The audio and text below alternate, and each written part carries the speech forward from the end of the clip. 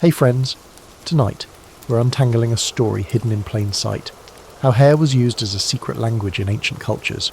From carefully coiled braids to shaved temples, your hairstyle could whisper your tribe, your rank, your grief, or your readiness to marry, all without saying a single word. Across Africa, Asia and Europe, hair was never just fashion. It was communication, often encoded in texture, length and style. So before you get comfortable, as always, take a moment to like the video and subscribe to the channel. Also, please let us know where you're watching from and what time it is for you. I love bouncing all through different time periods to really see how impactful some things really are and share it with you all. Now dim your lights, grab a blanket and let's get this thing going, shall we? You know that feeling when you realise you've been completely oblivious to something that was right in front of your face the whole time?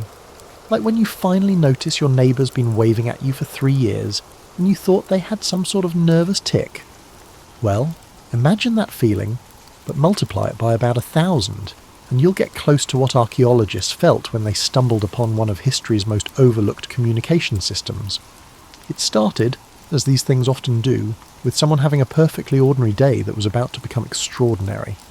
Dr. Elena Vasquez was having her morning coffee in a dusty tent outside Cairo, squinting at pottery shards that looked about as exciting as yesterday's newspaper, when her graduate student Marcus burst in with the enthusiasm of a golden retriever who'd found the world's best stick. "Professor, you have to see this," he practically shouted, clutching a fragment of ancient painted plaster like it contained the secrets of the universe. Which, as it turned out, it kind of did. The fragment showed what appeared to be a typical Egyptian banquet scene. You know the type, where everyone's sitting around looking impossibly elegant while servants fan them with giant feathers. But Marcus had noticed something that generations of scholars had somehow missed. Every single person at this banquet had their hair arranged in a completely different style, and more importantly, these styles seemed to follow very specific patterns. You see, for centuries, historians had assumed that ancient hairstyles were just fashion statements, like how we might choose between a bob or layers based on what magazine we flipped through at the salon. But what if hair wasn't just about looking good? What if it was actually a sophisticated communication system, as complex and nuanced as any written language? The idea seemed ridiculous at first. After all, how could something as simple as how you wore your hair carry meaning beyond "I'm having a good hair day" or "I clearly gave up on life this morning"? But the more Elena and Marcus examined the fragment, the more patterns they discovered. The woman with 3 braids wound with gold thread was positioned next to the man with the elaborate top knot, while the figure with loose hair adorned with lotus flowers sat across from someone whose hair was completely covered. It was like looking at a crossword puzzle, where you suddenly realise all the clues are connected. The positioning wasn't random, it was deliberate, meaningful, coded. These people weren't just sitting around eating grapes and looking fabulous, they were having a conversation, and their hair was doing all the talking. As Elena sipped her now-cold coffee, she felt that familiar tingle that archaeologists get when they're about to turn the academic world upside down. It's the same feeling you get when you're about to tell someone a secret that's going to blow their mind, except, in this case, the secret had been hiding in plain sight for thousands of years. The implications were staggering. If hair truly functioned as a secret language in ancient Egypt, what about other cultures? Had archaeologists been looking at countless artifacts, paintings and sculptures without realising they were essentially reading books with half the words missing? It would be like trying to understand a conversation by only listening to every other sentence. Technically possible, but you're definitely going to miss some crucial plot points. Eleanor set down her coffee cup with the decisive clink of someone who's just made a life-changing decision. She was going to prove that hair wasn't just about aesthetics in the ancient world.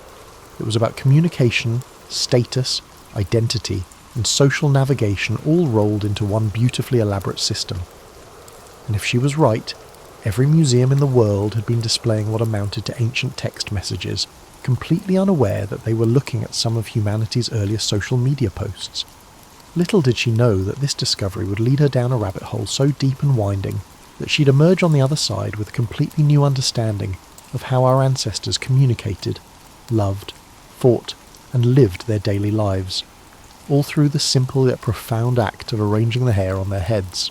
You might think that cracking an ancient hair code would be like solving a jigsaw puzzle where half the pieces are missing and the other half are covered in dust, and you'd be absolutely right.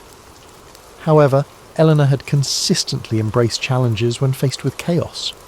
Her realization that she'd been approaching the problem incorrectly led to a breakthrough. Instead of trying to decode individual hairstyles like some sort of follicular Rosetta Stone, she needed to look at the relationships between different styles within the same cultural context. It was like realizing that you can't understand what thumbs up means by just staring at a thumb. You need to know when, where, and how people use it. Elena started with what she knew. Ancient Egyptian art was notorious for its precision.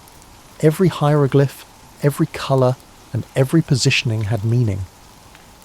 If the Egyptians were that meticulous about drawing a bird to represent a sound, surely they weren't just randomly doodling hairstyles for the fun of it. She began cataloguing every depiction of hair she could find in Egyptian art, from tomb paintings to temple carvings to papyrus illustrations. At first, the catalogue appeared monotonous, with page after page of ancient updos, braids and headpieces that would leave a modern wedding planner in a state of envy. But slowly, patterns began to emerge. Women depicted in domestic scenes consistently wore their hair in simple, low arrangements, often with minimal decoration. But the same women, when shown in religious ceremonies, suddenly sprouted elaborate constructions that defied both gravity and reasonable styling time. It wasn't that they were getting dressed up for special occasions, it was that they were literally changing their message. The domestic hair seemed to communicate availability, approachability and fertility. Think of it as the ancient equivalent of wearing your comfiest jeans and a world's best mom t-shirt. However, this ceremonial hair represented a form of pure power communication. Those towering arrangements studded with gold ornaments weren't just showing off wealth, they were broadcasting authority, divine connection, and social status so loudly that they might as well have come with their ancient PA system. Eleanor's real epiphany occurred when she began examining the men's hairstyles. For years, scholars had largely ignored male grooming in ancient art, assuming it was less complex than women's styles. This, Elena realised, was like assuming that ties are just decorative strips of fabric instead of recognising their role as subtle indicators of profession, personality and occasion. Ancient Egyptian men, it turned out, had their own sophisticated hair vocabulary. Priests kept their heads completely shaved, a visual representation of purity and dedication to the gods. But they didn't just shave randomly. The timing of when they shaved, how often they shaved, and what they wore to cover their baldness all carried meaning. A priest with a perfectly smooth scalp was saying something very different from one with the faintest stubble, and both were distinct from the high priest, who wore an elaborate headdress that compensated for his lack of actual hair with symbolic power. Military men wore their hair in practical short styles that nonetheless managed to communicate rank through subtle variations in length and styling. A general's hair might look similar to a foot soldier's from a distance, but up close, the differences were as clear as military insignia. The general's hair would be precisely trimmed, perhaps with small braids that indicated his victories, while the soldier's simpler style communicated his readiness for battle and his place in the hierarchy. Elena found herself staying up late into the night, poring over images by lamplight like a detective solving a cold case. Each new piece of evidence added another layer to the picture. Hair wasn't just communication, it was a complete social operating system. It told you who they were, what they did, their social status, if they were single, what gods they worshipped, and maybe what they had for breakfast. The more she learned, the more she realised that modern people had completely lost touch with this ancient wisdom. We might spend fortunes on haircuts and products, but we use our hair primarily for personal expression, rather than social communication. Imagine if your hairstyle could tell everyone you met your job, your relationship status, your political affiliations, and your current mood, all without saying a word. It would be like carrying around a constantly updating personal billboard, and everyone around you would be fluent in reading it. As Elena's research progressed, she began to suspect that the Egyptians weren't unique in this practice. If hair could serve as a secret language in one ancient culture, surely others had developed their own follicular communication systems. The question was, how many civilizations had been having entire conversations over our heads for thousands of years, and we'd just been admiring their fashion sense? You know how sometimes you meet someone who completely shatters your assumptions about what they're going to be like? Elena felt that way about the Vikings when she started investigating their relationship with hair. She'd expected to find a bunch of rough-and-tumble warriors who maybe braided their beards when they remembered to, not a sophisticated culture with a hair communication system that made modern social media look primitive. The Vikings, it turned out, were absolutely obsessed with hair. However, it was not about vanity or fashion in the way you might expect. For them, hair held immense significance, influencing everything from social status to the likelihood of survival during a raid. Elena discovered these facts when she started examining Viking burial sites with a new perspective. Instead of just cataloguing the weapons and jewellery buried with the deceased, she began paying attention to how their hair had been arranged for their final journey. What she found was remarkable. Every single burial showed evidence of deliberate hairstyling, even when the body had been buried quickly or in difficult circumstances. Viking men, contrary to popular belief, didn't just let their hair grow wild and free like extras in a heavy metal music video. They maintained their hair with the same attention to detail that they applied to their weapons. A warrior's hair told the story of his life. Each braid might represent a successful raid, a defeated enemy, or a heroic deed. Long hair was a symbol of strength and virility, but one had to earn it. You couldn't just decide to grow your hair long. Your community had to recognise that you'd achieved something worthy of long hair privilege. The really fascinating part was how Viking hair customs differed based on your role in society. Jarls, the Viking equivalent of nobles, wore their hair in complex arrangements that took serious time and skill to achieve. The practice wasn't just showing off. It was a practical demonstration that they had enough wealth and status to spend hours on grooming instead of manual labour. Their hair was essentially a walking resume written in keratin, but the Vikings also used hair to communicate temporary states and intentions. A warrior preparing for battle might braid his hair in a specific pattern that announced his readiness to die gloriously, while someone seeking to negotiate a peaceful resolution would arrange their hair to signal non-threatening intentions. It was like having a universal mood ring that everyone in your culture could read from across a longhouse. Eleanor was particularly amused to discover that Viking women had their own elaborate hair hierarchy that made modern office politics look straightforward. Unmarried women wore their hair loose and flowing, advertising their availability with every strand. But the moment they married, that changed dramatically. Married women covered their hair almost completely, not out of modesty as scholars had long assumed, but as a form of social communication that said, "I'm taken, and my husband is powerful enough to afford a wife who doesn't need to advertise herself." The hair covering itself was a marvel of coded communication.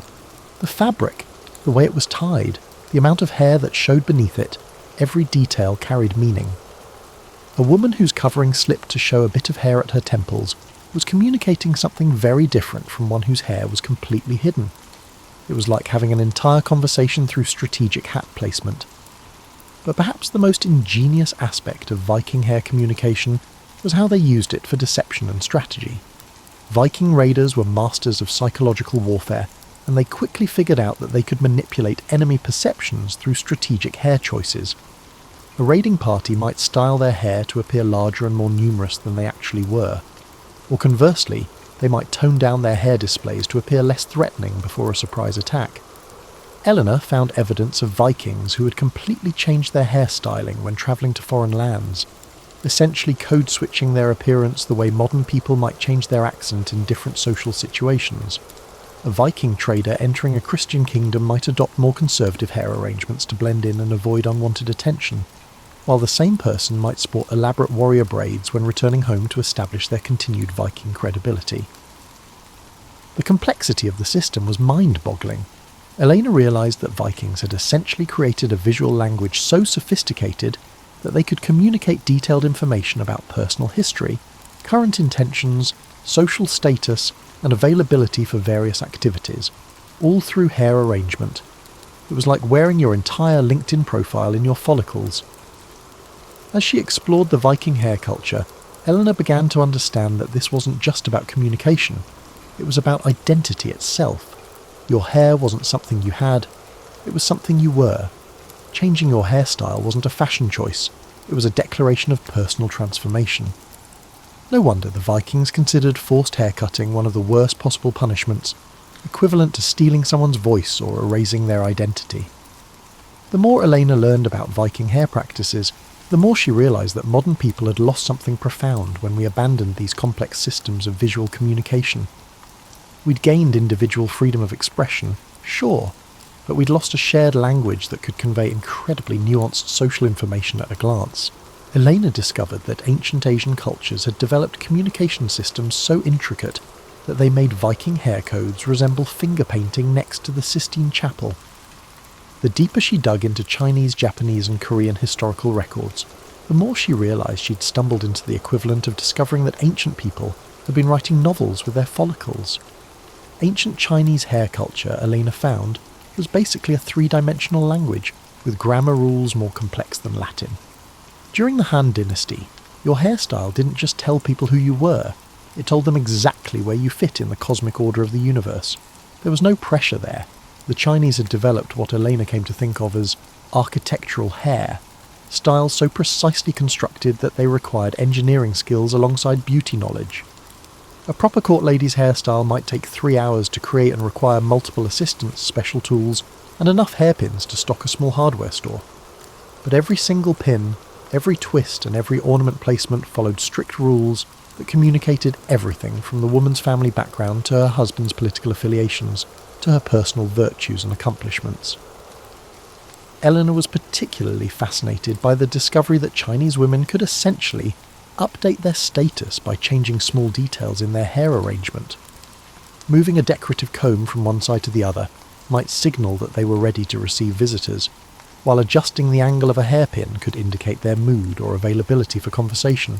It was like having a constantly editable social media profile that everyone around you could read in real time. But the real genius of the Chinese system was how it incorporated time and season into hair communication. Summer styles were different from winter styles, not just for practical reasons, but because they communicated different aspects of a person's character and social role. Spring hair arrangements might emphasize youth and renewal, while autumn styles could highlight wisdom and preparation for challenges ahead. Your hair was essentially a calendar that also happened to be a personality test. Japanese hair culture, Helena discovered, had taken the concept of coded communication and elevated it to an art form so refined that it made ballet look clumsy. The elaborate hairstyles of geishas weren't just beautiful, they were walking encyclopedias of information for anyone who knew how to read them. The geisha's hair could tell you not only her level of training and experience, but also what season it was, what district she worked in, whether she was entertaining a regular patron or meeting someone new, and dozens of other subtle social cues. The shape of her top knot, the number and placement of ornaments, the way her hair was sectioned and folded, every detail was deliberate and meaningful. Eleanor found records indicating that accomplished geishas could communicate complex messages to each other across a crowded room, simply by adjusting their hair ornaments.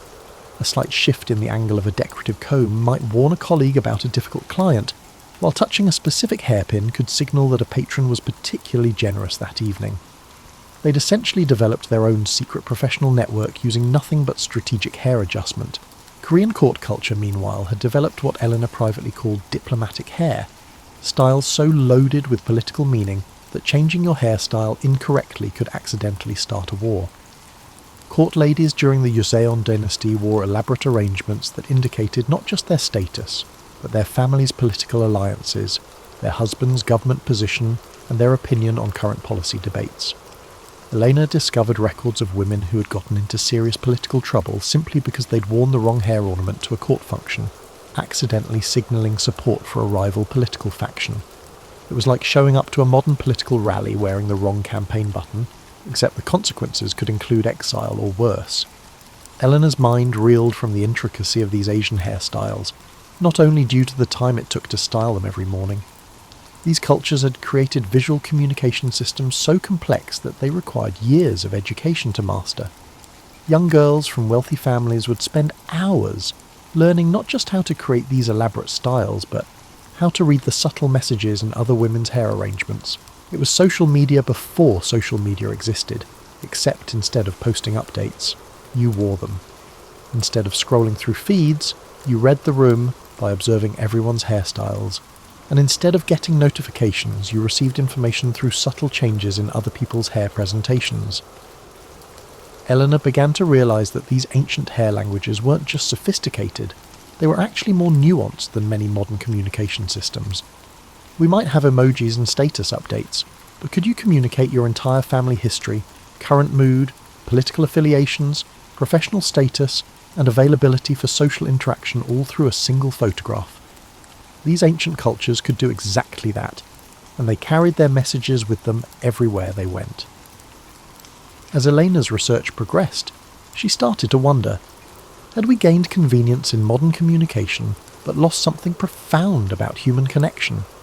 When everyone around you can read detailed information about your life and current state simply by looking at your hair, perhaps you develop a different kind of social awareness and empathy. Maybe we'd traded deep, intuitive communication for broad but shallow connection. Just when Elena thought she'd mapped the outer boundaries of ancient hair communication, she discovered that the Celts had been weaving messages into their hair with the same intricate artistry they brought to their metalwork and manuscripts. If Asian cultures had turned hair into architecture, the Celts had transformed it into storytelling. Elena's introduction to Celtic hair culture came through an unlikely source, a medieval Irish monk's complaint letter. Brother Finnegan, writing in the 8th century, was apparently fed up with how long it took to decode the messages that Celtic women were literally wearing on their heads when they came to the monastery seeking sanctuary. His frustrated scribblings reveal that Celtic hair braiding wasn't just decorative, it was narrative. Each braid pattern told a story, and not just any story, but often the woman's entire family history going back generations. A Celtic woman's hair might contain the tale of her great-grandmother's heroic defence of the clan lands, her mother's tragic love affair, and her own recent adventures, all woven together in patterns that functioned like a portable library. Eleanor imagined these women walking around like living, breathing audiobooks, except instead of listening, you had to know how to read braid patterns. The complexity was staggering. Eleanor found evidence that master braid readers could determine not just what stories were being told, but how the woman felt about those stories based on subtle variations in tension, direction, and decorative elements woven into the patterns. A tightly woven section might indicate pride in a family achievement, while looser braiding could suggest sorrow or regret about a particular event. Celtic men, not to be outdone, had developed their own hair-based communication system that was equal parts practical and poetic. Warriors wore their hair in patterns that announced their battle achievements, but they also incorporated elements that told the stories of their fallen comrades. It was like wearing a memorial and a military record simultaneously, except infinitely more personal and meaningful. Elena was particularly moved to discover that Celtic hair patterns often included memory braids, sections specifically dedicated to keeping the stories of deceased family members alive. A mother might weave the pattern that represented her lost child into her hair, ensuring that the child's memory travelled with her wherever she went. It was a form of grief, processing and memorial that was both private and public, allowing the community to recognise and support someone's loss while giving the bereaved person a tangible way to carry their loved one's story forward. But perhaps the most ingenious aspect of Celtic hair communication was how they used it for matchmaking and courtship. Young people could communicate incredibly detailed information about their romantic availability, preferences, and family background through strategic hair arrangement. A woman might weave patterns that told potential suitors about her family's cattle holdings, her own domestic skills, and even her personality traits, all while appearing to simply wear her hair in an attractive style. Elena discovered records of elaborate courtship negotiations conducted entirely through hair pattern exchanges. A young man might ask his sister to visit a potential bride's family and read the girl's hair to gather information about her suitability, while the girl's relatives would be simultaneously analysing the messenger's hair patterns to assess the suitor's family background and prospects. It was like having detailed dating profiles that you wore on your head. Eleanor called the Celts travelling hair, patterns that showed where a person was from and how they got there. This practice was incredibly practical, in a world where knowing someone's origin and journey could be crucial for determining whether they were friend, foe, or trading partner. Your hair essentially functioned as a passport and travel itinerary combined. Eleanor found evidence that Celtic druids had elevated hair communication to a spiritual level, using elaborate arrangements to commune with deities and channel otherworldly wisdom. The druid's hair pattern might incorporate symbols representing the phases of the moon, the changing seasons, and various natural forces, creating a living mandala that connected the wearer to the cosmic order. It was like wearing a direct line to the divine, except instead of a phone, you used intricate braiding techniques passed down through generations of spiritual practitioners. But what really impressed Elena was how the Celts had managed to make their hair communication system adaptable across different social situations. The same basic braid pattern might be worn loosely and casually for everyday activities, tightened and decorated for formal occasions, or modified with specific additions for ritual or ceremonial purposes. It was like having one incredibly versatile language that could shift registers depending on the context, from casual conversation to formal presentation to sacred ceremony. The more Elena studied Celtic hair culture, the more she realised that they'd solved one of the fundamental challenges of human communication: how to share complex personal information while maintaining privacy and dignity. A Celtic woman could tell her entire life story to those who needed to know it, while the same arrangement might appear to be simply attractive braiding to casual observers.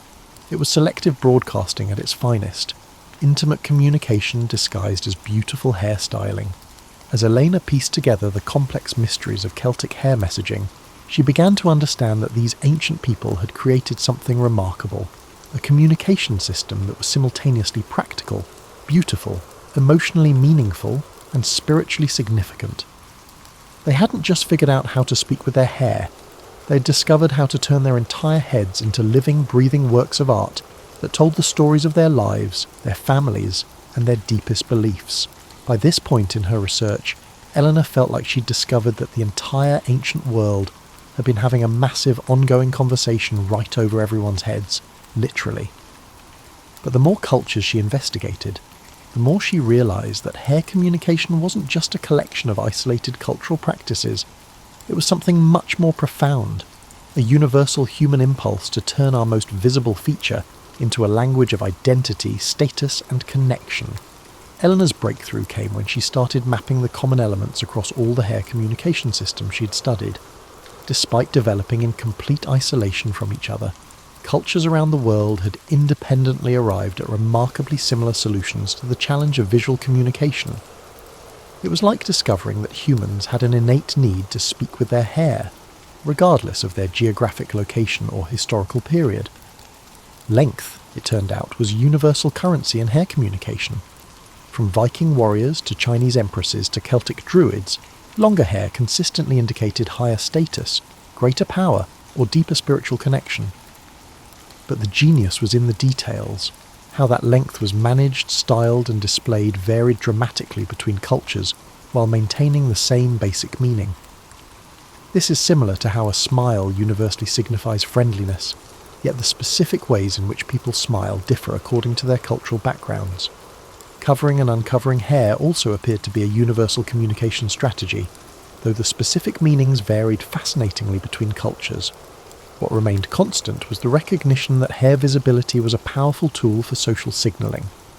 Whether you were a Roman matron covering your hair to indicate respectability, a Celtic warrior leaving his hair wild to demonstrate his dangerous nature, or a Japanese geisha revealing carefully styled locks to advertise her artistic refinement, you were all participating in the same basic human practice of using hair visibility as a form of communication.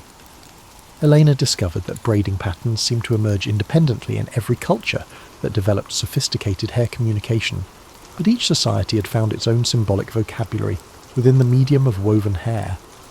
Vikings braided stories of conquest, Celts braided family histories, and various African cultures, whose hair communication systems Elena was just beginning to investigate, had developed braiding patterns that could indicate everything from tribal affiliation to personal achievements to spiritual beliefs. But perhaps the most universal element Elena found was the use of hair communication for mate selection and relationship status. Every culture she studied had developed sophisticated ways to broadcast romantic availability, partnership status, and desirability through hair arrangement.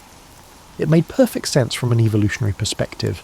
Hair is visible from a distance, can be styled to enhance or disguise certain features, and changes over time in ways that can indicate health, age, and social status. The more Elena studied these patterns, the more she realised that modern humans had retained many of these ancient instincts without consciously recognising them. We still make judgments about people based on their hairstyles, still use our hair to signal different aspects of our personality and social status, and still pay attention to hair changes as indicators of life transitions or emotional states. We just don't have the sophisticated, culturally agreed upon vocabulary that our ancestors developed. Eleanor began to see that hair communication hadn't disappeared with ancient civilizations. It had just become less conscious and systematic. Modern people still use dramatic haircuts to mark major life changes, still spend enormous amounts of money and time on hairstyling to communicate aspects of their identity, and still notice and interpret other people's hair choices as social signals. We'd just lost the shared cultural knowledge that would let us read these signals with the precision and sophistication of our ancestors. This realization led Elena to what she considered her most important discovery. Hair communication systems seem to emerge naturally in any society that valued complex social relationships and nuanced identity expression. The more sophisticated the social structure, the more elaborate the hair language became. It wasn't that ancient people were obsessed with hair for its own sake. They were using hair as a tool for navigating increasingly complex social environments. Elena started to understand that these ancient hair languages represented something that modern society might have lost: a shared vocabulary for expressing the subtle, complex aspects of human identity that don't fit neatly into simple categories.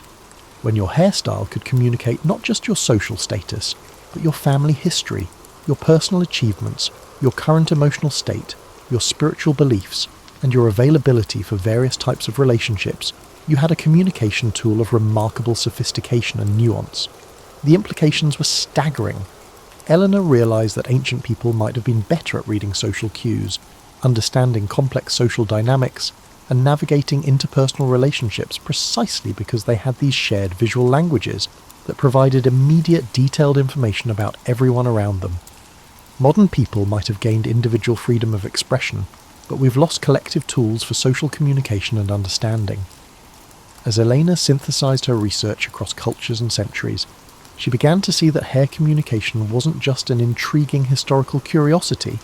It was evidence of a fundamental human capacity for creating meaning, building community, and expressing identity through the most basic aspects of our physical appearance. We'd always been speaking with our hair. We'd just forgotten how to listen to what it was saying. As Elena sat in her study one evening, surrounded by photographs, sketches, and notes from cultures spanning thousands of years and every inhabited continent, she realized she'd uncovered something that went far beyond academic curiosity. She'd discovered a lost dimension of human communication that revealed profound truths about connection, identity, and the ways people create meaning in their lives. The evidence was overwhelming. For most of human history, hair had served as a sophisticated, nuanced language that allowed people to communicate complex information about themselves, while simultaneously reading equally complex information about everyone around them. Modern humans had retained the instinct to use hair for communication. We still make dramatic hair changes to mark life transitions, still judge others based on their styling choices, still use our hair to express personality and attract partners. But we'd lost the shared cultural knowledge that would make this communication truly effective. Eleanor began to imagine what it would have been like to live in a world where everyone around you was constantly broadcasting detailed information about their identity, status, history, and current emotional state through their hair choices. Instead of the awkward small talk that dominates modern social interactions, ancient people could gather enormous amounts of relevant information about new acquaintances simply by observing their hair arrangements. It would be like having everyone's biography, current mood, and availability status visible at a glance. But the more Elena thought about it, the more she realized that ancient hair communication offered something even more valuable than efficient information exchange. It provided a way for people to express the full complexity of their identity within a shared cultural framework. When your hairstyle could tell the story of your family, your achievements, your beliefs, and your dreams, you had a way to be seen and understood as a complete person rather than just a collection of demographic categories. Elena found herself wondering what we'd lost when we abandoned these sophisticated visual languages. Modern people often complain about feeling disconnected, misunderstood, or unable to express their authentic selves in social situations. What if part of the solution was learning to read and speak in the visual languages that humans had naturally developed over thousands of years? The implications extended beyond individual communication to community building and social cohesion. When everyone in a community shared a visual language that could communicate personal history, family connections, social status, and current circumstances, it created a web of understanding and mutual recognition that went far deeper than surface-level interactions. People could understand their place in the community, not just through verbal communication, but through constant visual reinforcement of social relationships and shared values. Eleanor realised that ancient hair communication systems had solved one of the persistent challenges of human society: how to balance individual expression with community cohesion. These systems allowed people to express their unique identity and personal story while simultaneously participating in a shared cultural language that strengthened community bonds. You could be completely yourself while still being clearly connected to your community. While Elena reflected on her research, she began seeing parallels between ancient hair communication and modern digital communication. Social media platforms, dating apps, and professional networking sites all attempt to help people broadcast information about their identity, status, and availability, essentially the same functions that hair served in ancient cultures. But where hair communication was immediate, nuanced, and integrated into daily life, digital communication often feels artificial, performative, and separated from authentic human connection.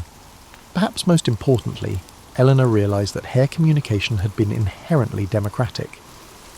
Unlike written languages that required literacy and education, or complex social protocols that required training in etiquette, hair communication was accessible to everyone.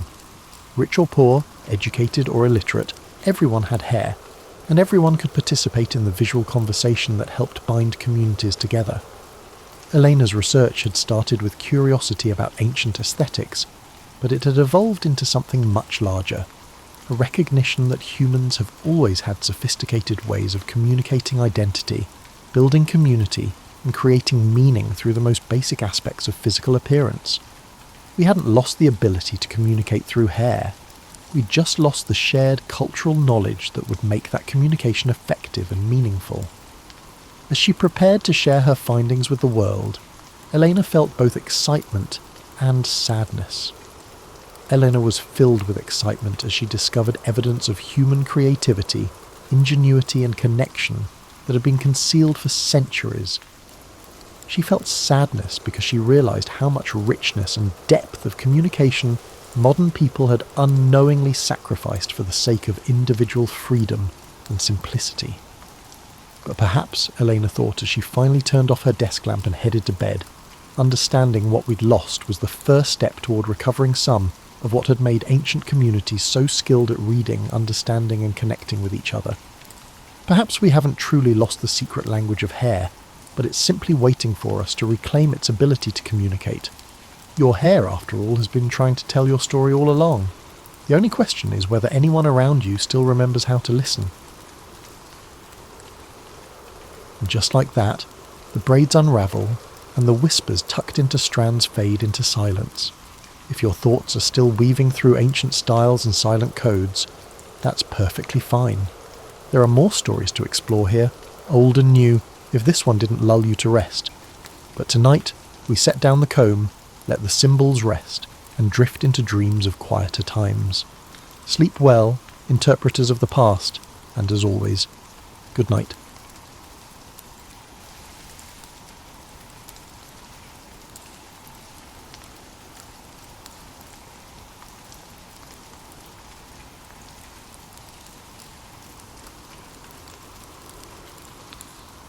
During the summer of 1962, when Kennedy was the president and the Beatles were still unknown young men in Liverpool, three men, each nursing dreams as vast as the Pacific that surrounded their concrete cage, sat in the heart of America's most notorious prison. Alcatraz Federal Penitentiary, the Rock to those who knew her intimately, perched like a medieval fortress on her island throne, 22 acres of hubris wrapped in fog and federal authority. Frank Morris, inmate AZ 1441, possessed the kind of mind that could unravel a Rubik's Cube blindfolded, if such puzzles had existed then. His IQ of 133 made him the prison's unofficial genius, though his criminal resume suggested he'd been applying his considerable intellect to all the wrong equations. Frank had collected felonies such as bank robbery, car theft, and armed robbery, similar to how other men collect baseball cards, and he did so with about as much long-term planning. In the cell next to Frank's metropolitan headquarters sat John Anglin, AZ 1476, a man whose southern drawl could charm honey from a hive, but whose sticky fingers had landed him in more trouble than a cat in a yarn factory. John and his brother Clarence had been robbing banks since they were old enough to reach the teller windows, though their methods lacked the sophisticated planning that Frank brought to his endeavours. They were the kind of criminals who'd rob a bank and then stop for ice cream on the way home, not realising that mint chocolate chip doesn't provide much of an alibi. Clarence Anglin, AZ 1485, completed this unholy trio of criminals. If John was the charmer and Frank was the brain, Clarence was the steady hand, the man who could keep his cool when the heat was on and the law was closing in. Together, the three had accumulated enough time behind bars to span several geological epochs, their sentences stretching into a future where flying cars and moon colonies seemed more plausible than parole. The Rock had earned her reputation through careful cultivation of despair. Alcatraz, surrounded by waters so cold they could freeze a man's soul before his body hit the bay, was designed by men who understood that sometimes the most effective prison bars are made of salt water and hypothermia. The swift and unforgiving currents around the island carried the dreams of would-be escapees towards the Golden Gate Bridge and towards the sea. Warden Olin Blackwell ran the prison with the precision of a Swiss timepiece and the warmth of a January morning in Siberia. He'd inherited Alcatraz from his predecessor like a family curse. This description includes the mythology of impregnability and lists America's most creative criminals. Under his watch, 23 men had attempted escape in 14 separate tries. All had been recaptured, shot, or drowned. A track record that would make any warden proud and any inmate thoughtful. The daily routine at Alcatraz followed a rhythm as predictable as a metronome. Wake at 6:30 to the sound of a bell that had been imported from a defunct monastery, apparently to add a touch of ironic spirituality to the proceedings. The kitchen staff prepared breakfast, leaving no room for weapons, tools, or hope. The meals were nutritionally adequate and gastronomically devastating, a combination that seemed designed to break the spirit while preserving the body for future punishment. Work assignments varied from the mundane to the mind-numbing. Some inmates worked in the prison laundry, where they could contemplate the cleanliness they were providing to the outside world, while wearing uniforms that made them look like extras in a particularly grim musical. Others worked in the kitchen, where they learned to create meals that would make a medieval peasant grateful for gruel. The most fortunate were employed in the prison library, where they could immerse themselves in tales of locations where the walls remained free of condensation and the sea did not taunt them with its close proximity. But it was in the industrial workshop that our three protagonists found themselves assigned, surrounded by tools that were counted more carefully than votes in a contested election. Amid the scent of machine oil and the rhythm of industrial equipment, Frank Morris began to notice details. Frank Morris observed the gradual settling of the concrete walls over the decades. The patterns of condensation suggested different densities in the construction materials. The sound travelled through the ventilation system like whispered secrets. Every evening, as the sun painted the bay in shades of freedom, the three men would return to their cells, 6 feet by 9 feet of government-issued solitude. But while their bodies were confined, their minds began to wander down paths that would have made Houdini himself nod with approval. They started to see Alcatraz not as an impregnable fortress, but as a very elaborate puzzle waiting to be solved. As the darkness in their cells grew, and the fog rolled in from the Pacific like a protective blanket, three men began to dream of a morning when they would awaken in a different place. Winter arrived at Alcatraz like an unwelcome relative, settling in for a long stay and making everyone miserable with its presence. The fog grew thicker, the winds intensified, and the concrete walls appeared to radiate despair. It was during these grey months that Frank Morris began to study the prison with the dedication of a doctoral candidate whose thesis was titled Creative Applications of Structural Engineering. The beauty of Frank's mind lay not in its criminal applications, though those had been impressive in their own misguided way, but in its ability to see patterns where others saw only chaos.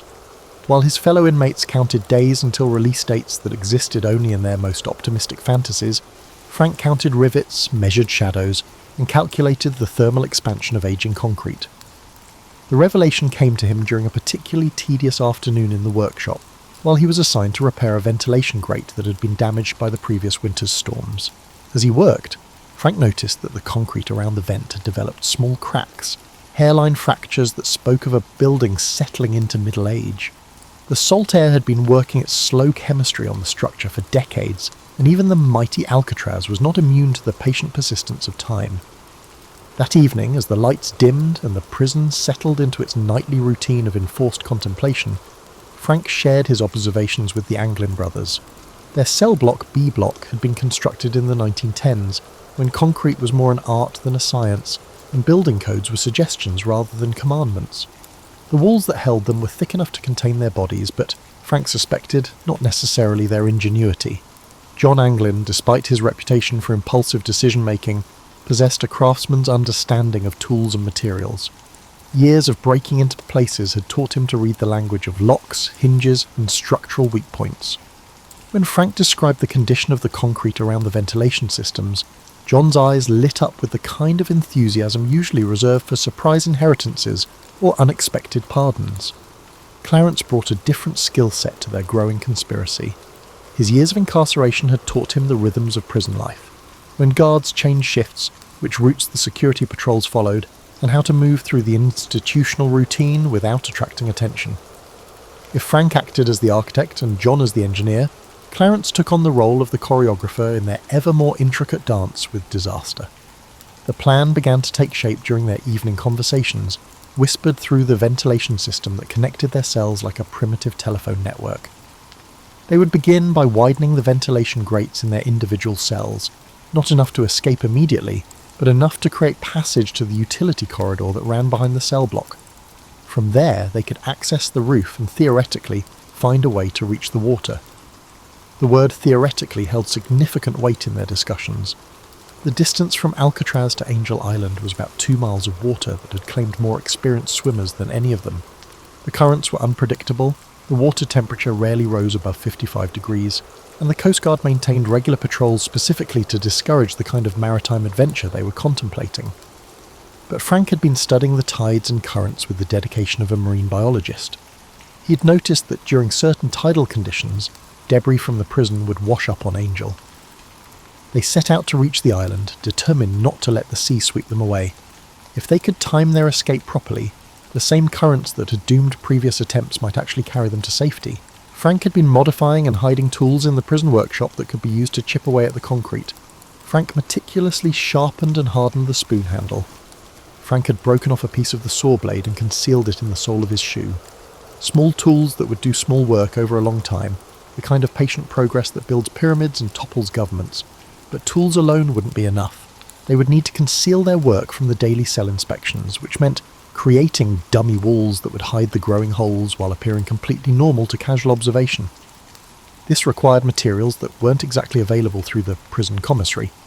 Paint that matched the cell walls, cardboard that could be shaped and coloured to look like concrete, and some way to hold it all in place. John Anglin's artistic talents, previously applied only to forging signatures and identification documents, would be put to more constructive use. He began experimenting with soap, paint chips and hair clippings to create a mixture that could be moulded into shapes and painted to match the cell walls. The results wouldn't fool a detailed inspection, but they might survive the cursory glances that were part of the daily routine. Meanwhile, Clarence had been mapping the guard schedules with the precision of a railroad timetable. He knew which guards were thorough, which were lazy, and which were easily distracted by conversation about sports or weather. More importantly, he'd identified the 15-minute window each evening when the cell block was essentially unguarded while the guards changed shifts and counted heads. As winter deepened into spring, their plan evolved from wishful thinking to genuine possibility. They would work at night, when the prison's settling sounds would cover the scraping. They would take turns keeping watch, communicating through their improvised telephone system, and carefully disposing of the concrete dust and debris. The timeline was ambitious. They hoped to complete their excavation by early summer, when the water temperatures would be at their warmest and the weather most favourable for their aquatic adventure. But even as they refined their plans and gathered their materials, each man understood that they were essentially planning an elaborate form of suicide with a slim chance of success. Yet somehow the impossibility of their scheme made it more appealing rather than less. After years of being told what to do, when to wake up and what to eat, planning anything felt like a rebellion against the cosmic forces that had deposited them on this rock in the middle of the bay. Spring of 1962 brought new hope to Alcatraz in the form of fresh paint and administrative optimism. The Bureau of Prisons had decided that a little colour might improve morale, apparently operating under the theory that sage green walls would somehow make federal incarceration more palatable. While painters applied their cheerful coats of institutional improvement, 3 inmates had begun their renovation project, working with tools that wouldn't have impressed the most desperate home improvement enthusiast. Frank Morris had perfected the art of productive insomnia. Each night, after the 9:30 lights out, he would wait exactly 43 minutes for the sounds of the prison to settle into their nocturnal rhythm. Then, with the dedication of a medieval monk illuminating manuscripts, he would begin his careful destruction of federal property. The concrete around his cell's ventilation grate had revealed itself to be surprisingly cooperative, crumbling away in small, satisfying chunks under the persistent attention of his modified spoon handle. The work required a level of patience that would have challenged a Buddhist monk. Each scrape of the improvised chisel had to be gentle enough to avoid detection, but persistent enough to make progress.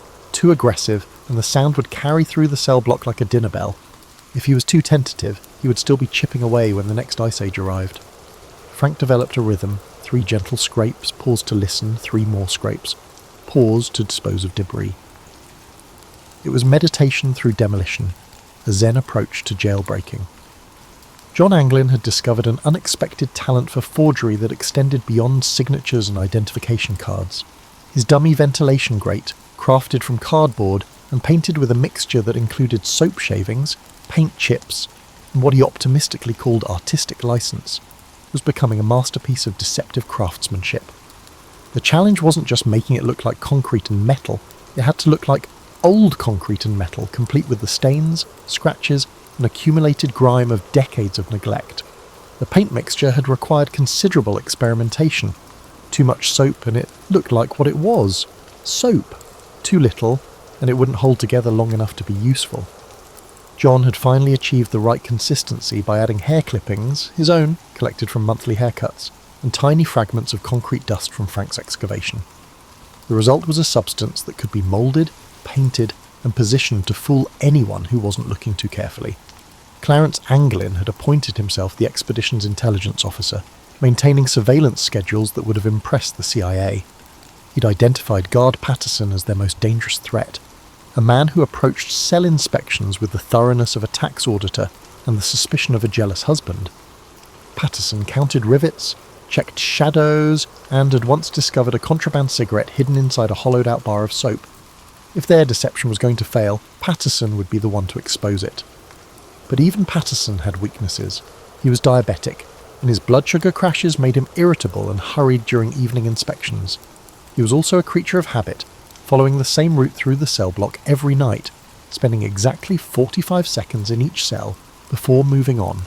If they could predict his timing and mood, they could ensure their dummy walls were in place when he looked and removed when they needed to work. The disposal of excavated concrete presented its challenges. Simply dumping it would create suspicious piles of debris that even the most inattentive guard would notice. Instead, they developed a distribution system that would have impressed a drug cartel. They mixed small amounts of concrete dust with soap and washed it down the drains during their evening washing routine. They concealed larger chunks in the seams of their mattresses, distributing them so gradually that the changes in weight and texture were undetectable. They scattered some in the workshop, allowing it to blend with the dust and debris of daily industrial activity. They had recruited Alan West, another inmate whose cell was adjacent to their operation, as both a lookout and a participant. West's cell required the same treatment as the others, and his escape would help provide cover for the main operation. However, West brought a level of enthusiasm that sometimes exceeded his competence. While Frank approached the work with surgical precision, and the Anglin brothers contributed their specialised skills, West attacked his concrete with the subtlety of a demolition crew. West's scraping was audible from 3 cells away, and his mock wall resembled something a child might construct during a particularly unsuccessful art project. The work progressed through spring with the slow but steady pace of erosion carving canyons. By May, Frank had created an opening large enough to squeeze through, though he'd tested it only with careful measurements rather than actual human trials. The Anglin brothers had achieved similar progress, though John's perfectionist tendencies meant he spent almost as much time improving his dummy wall as he did enlarging his opening. The psychological toll of the work was as challenging as the physical demands. Each night brought the possibility of discovery, and each morning required them to resume their roles as model prisoners while concealing their growing excitement and anxiety. They had to maintain their routines, participate in work assignments, and interact with guards and fellow inmates as if their only concerns were the quality of the evening meal and the possibility of mail call. Frank found himself studying the guards with new intensity, not just for security purposes, but to understand how normal people behaved when they weren't planning impossible escapes. Guard Morrison had a habit of humming as he made his rounds. Guard Peterson had a habit of pausing at specific cells to engage in conversation with the inmates he held a particular dislike for. Guard Collins developed a nervous habit of jingling his keys whenever he felt anxious about something. These details would be crucial when the time came to move through the prison undetected. The weather had begun to cooperate with their plans.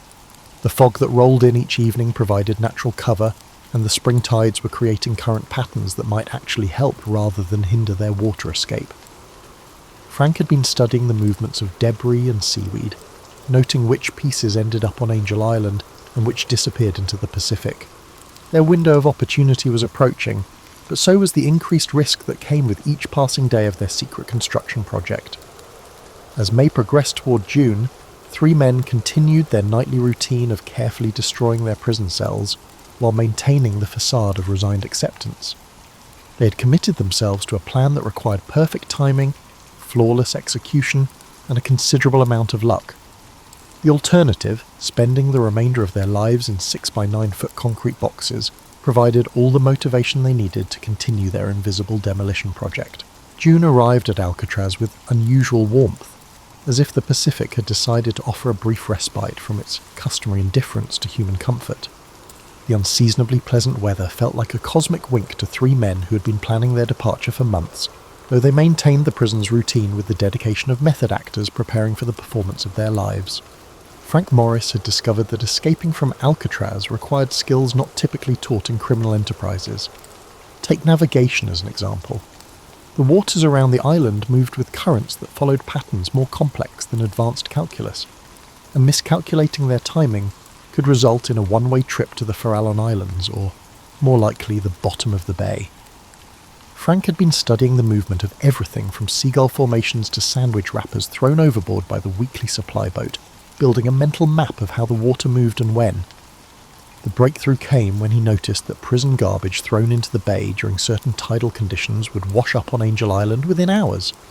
If they could time their escape to coincide with those same conditions, the treacherous currents that had doomed previous attempts might actually carry them to safety. It was a theory that sounded plausible in whispered cellblock conversations, but would require testing their hypothesis with their lives. John Anglin had been perfecting what he called the Great Deception, a collection of dummy heads that would occupy their beds during the crucial hours when guards conducted night counts.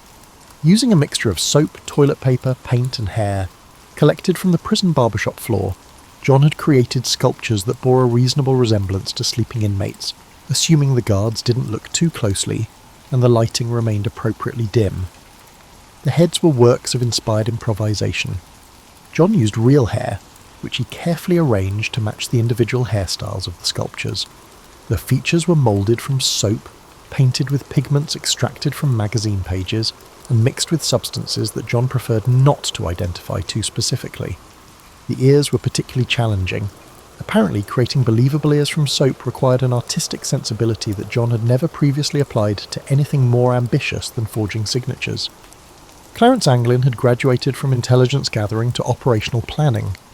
He'd identified the exact route they would take from their cells to the roof, through the utility corridor behind the cell block, up a ventilation shaft that led to the roof, and then across the prison rooftop to a point where they could descend to the water without being seen from the guard towers.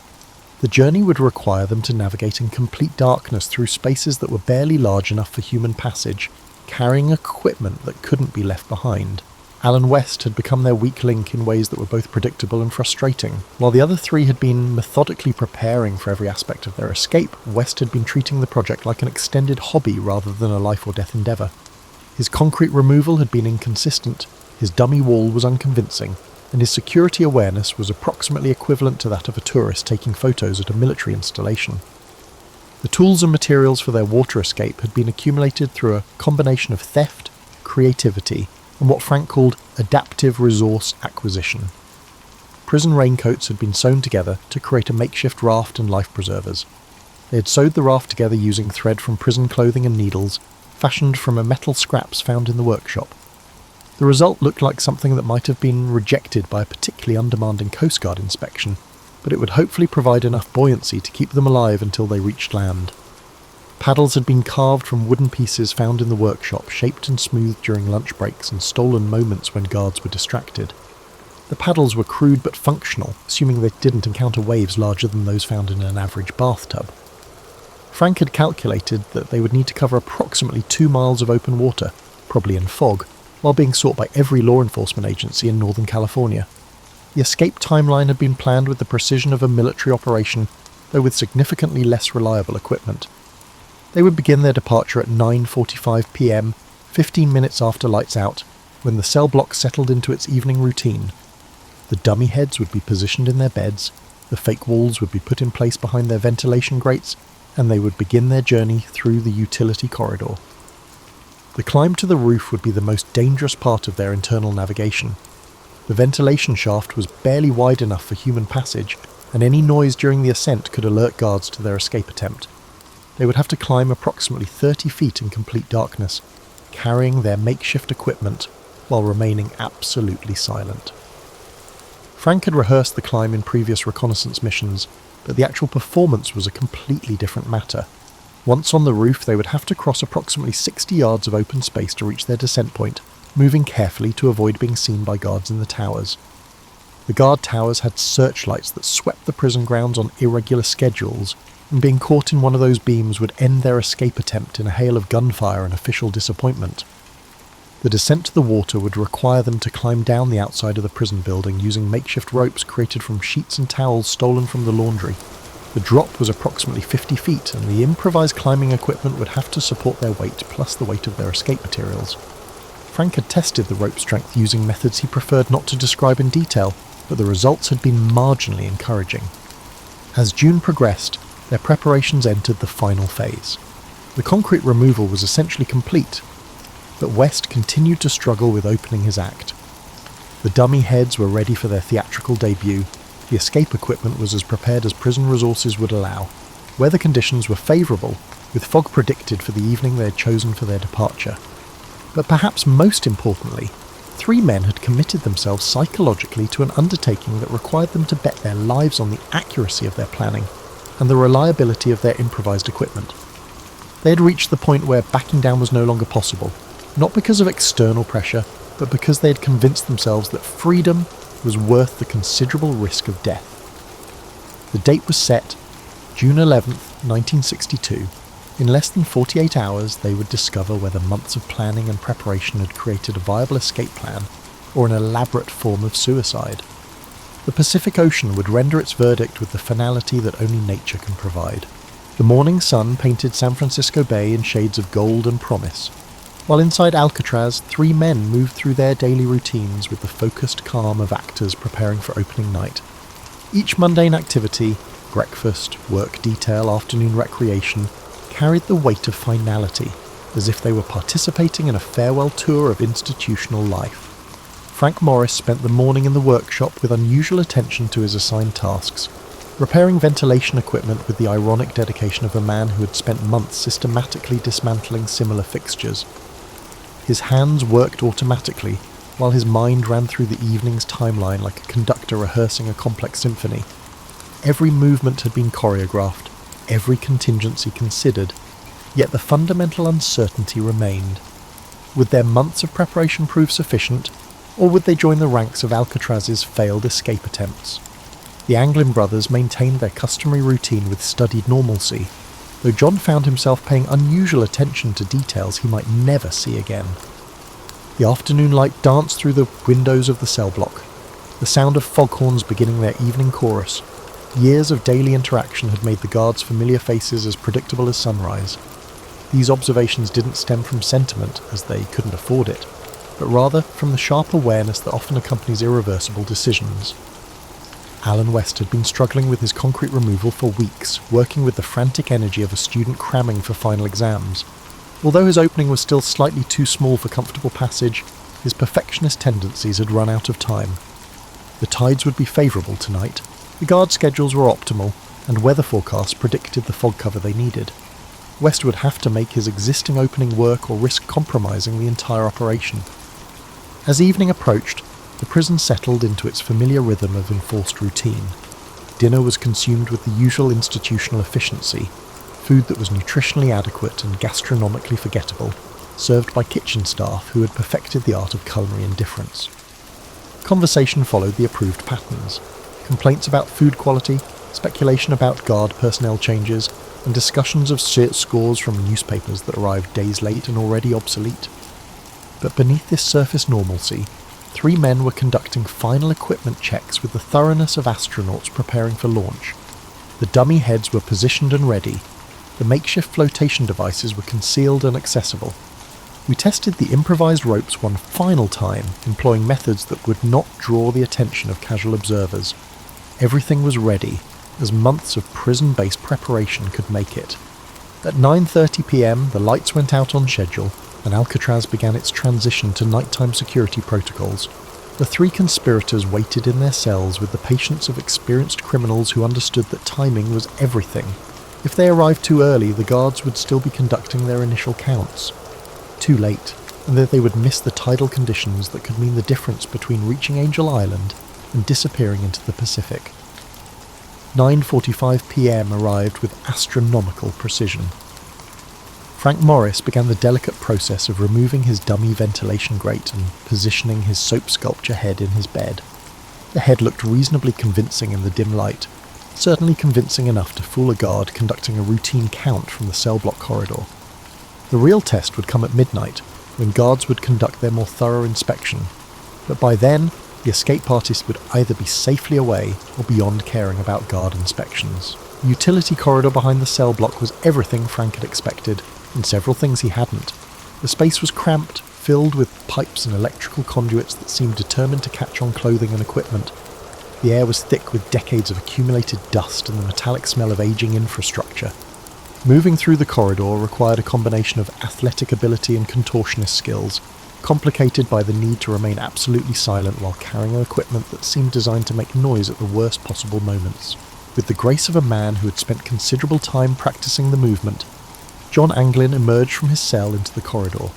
His dummy head was positioned, his fake wall was in place, and his portion of the escape equipment was secured and ready for transport. The months of preparation had honed a level of coordination that would have impressed professional dancers, despite the significant risk of missing a cue compared to audience disapproval. Clarence followed with the steady competence that had made him the operations logistics coordinator.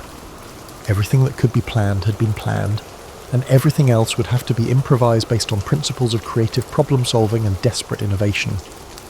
The utility corridor evoked the atmosphere of a theatre's backstage area, where the performance held paramount importance and the audience consisted solely of armed critics.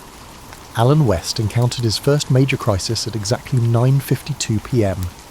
His ventilation opening, some way, despite weeks of enlargement efforts, remained slightly too small for comfortable passage.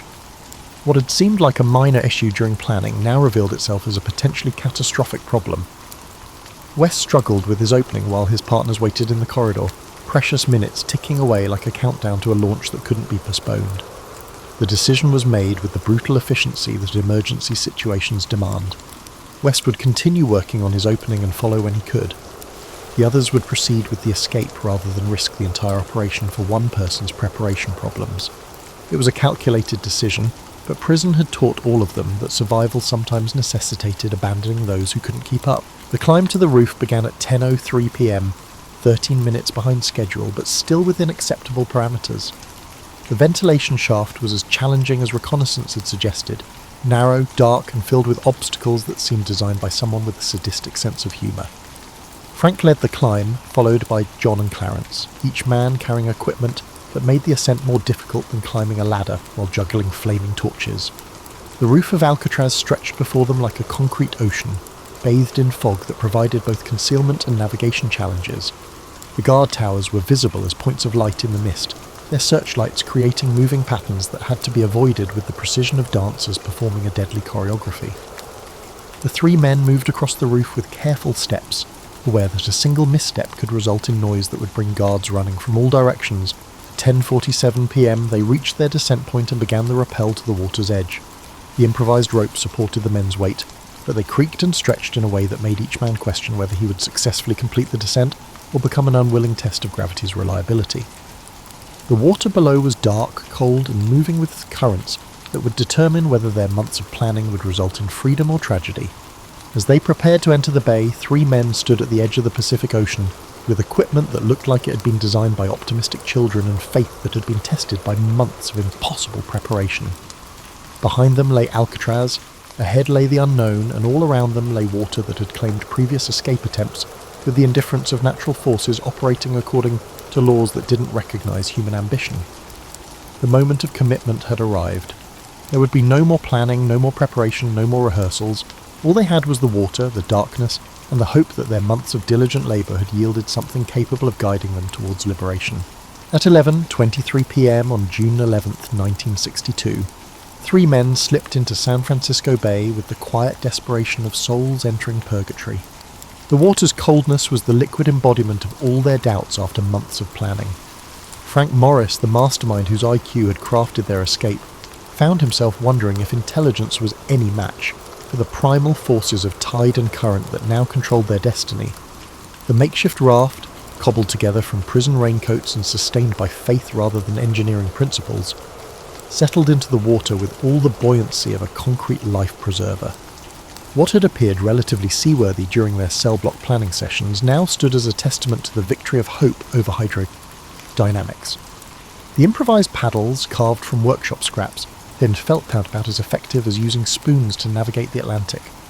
John Anglin, whose artistic talents had created their deceptive dummy heads, discovered that artistic vision didn't translate to maritime navigation.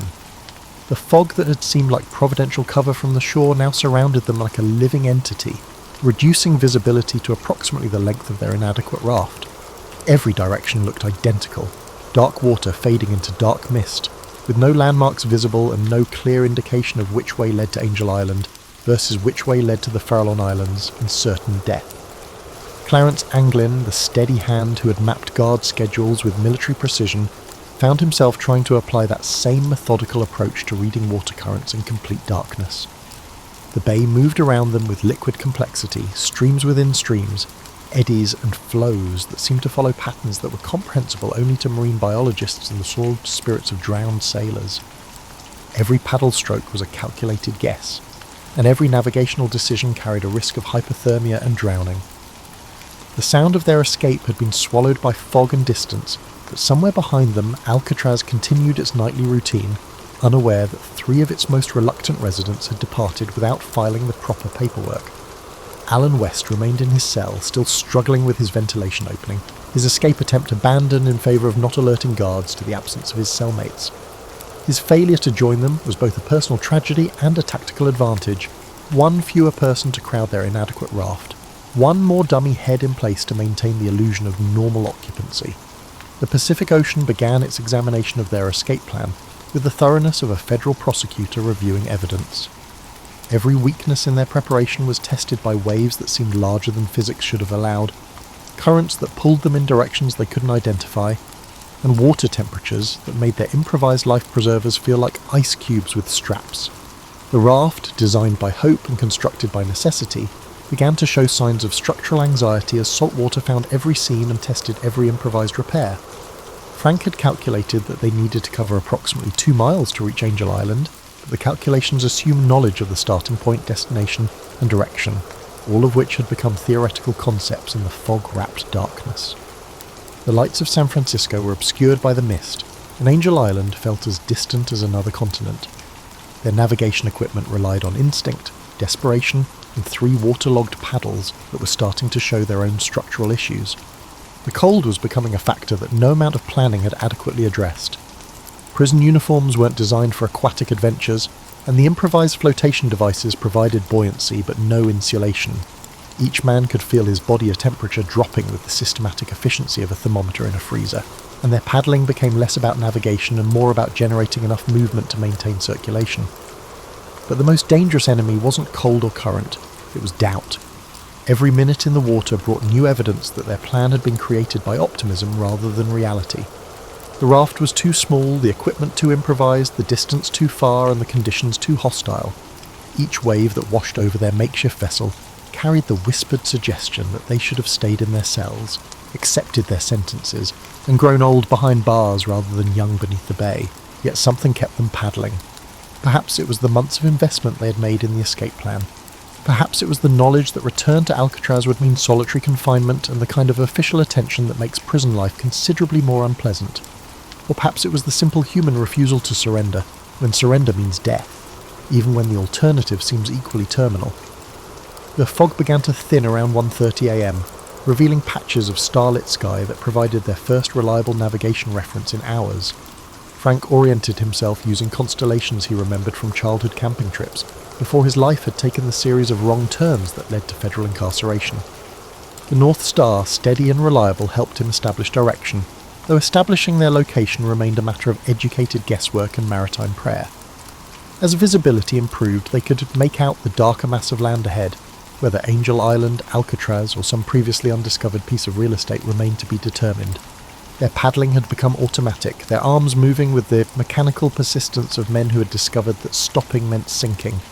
The raft's structural integrity had degraded to the point where it was more of a flotation suggestion than an actual watercraft, held together by determination and rapidly failing adhesive. The current had been carrying them steadily, but it remained unclear whether they were heading towards salvation or destruction until they felt their improvised paddles scraping against something solid. Sand, rock. The blessed resistance of land meeting water was evident. They had reached shore, though whether they had travelled 2 miles to Angel Island or 200 yards in a circle back to Alcatraz would be determined when they could see their surroundings in daylight. Dragging themselves onto the beach with the grace of exhausted seals, 3 men collapsed onto solid ground for the first time in hours. Their escape equipment, what remained of it, was abandoned to the tide. Their prison uniforms were soaked, torn and decorated with seaweed in ways that wouldn't have impressed any fashion critics. But they were alive, on land, and no longer inmates of Alcatraz Federal Penitentiary. Dawn would reveal their location and determine their next moves. Until then, they lay on an unknown beach, watching the fog roll back across the bay, listening to the sound of waves that had carried them either to freedom or to a different kind of captivity. The Pacific had rendered its verdict, but the final judgment remained to be written by daylight, luck, and the ability of 3 exhausted fugitives to continue their improvised journey to wherever escaped convicts go when the impossible becomes merely improbable. Dawn arrived on June 12, 1962, with the cruel clarity that daylight brings to midnight decisions. 3 men who had spent the night discovering whether desperation could overcome physics now faced the morning's harsh accounting of their aquatic adventure. The beach beneath them was real, the water behind them was real, but their location remained a mystery that would be solved by geography rather than hope. Frank Morris opened his eyes to find himself staring at a landscape that looked suspiciously like the California coast, though whether they had reached Angel Island, returned to Alcatraz, or washed up on some entirely different piece of real estate remained to be determined. His body ached with the specific pain that comes from spending hours in cold water while wearing clothes designed for indoor prison use, rather than maritime adventures. The brilliant escape plan, so carefully crafted during months of cell block conspiracies, had deposited them on an unknown shore with no equipment, no identification, and no clear idea of what to do next. The Anglin brothers moved cautiously, like men testing which parts of their bodies still functioned after spending a night in the ocean. John's artistic talents, so useful for creating dummy heads and fake walls, seemed less applicable to their current situation, which called for skills more commonly associated with survival training than creative forgery. Circumstances that had transcended the predictable routines of prison life similarly challenged Clarence's systematic approach to planning. Their first priority was to pinpoint their location, a task that necessitated a level of urgency in their reconnaissance compared to their earlier intelligence gathering. If they had somehow managed to circle back to Alcatraz, their escape attempt would become a very short story with an unhappy ending. If they had reached Angel Island, they would need to find a way off the island before park rangers or Coast Guard patrols discovered their presence. If they had been taken elsewhere, they would have to find their bearings and continue their journey to freedom. The coastline revealed itself as they explored, and the news was both good and problematic. They had indeed reached Angel Island, their intended destination, which meant their navigation had been more accurate than the conditions had suggested. However, Angel Island was not exactly a launching pad to freedom. It was a state park, regularly patrolled and connected to the mainland only by ferry service that required tickets, identification, and the kind of paperwork they were unlikely to possess. But they were no longer inmates of Alcatraz, which represented progress of a sort. Their legal status had evolved from incarcerated to escaped fugitives, which was arguably an improvement in terms of personal autonomy, though it came with its set of challenges. The FBI would shortly be genuinely interested in their whereabouts. The US Marshals would be updating their wanted posters, and every law enforcement agency in Northern California would be looking for 3 men whose descriptions would be circulated with the efficiency of a chain letter. The immediate challenge was getting off Angel Island before their presence was discovered. Ferry service was out of the question. Swimming was no longer appealing after their previous aquatic experience, and commandeering a boat would add maritime theft to their growing list of federal charges. They needed transportation that was both available and inconspicuous, which narrowed their options to creative solutions that would have tested the ingenuity of a professional escape artist. Their prison uniforms had to be addressed before they could move in public without attracting attention. The sight of 3 men in drenched federal prison clothing was likely to spark curiosity, leading to calls to authorities and a swift end to their fleeting moment of freedom.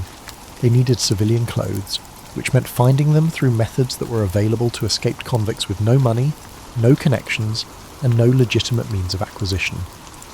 The morning progressed with the methodical problem-solving that had characterized their escape planning. Frank's intelligence, John's creative resourcefulness, and Clarence's systematic approach were applied to challenges that were immediate and practical: food, clothing, transportation, and avoiding recapture long enough to establish some kind of sustainable existence outside federal custody. But even as they planned their next moves, each man understood that their escape from Alcatraz was only the beginning of a much longer journey. They had proved that the inescapable prison could be escaped, but they had also committed themselves to lives as permanent fugitives in a country where their faces would be known to every law enforcement officer from coast to coast. The morning sun illuminated the paradox of their success, warming their salt-stiffened clothes and revealing the California landscape in sharp detail. They had achieved the impossible, escaping from Alcatraz Federal Penitentiary, using improvised tools, handmade equipment, and planning that had been conducted entirely within the most secure prison in America. Yet their triumph had delivered them not to freedom, but to a different kind of captivity, the hunted existence of men who could never again live under their names or return to the places they had known. As they prepared to leave Angel Island and begin the next chapter of their story, 3 men stood at the intersection of legend and reality. They had become part of Alcatraz mythology, their escape joining the annals of impossible achievements that inspire others to attempt the improbable. But they had also learned that escaping from prison is only the first step in a journey that continues for the rest of their lives, however long those lives might prove to be. The Pacific Ocean, which had tested their resolve and nearly claimed their lives, stretched behind them like a liquid barrier between their past and their future. Ahead lay the mainland, with its opportunities and dangers, its promise of freedom, and its guarantee of perpetual pursuit. 3 men who had started as inmates had become fugitives, and their story was no longer about escaping from Alcatraz, it was about learning to live with the consequences of having done the impossible. Whether Frank Morris and the Anglin brothers survived their escape, established new identities, and lived out their days in anonymous freedom, or whether they perished in the bay that night, remains one of America's most enduring mysteries. On June 11th, 1962, 3 men showed that even the most secure prison is only as strong as the imagination of those it seeks to contain. They transformed themselves from criminals into legends, from prisoners into symbols of the eternal human desire to be free. And somewhere in the morning mist rolling off San Francisco Bay, their story continues, not as history but as possibility, not as fact but as the kind of truth that grows stronger with each telling, reminding us that sometimes the most impossible dreams are the ones most worth pursuing.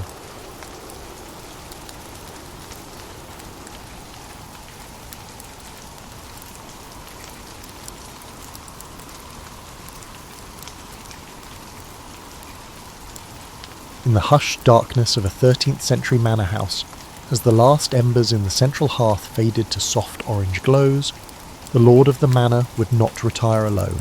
Around him, in the enormous hall, lay his household staff, family members, and perhaps even trusted servants, all arranged in a careful choreography of medieval sleep. This collective slumber, so foreign to our modern sensibilities, represents one of history's most misunderstood phenomena, the medieval relationship with sleep. Contrary to popular assumptions about the discomforts of pre-industrial life, medieval Europeans may have enjoyed sleep patterns more aligned with human biology than our current regimens. The sleep of the Middle Ages wasn't merely a functional necessity squeezed between brutal days of toil. It was an elaborate practice infused with ritual, social significance, and a profound understanding of human needs that modern science is only now rediscovering. The medieval night began not with the flick of a light switch, but with the gradual recession of daylight. As twilight descended across Europe's countryside and burgs, a natural wind-down period commenced. Without the harsh blue light of electronic devices to disrupt melatonin production, medieval bodies responded naturally to environmental cues. The dimming of the day triggered sleep hormones in perfect synchronicity with the body's circadian rhythm. Evidence from medieval household accounts, monastic records, and medical manuscripts reveals that medieval people practiced what sleep researchers now call sleep hygiene, not through scientific understanding, but through customs evolved over centuries. Families would gather around fires in the hours before bed, engaging in what one 14th century English text called the gentle telling of tales. This storytelling tradition served multiple purposes, reinforcing community bonds, passing down cultural knowledge, and, crucially, allowing the brain to transition from the active demands of daytime to the receptive state conducive to sleep. Inventories from noble households across Europe list specialised items for sleep comfort that defy our image of medieval discomfort. While commoners might sleep on straw-filled mattresses, regularly refreshed with aromatic herbs like lavender and chamomile, natural sleep aids, the wealthy invested heavily in sleep quality. Featherbeds, documented in the 1380s household accounts of John of Gaunt, could contain up to 60 pounds of down. These were topped with linen sheets, woolen blankets in winter, and lightweight coverlets in summer, seasonal adaptations showing a sophisticated understanding of sleep temperature regulation. The medieval bed itself evolved into an architectural feature in its own right. Far from a simple platform, the bed became what historian Sasha Handley calls a micro-environment for sleep. High bedsteads kept sleepers above drafts, while bed curtains created microclimates that preserved body heat. Particularly in northern regions, these enclosed bed spaces maintained optimal sleeping temperatures through bitter winters without central heating. Perhaps most notably, medieval people organised their sleep around natural human ultradian rhythms. Medical texts from Salerno's famed medical school advised sleeping with the head slightly elevated, and on the right side initially, for proper digestion. Then turning to the left side in deep sleep advice that echoes modern recommendations for optimising airway positioning during sleep. Despite the absence of memory foam or adjustable bases, medieval sleepers customised their experience through ingenious means. Illuminated manuscripts show various pillow configurations, from cylindrical bolsters supporting the neck to smaller cushions tucked under elbows or knees. Personalised comfort adaptations we've rediscovered through ergonomic design. Archaeological findings from cesspits in London and York have revealed remains of medicinal herbs commonly used for sleep, including valerian root and passion flower, showing sophisticated pharmacological approaches to sleep management. The physical arrangements for sleep extended beyond beds. Manor houses and even modest dwellings were designed with sleeping areas positioned to maximise morning light exposure. An architectural feature that modern chronobiologists recognise for its importance in maintaining healthy circadian rhythms. East-facing bedchambers allowed sleepers to wake naturally with the sunrise, reinforcing their internal body clocks in ways that modern blackout curtains and alarm clocks disrupt. What truly distinguished medieval sleep, however, was its social nature. Unlike our privatised, individualised approach to sleep, medieval slumber was communal. This behaviour wasn't merely for practical reasons like shared warmth or protection, although these benefits were real, but reflected a fundamentally different conception of sleep as a vulnerable yet shared human experience. Even kings were rarely alone while sleeping, attended by trusted chamberlains who slept at the foot of the royal bed, creating a sleep culture where the boundaries between private and public were permeable in ways we might find uncomfortable, but that provided unique psychological benefits. People didn't expect to sleep all night in medieval Europe when darkness fell.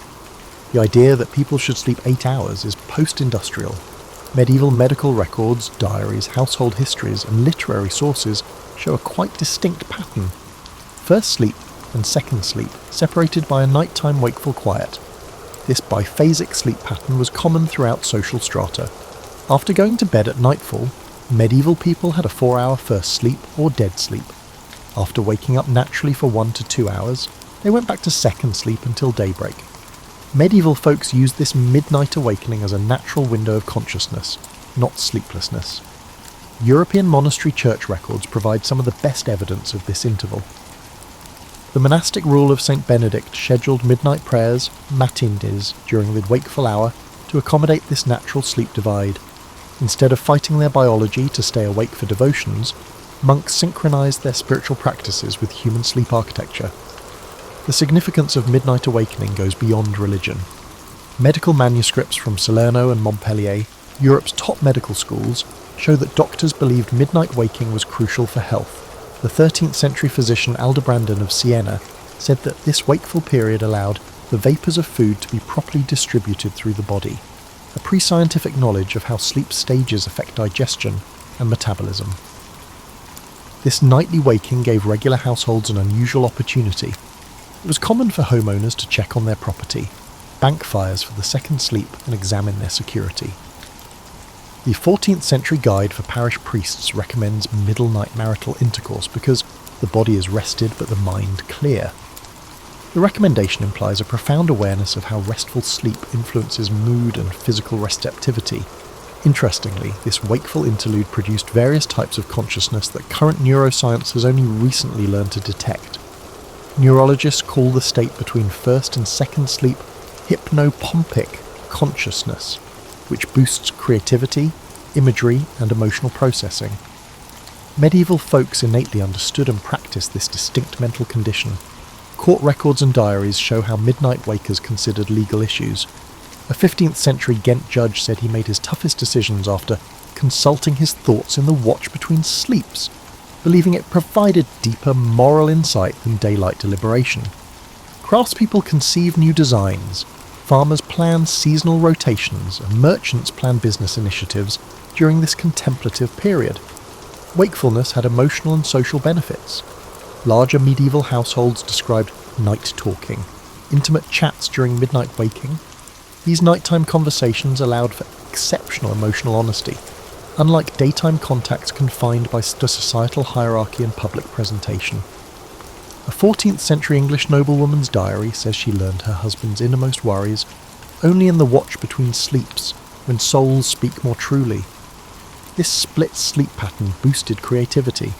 Chaucer writes poetry during his watching times, and illuminated manuscripts often state they were written in the midnight thinking time. Medieval dream interpretation guides distinguished between dreams during first sleep, processing daily events, and those during second sleep, prophetic or insight-bearing, due to the quality of thoughts during this period. Archaeology confirms this practice's prevalence. Medieval home excavations sometimes reveal little oil lamps for nighttime activities. In household inventories across social classes, night tables with writing tools, miniature prayer books, and meditation tools are common. When modern researchers removed artificial light from test subject settings for several weeks, they automatically reverted to biphasic sleep. Strong proof that segmented sleep is our biological rhythm. Medieval people honoured this cycle rather than pushing continuous sleep, aligning with their evolved sleep architecture in ways modern civilization rarely allows. Psychological benefits make segmented sleep valuable. The midnight wake-up allowed memory consolidation and emotional processing. Modern sleep science shows that disrupted sleep can improve memory formation. A 15th century French physician advised pupils to reread difficult material before bed and allow the mind to work upon it in the midnight watching. Medieval folks knew the value of this processing time. Medieval sleep environments were more complex and deliberate than popular belief. Medieval sleeping arrangements were frequently utilitarian marvels that represented considerable household investments and years of comfort technology, unlike the crude, unpleasant platforms depicted in modern media. Archaeology from intact medieval households shows that sleep quality was important. Excavated 13th century merchant homes in London showed specialised floor designs with insulating materials packed beneath sleeping areas, including wool, straw, and even feathers in wealthier homes, to block the cold from stone or packed earth floors. This intelligent underfloor insulation shows heat transmission concepts that affect sleep quality. Medieval sleep revolved around the bed, which evolved quickly. Bed technology improved by the 13th century from simple raised platforms. Estate inventories from around Europe reveal more sophisticated bed designs with specialised comfort components. The bed's hardwood frame, termed the bedstock, has mortise and tenon joints allowing minor flexibility without squeaking, which 14th century Florence carpenter guild laws required for undisturbed rest. Medieval mattress technology improved constantly. Peasant homes still used straw-filled beds, although they were more advanced. Traditional European farming groups using medieval methods used straw beds, not loose straw piled into sacks. Specially selected straw, oat straw, was recommended for its softness. Completely dried to prevent mould and broken to provide a springier texture was used. Most homes emptied and refilled these beds seasonally. For the wealthy, mattress technology evolved. By the 14th century, merchants and artists used wool-filled mattresses, while feather beds were the height of medieval sleep luxury. These were constructed sleep surfaces, not feather sacks. Guild regulations from 14th century Paris required feather beds to be built with particular weights of different feather varieties piled for compression and rebound. The most sumptuous examples had goose down on top and stiffer feathers underneath for stability. Similar to modern high-end mattresses, medieval pillows are often forgotten sleep technologies. Modern pillows are uniform, whereas medieval pillows were individualized.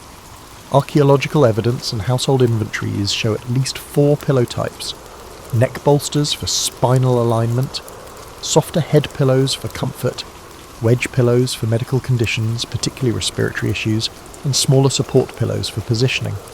Salerno medical writings advise lifting the head for digestion disorders and supporting the legs for back pain. Bed sheets were also designed for sleep comfort. Linen sheets were valued for their breathability and moisture-wicking capacity. Even small houses had many sets of linens and regular laundry records. In winter, woolen blankets provided insulation, while silk or light wool coverlets gave summer warmth. Seasonal bedding rotation shows a profound awareness of how ambient temperature influences sleep quality. Equally inventive was sleeping room climate control. Bed curtains were attractive and microclimatic. Fully enclosed bed curtains conserved body heat in winter. Large medieval houses recorded various curtain weights for different seasons, with summer curtains blocking insects allowing airflow. This seasonal sleep environment adaptation shows a comprehensive awareness of how ambient variables affect rest quality. Medieval dwellings also showed excellent sleep management. Sound-dampening interior shutters were common in metropolitan bedrooms. In intact York and Bruges homes, archaeologists found woven rush mats put on walls near public streets as early sound insulation. Medieval folks recognised noise pollution as a sleep disruptor and addressed it with intentional design. Medieval sleep was influenced by aromatherapy. Domestic and archaeological records show aromatic herbs in bedding. These were lavender and chamomile for relaxation, mint and rosemary for insect repellent, and dried rose petals for fragrance. For decades, home manuals have recommended inserting little herb-filled sachets into pillowcases to improve sleep. Researchers even reviewed illumination for its impact on sleep quality. Medieval dwellings used candles or rushlights in bedrooms for specific purposes. When affordable, beeswax candles were recommended near beds because they smoke less than tallow. Rushlights, manufactured by immersing river rushes in fat, burned longer and dimmed to help people fall asleep. These thoughtful evening light selections follow recent advice to avoid bright light before bed. Medieval sleep environments were sophisticated enough to regulate nighttime temperature. Bed warming technologies improved in Northern Europe. Early medieval hot stones evolved into warming pans equipped with adjustable handles and ventilated lids, which diffused heat evenly without causing burns. These gadgets were used in houses of all social strata, demonstrating the importance of ideal sleeping temperatures. Medieval Europe saw a number of systematic sleep hygiene activities when the sun set. These were centuries-old practices that prepared body and mind for repose. The intricacy of these pre-sleep practices undermines the idea that scientific sleep optimization is new. The transition to night began with day-shutting rituals that separated waking and sleeping. Closing shutters or drawing curtains were symbolic thresholds. Even humble 14th century French households had practices for closing the day, typically with brief spoken phrases or prayers to signal that labour was over and rest could begin. Medieval Europeans intuitively knew the necessity of light reduction before sleep, according to archaeology. Medieval dwelling excavations reveal clever shutter designs that blocked light more completely. Rich urban homes had exterior shutters for security and inside fabric hangings to exclude remaining light by the 15th century. These dark generation investments showed how much society valued sleep. Staged light reduction was notable in medieval times. As darkness approached, homes switched from brilliant central fireplaces to dim lights. Church and monastic records show that different candle types were used for different evening activities, leading to rush dips at bedtime. Our modern abrupt shifts from brightness to darkness impede melatonin production, but this progressive dimming naturally signalled sleep. Evening meals were part of sleep preparation. Despite expectations about primitive medieval diets, household records and medical writings show sophisticated sleep nutrition. Evening meals were eaten at least 2 hours before bed to allow for partial digestion. In the evening, Salerno medical books advise lighter diets like lettuce, almonds, and warm dairy liquids mixed with mildly sedative spices to promote sleep. Physical sleep preparation was also deliberate. Cleaning before bed highlighted psychological shifts as well as cleanliness. Even in simple families without bathing facilities, people washed their hands, face, and feet before bed and for its relaxing benefits, according to housekeeping manuals. Some 15th century manor buildings had evening bathing chambers next to bedrooms for more extensive pre-sleep bathing procedures. Medieval sleep habits for stress reduction and brain clearing were unique. Monastic and household texts suggested evening reflection and concern control that mirrors modern mindfulness. 14th century merchant advice advocated examining the day's transactions and resolving mental issues before bed, since unresolved matters will otherwise disturb rest. The early observation that cognitive stimulation reduces sleep quality is extraordinary psychological insight. Bedtime prayer sequences were both spiritual practice and sleep induction. These were systematic mental activities that diverted attention from daily worries, not just religious observances. Popular nighttime prayers alternated between simple, repetitive elements, relaxing, and brief narrative segments, focusing the attention. This advanced structure naturally induced tiredness from active thought.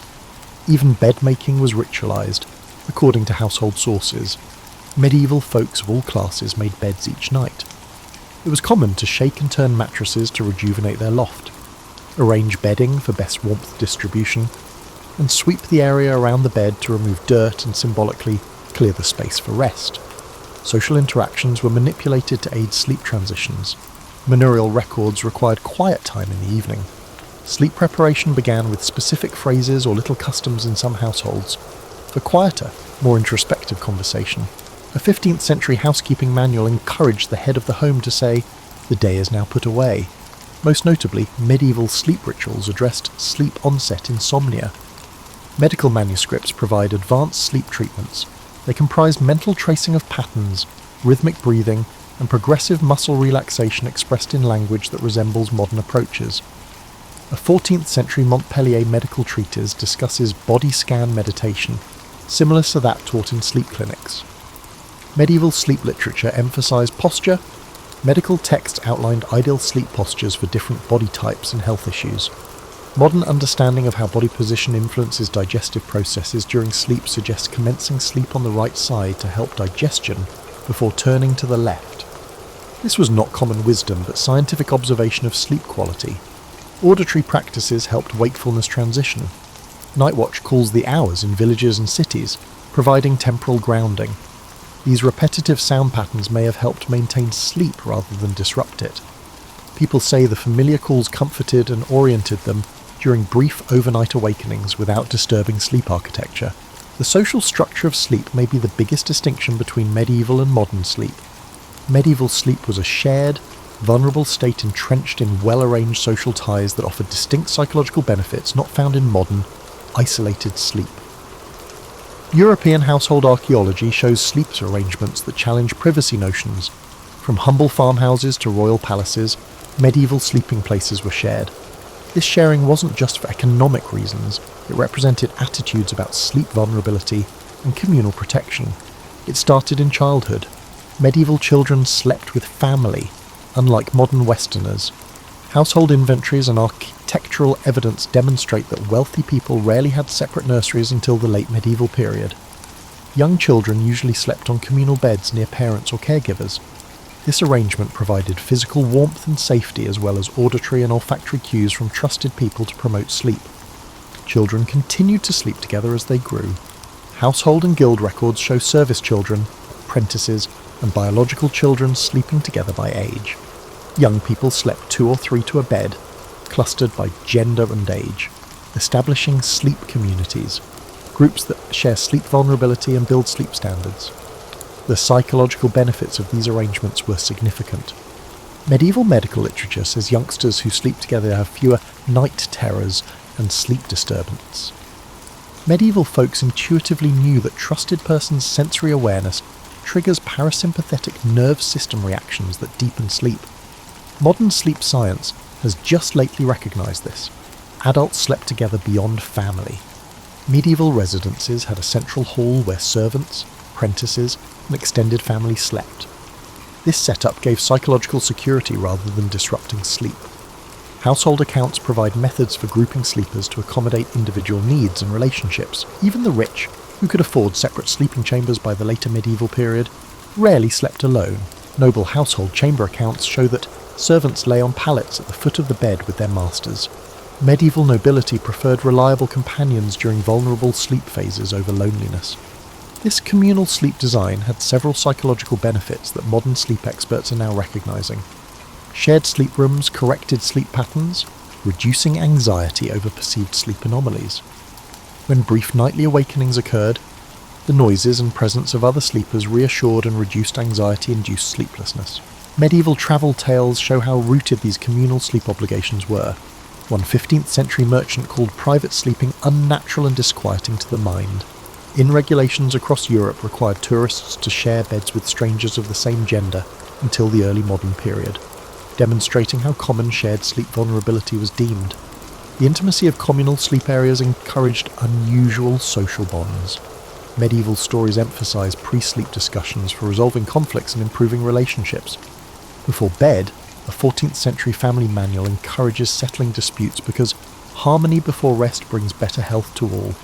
This incorporation of dispute resolution into sleep habits provided regular relationship healing that standalone sleep arrangements rarely do.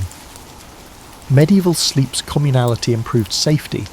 Before modern locks and security measures, numerous sleepers were protected by collective vigilance. Medieval households generally placed younger, lighter sleepers, usually apprentices or younger servants, near doorways, establishing a natural surveillance system. Household accounts recommend having different grades of sleepers with different awakening thresholds across the sleeping area. Social levelling was also achieved through sleep vulnerability. Daytime activities were hierarchical, but sleep momentarily lowered status.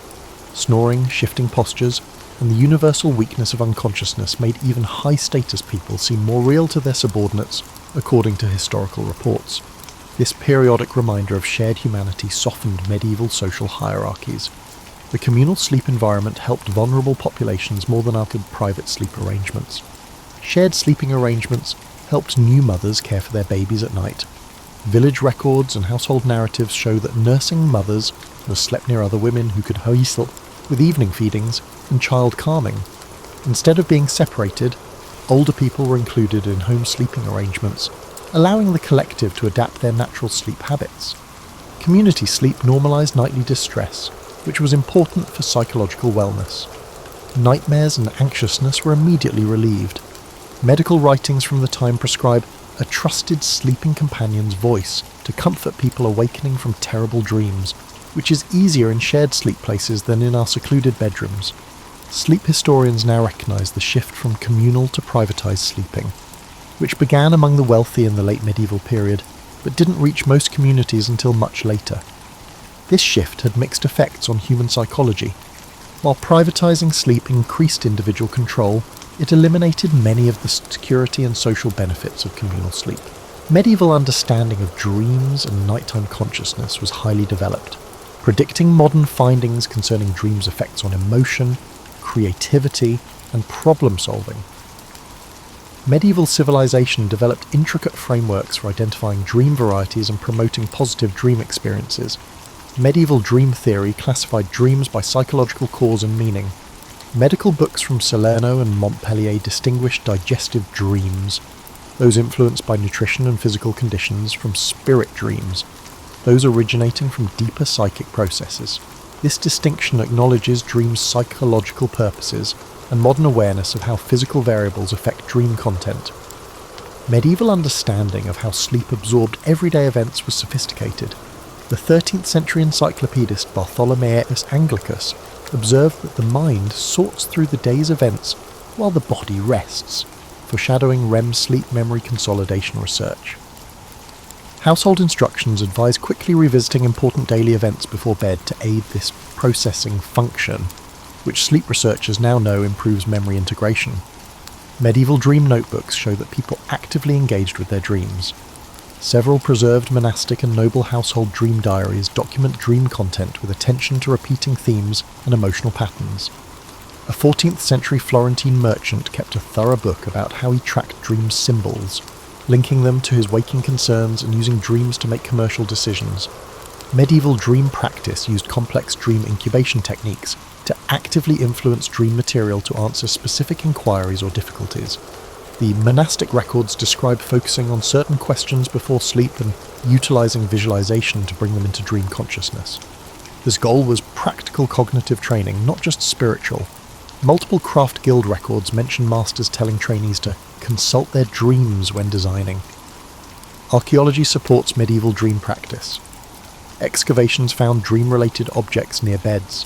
These include modest religious artifacts, symbolic emblems, and written queries or issues under pillows, physical expressions of medieval belief that sleep consciousness might address waking difficulties. Medieval nightmare treatment was centuries ahead of modern methods. Medieval dream guides advised dealing with nightmares rather than suppressing them. One 14th century physician guide advocates helping patients achieve dream re-entry, returning to terrifying dream scenes while waking and imagining altering them. This method is similar to nightmare disorder treatments that rewrite distressing content. Medieval understanding of dreams and nighttime consciousness was highly developed, predicting modern findings concerning dreams' effects on emotion, creativity, and problem-solving. Medieval civilization developed intricate frameworks for identifying dream varieties and promoting positive dream experiences. Medieval dream theory classified dreams by psychological cause and meaning. Medical books from Salerno and Montpellier distinguished digestive dreams, those influenced by nutrition and physical conditions, from spirit dreams, those originating from deeper psychic processes. This distinction acknowledges dreams' psychological purposes and modern awareness of how physical variables affect dream content. Medieval understanding of how sleep absorbed everyday events was sophisticated. The 13th century encyclopedist Bartholomeus Anglicus observed that the mind sorts through the day's events while the body rests, foreshadowing REM sleep memory consolidation research. Household instructions advise quickly revisiting important daily events before bed to aid this processing function, which sleep researchers now know improves memory integration. Medieval dream notebooks show that people actively engaged with their dreams.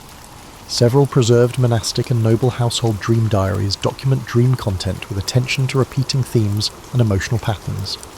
A 14th century Florentine merchant kept a thorough book about how he tracked dream symbols, linking them to his waking concerns and using dreams to make commercial decisions. Medieval dream practice used complex dream incubation techniques to actively influence dream material to answer specific inquiries or difficulties. The monastic records describe focusing on certain questions before sleep and utilizing visualization to bring them into dream consciousness. This goal was practical cognitive training, not just spiritual. Multiple craft guild records mention masters telling trainees to consult their dreams when designing. Archaeology supports medieval dream practice. Excavations found dream-related objects near beds. These include modest religious artifacts, symbolic emblems, and written queries or issues under pillows, physical expressions of medieval belief that sleep consciousness might address waking difficulties. Medieval nightmare treatment was centuries ahead of modern methods. Medieval dream guides advised dealing with nightmares rather than suppressing them. One 14th century physician guide advocates helping patients achieve dream re-entry, returning to terrifying dream scenes while waking and imagining altering them. This method is similar to nightmare disorder treatments that rewrite distressing content. Due to historical changes in sleep interactions, medieval Europeans' excellent sleep quality slowly declined. Understanding this decline helps us apply medieval sleep advice today. Late medieval European towns installed public mechanical clocks, changing sleep patterns. Early watches didn't affect sleep, but they did change the attention from environmental cues to time. Town records from the 15th century show the gradual adoption of clock time instead of sunrise and sunset as daily reference points, the first step toward divorcing human timetables from natural light cycles. Archaeology shows this window design change. Later medieval homes prioritised privacy and heat retention over natural light, although early medieval bedrooms contained windows that let in morning light. This architectural change devalues sleep-natural light alignment, which is increasingly critical for circadian rhythms. Industrialisation and artificial lighting most affected medieval sleep.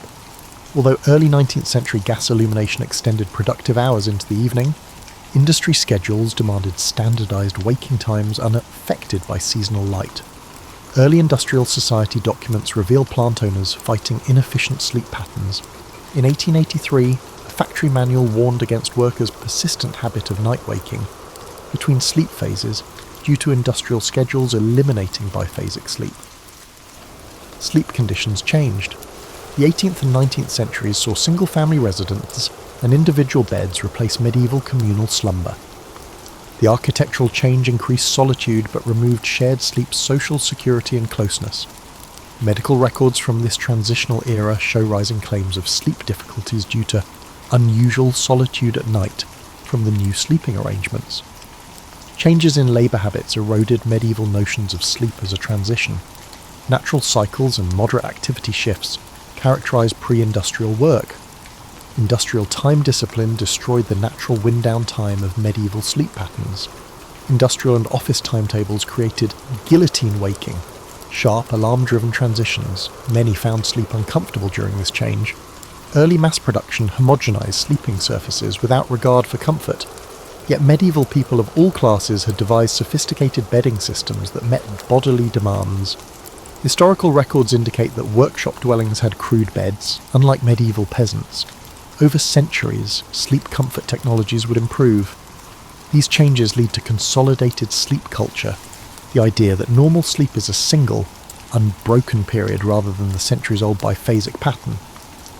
Medical texts of the late 19th century pathologized nocturnal waking as a disorder. This medical reinterpretation replaced medieval sleep wisdom with modern norms. This historical transformation goes beyond discomfort. Medieval sleep practice was physically and psychologically advantageous, according to modern studies. With unprecedented rates of insomnia, sleep-disordered breathing, and circadian rhythm issues, sleep professionals call the global sleep crisis caused by suppression of natural sleep patterns. The loss of medieval sleep's midnight waking period is notable. A normal sleep break was essential biologically and psychologically. Neurological research found this interval had brainwave patterns that supported creativity and emotional processing. Industrial and post-industrial sleep practices eliminated this cognitive state by requiring continuous sleep. Medieval slumber societies offered psychological stability that modern ones lack.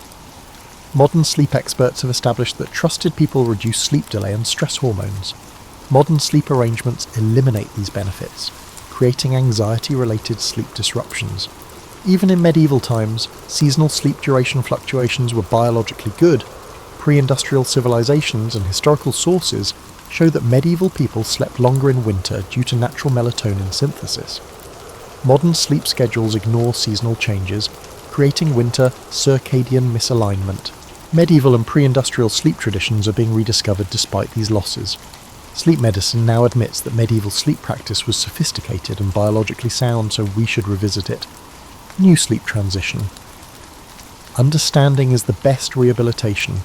After centuries of alarm clocks disrupting sleep, sleep professionals emphasize pre-sleep wind-down, reclaiming the medieval idea of sleep as a transitional activity. Modern sleep hygiene follows medieval practices of gradually reducing light exposure, quieter evening activities, and systematic pre-sleep routines. Modern technology harms and helps sleep. Screen usage influences melatonin production, yet apps and devices measure sleep and support circadian cycles. There are programs that regulate lighting throughout the day to approximate natural light progression, and alarm systems that pinpoint optimal awakening points throughout sleep cycles to recreate medieval sleep patterns.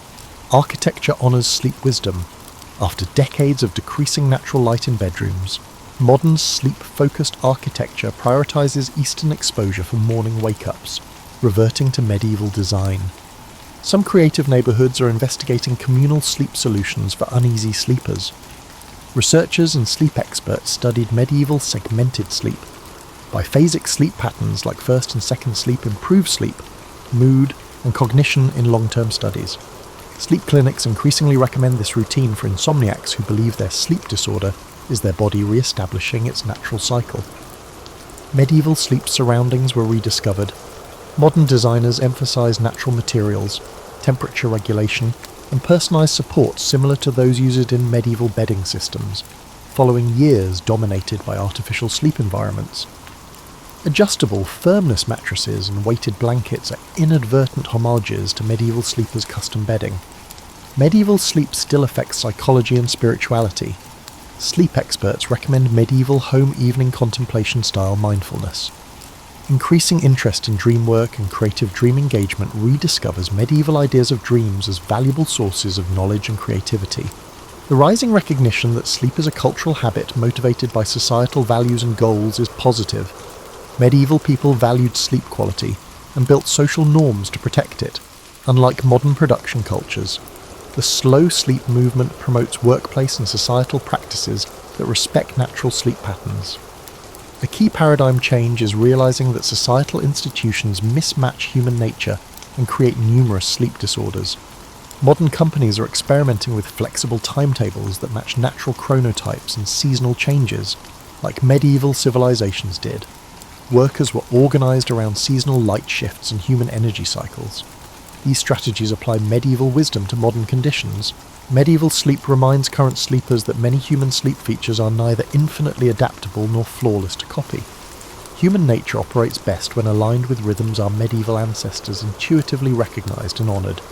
Despite great pressure to conform to industrial and post-industrial sleep demands, medieval sleep teaches us to examine whose pre-industrial sleep expertise remains physically and psychologically helpful, not to reject comfort or technical progress.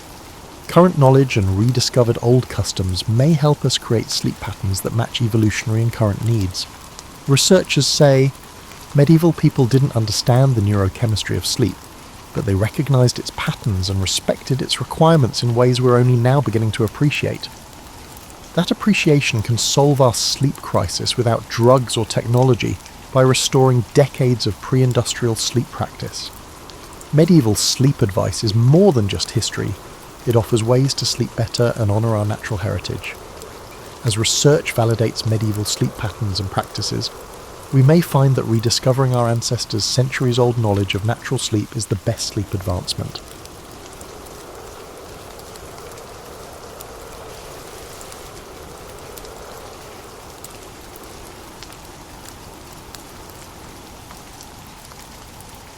When we think of the Great Depression, we see dust storms and breadlines in sepia.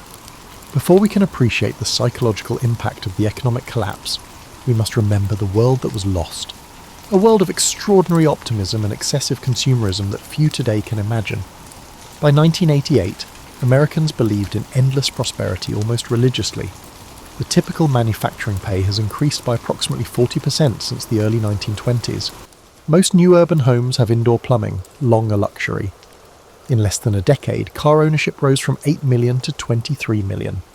Perhaps most telling, 40% of American families, not just the wealthy but teachers, clerks and factory workers, invested in the stock market. "We thought we'd discovered economic immortality," said Philadelphia radio salesperson Martin Steinberg. "My customers bought Philcos and RCAs on installment plans with 10% down. I set up their new consoles as they discussed their investments. Milton gave stock advice. Stock tips were given to the shoeshine boy.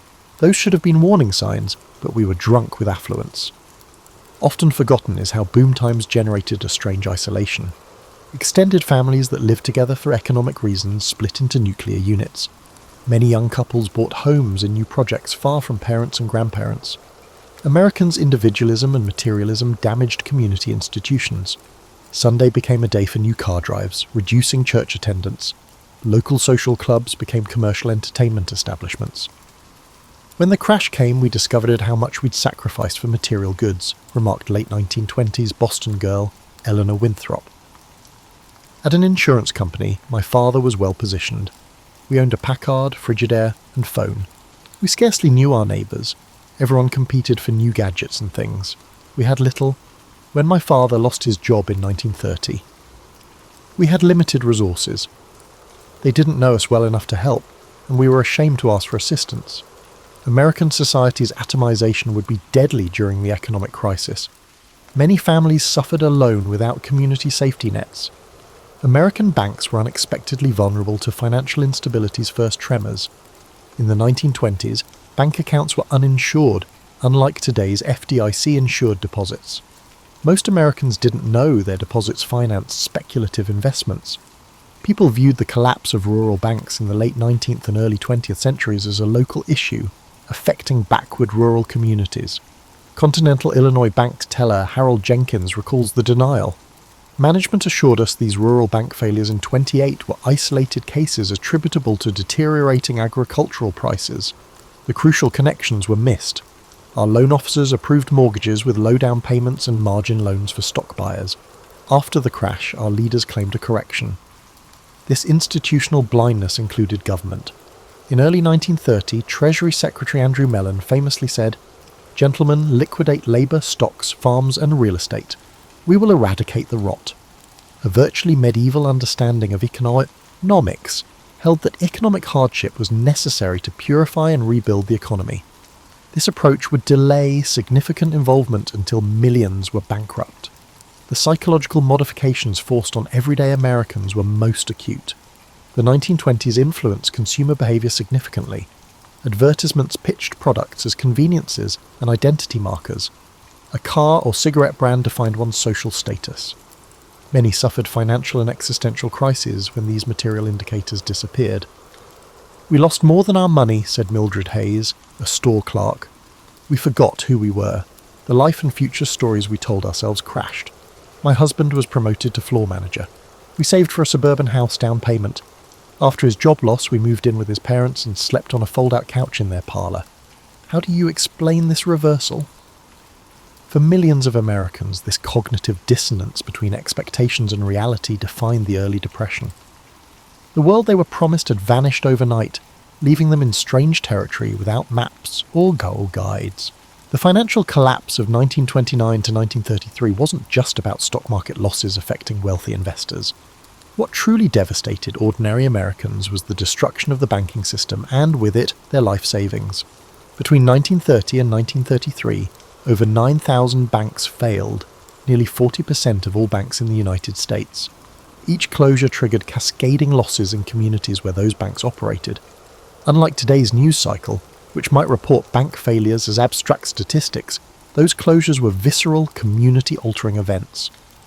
"I was walking to school when I saw the crowd outside First National," remembered Eunice Templeton, who was 12 years old in Galesburg, Illinois, when her town's largest bank closed. People were pounding on the doors, some women were crying.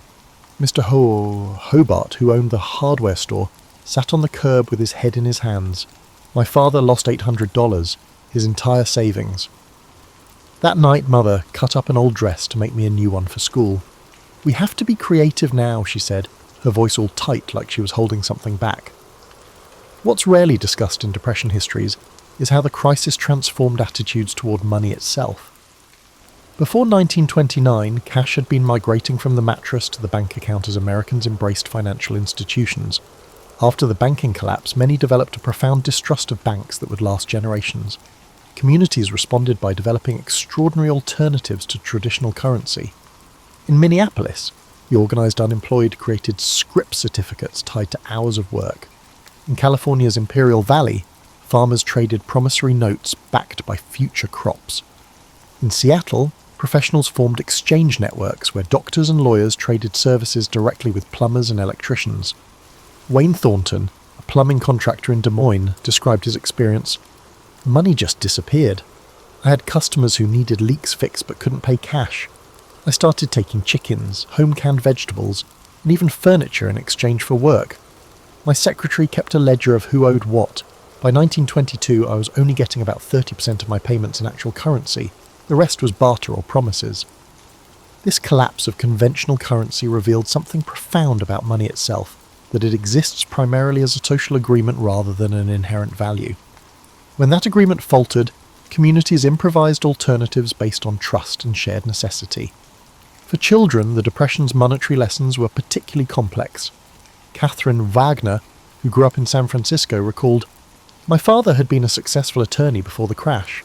Suddenly, he was accepting payment in firewood or fish. I remember asking for a nickel for candy, and my mother cried, not because we didn't have a nickel, we did, but because she understood that money now had to be hoarded, save for absolute necessities." The Depression's monetary transformation was also visible in how physical currency was treated. Bills were pressed flat, coins were counted repeatedly, and cash was hidden in increasingly creative locations. Laura Hillman, whose father was a bank manager in Cincinnati, described finding money throughout their home after his death in 1940. There were silver dollars sewn into the hems of curtains, bills tucked between book pages, coins in sealed mason jars buried in the garden. Father knew better than anyone how fragile banks were, and it marked him permanently. Beyond the practical aspects of money's transformation was a deeper philosophical shift. Americans who had embraced consumer culture and defined themselves through purchases now found themselves questioning the basis of value itself. The arbitrary nature of monetary value became unavoidably apparent when homes with $5,000 mortgages sold at auction for $1,000, and when a skilled labourer's daily wage fell from $4 to $1, if work could be found at all. "We realised money was fictional," explained former banker Thomas Whitfield. "Not just paper money, but the whole concept. A house didn't change physically when its price dropped 80%, but suddenly the bank said it was worth a fifth of what they'd claimed last year. A man's labour didn't change when his wage was cut, but now an hour of sweat was worth half what it had been. This change made people question everything. This questioning extended to authority itself. When Presidents Hoover and Roosevelt made pronouncements about the economy, many Americans had become skeptical of official narratives. Having watched sound banks collapse and blue-chip stocks become worthless, they developed a wariness toward institutional pronouncements that would influence American politics for decades. The Depression's monetary chaos also produced unexpected social effects. As cash became scarce, those who still had it gained outsized influence. Small-town bankers who had maintained liquidity, landlords who owned properties outright, and business owners who had avoided debt found themselves with disproportionate community power.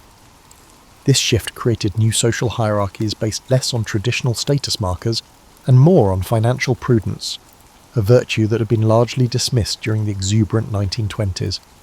"The social order flipped," observed Harriet Crawley, a schoolteacher from Virginia. "The flashy spenders of the 20s were now destitute, while cautious savers became community leaders. Everyone thought our principal was a frugal miser, but he was the only one who could provide small loans to prevent faculty members from losing their homes. His influence grew tremendously.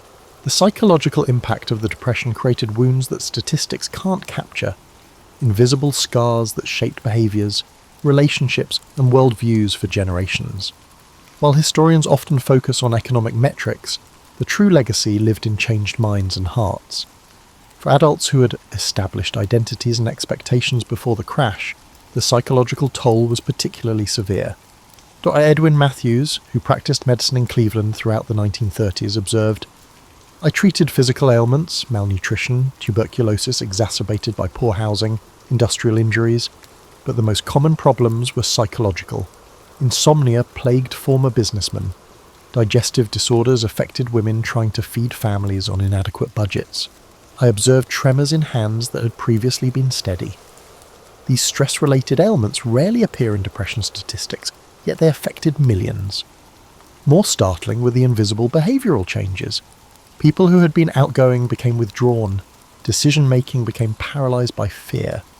Marriages strained under financial pressure developed communication patterns centred on avoidance rather than confrontation. "My mother changed completely," said Richard Neville, who was 10 years old when his father lost his accounting position in 1931. Before, she'd been the neighbourhood social organiser, card parties, community theatre, church events. After we lost our home and moved to a rental across town, she stopped seeing friends entirely. She'd say she was too busy, but I'd find her sitting motionless by the window for hours. The woman, once the heart of our community, became nearly mute. This social withdrawal emerged as a common coping mechanism.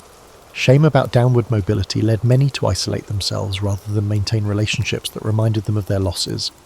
This isolation often compounded depression, creating cycles of emotional decline that remained unaddressed in an era when mental health care was primitive and stigmatized. For children, the psychological impacts manifested differently.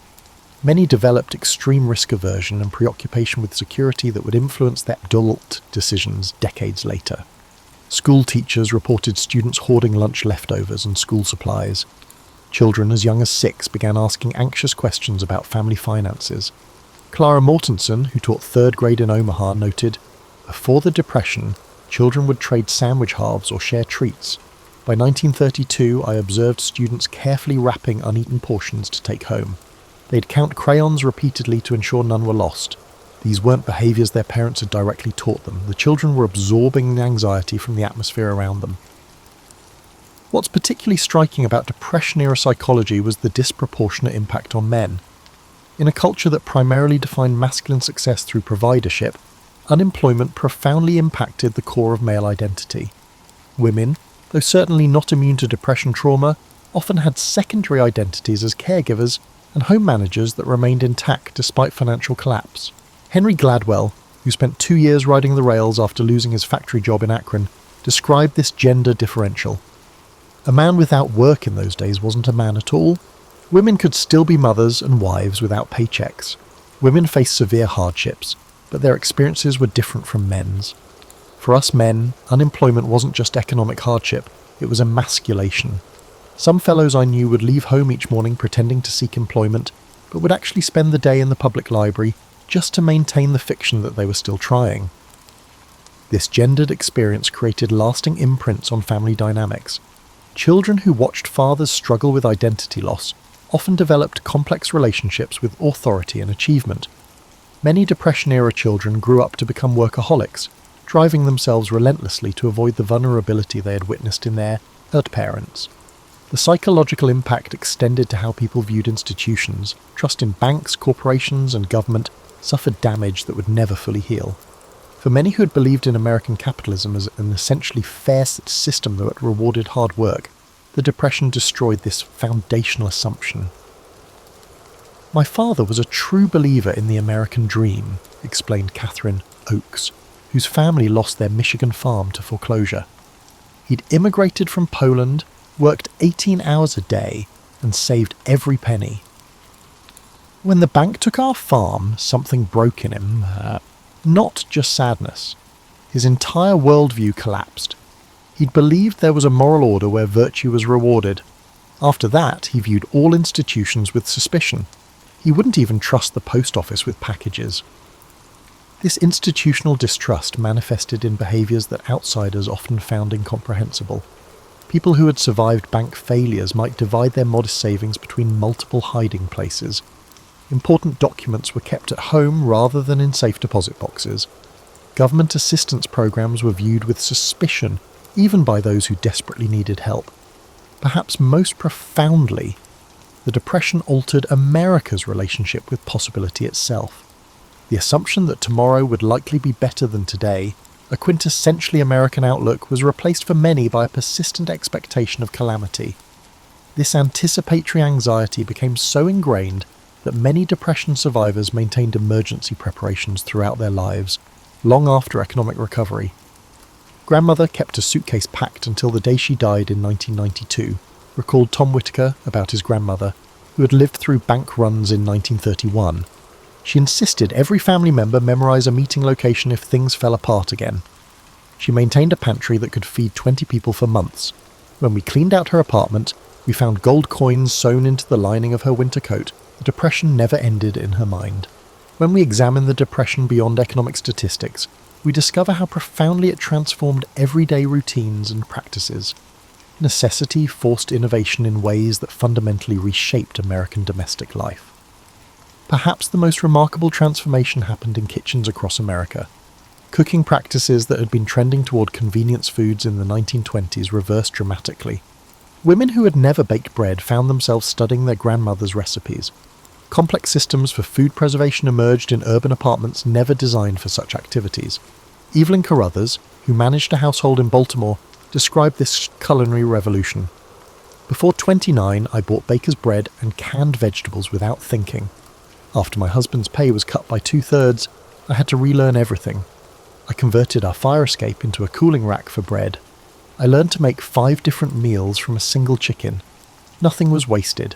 Potato peels became soup stock, and meat bones were boiled repeatedly.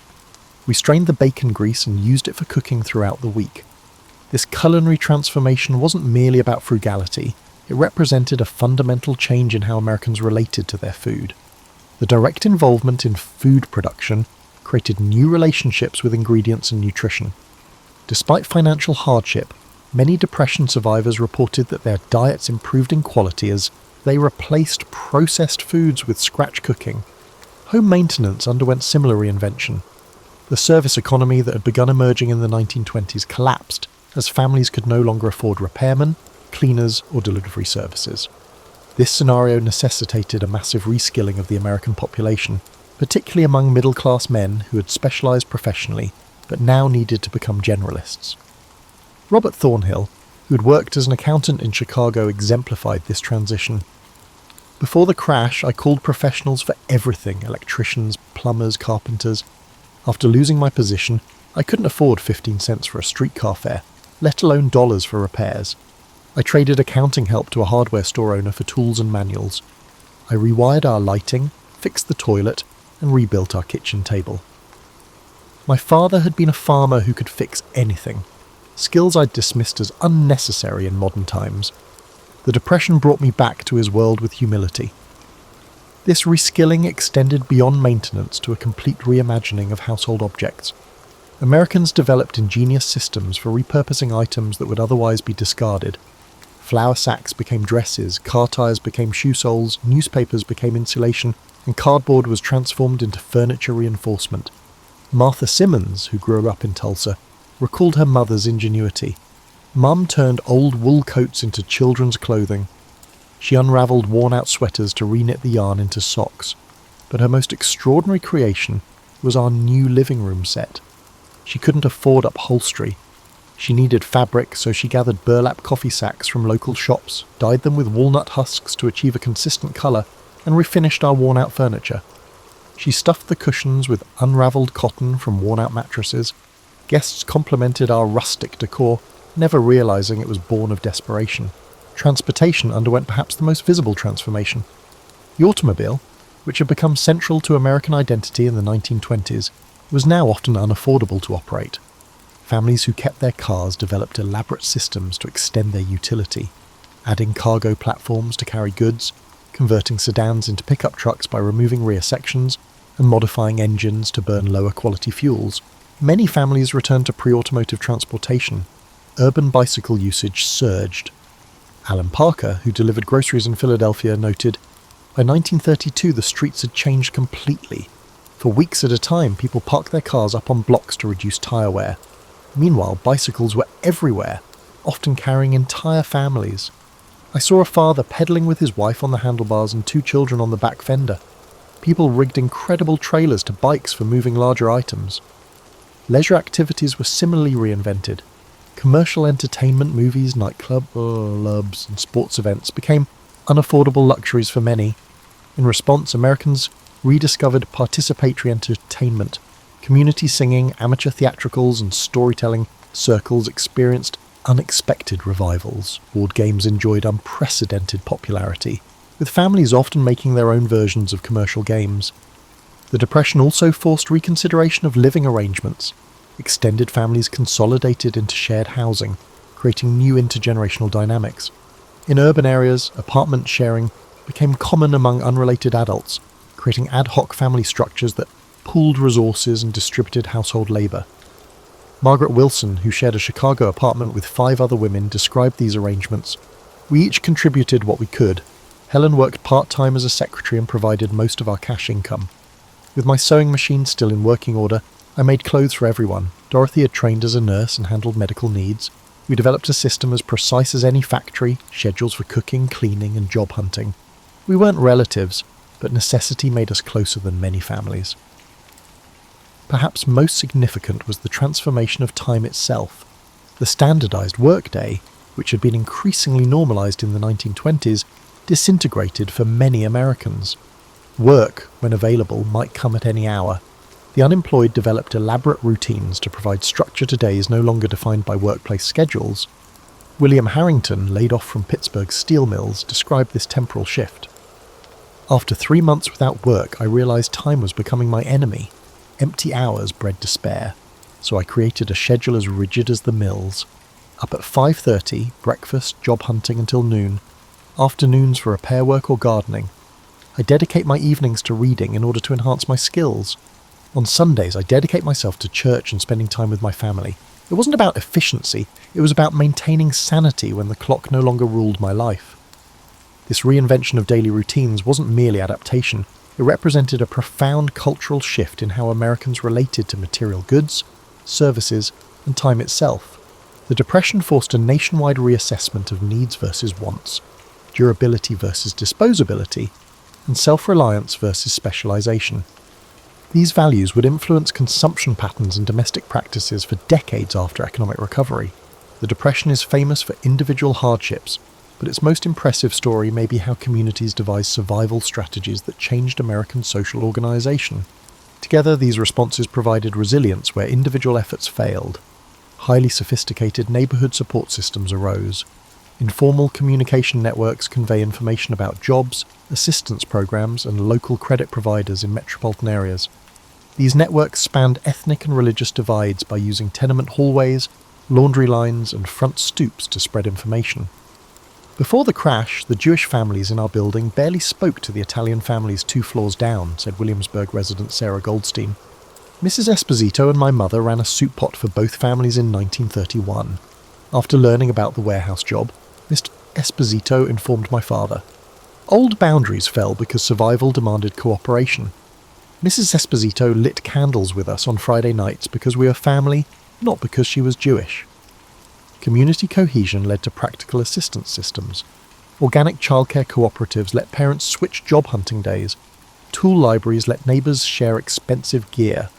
Urban vacant sites become fertile land with communal gardens. The Depression also saw formal mutual help organisations grow.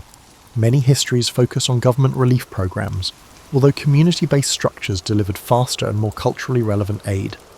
Religious, fraternal, and ethnic benefit societies extended their roles to meet economic requirements. The black fraternal group Prince Hall Masons exhibited this expansion. Detroit Lodge officer Thomas Washington said, "Our organisation traditionally provides burial benefits and social connections. We became a job office, food distribution centre, and housing referral agency overnight during the Depression. Every working brother supported the unemployed. When the economy failed, our community retained dignity." Labour unions expanded beyond workplace activism to provide overall support. The International Ladies Garment Workers Union in New York sponsored health clinics, cooperative housing, and adult education. Michigan United Auto Workers Unemployment Councils organised direct action to avoid evictions. Later UAW leader Walter Reuther remembered early Depression-era activities. Hundreds of workers blocked the sheriff when a family received an eviction notice. Then we'd negotiate lower rent or payment schedules with the landlord. We'd return the family's possessions after authorities left if eviction was inevitable. Now we fought for community survival, not pay. Rural communities established unique mutual help systems. Besides advocacy, the Grange coordinated seed exchanges, equipment sharing, and labour pooling. Farmers formed communal lending circles based on European and African customs when bank failures devastated the conventional credit system. Transformations were especially profound in churches. Religion became aid distribution, employment, and housing coordinators in addition to spiritual assistance. When public education funds fell, church basements became schools, Religious communities that had focused on spirituality now addressed material concerns directly. Before the Depression, charity was a minor part of our ministry, said Dayton, First Methodist Church pastor Michael Thompson. We turned our refuge into a nighttime dormitory by 1932. Our Sunday school classes became healthcare clinics with volunteer nurses. We broadened Christian responsibility from spirits to bodies. Theological consequences were huge. We couldn't preach about paradise while neglecting earthly misery. The cross-cutting aspect of these community systems was significant. Organisations that serviced ethnic, religious, or occupational groups expanded their reach. The result opened up social relationships across boundaries. Intentional communities planned cooperative living arrangements that pooled resources to foster security grew during the Depression. These included official ventures like West Virginia's Arthurdale community and spontaneous settlements like unemployed workers' cooperative camps outside major towns. According to Joseph Collins, who founded a cooperative camp outside Seattle, 60 families erected shelters from salvaged materials on vacant ground. We had sanitation, education, and food production committees like a little town. Everyone contributed skills. A fired teacher taught kids. Restaurant veterans ran our shared kitchen. We printed labour-backed scrip. It was more than survival. We were developing an alternative to the failed economy. These villages were social and economic innovation labs. Many tried cooperative ownership, labour exchange, and non-monetary economies to replace capitalism. Most of these attempts were absorbed into mainstream economic institutions, but they shaped American community organisation. Community structures generated psychological resilience that individuals couldn't, most notably. Mutual aid participants had lower depression and suicide rates than those who struggled alone. Community responses brought meaning to suffering that may have seemed useless. Chicago settlement house worker Margaret Wilson said, "Community connections kept spirits alive. A huge psychological difference existed between unemployed men who joined our workers' council and those who stayed alienated. Meaning and perseverance came from shared hardship. The council members endured hunger and pain with friends, not shamefully alone. These collective survival structures challenged American individualism greatly. They showed that interdependence, not self-reliance, determined economic disaster survivability." Long after the Depression, this lesson shaped social policy and community organising. The Great Depression affected almost all Americans, although some events are forgotten. Black Americans suffered greatly during the Depression, but conventional narratives rarely mention it. Already discriminated against in work, housing and education, black communities saw the Depression as a worsening of their poverty. Atlanta domestic worker Lillian Thompson characterised this continuity. Whites discussed the Depression like it ended the world. Historically, coloured people were economically insecure. Last hired, first dismissed was our norm. We lost even our minimal security. My spouse and I saved $400 for a house. When Citizens Trust Bank failed, that money vanished. No government officials worried about black banks like they did white ones.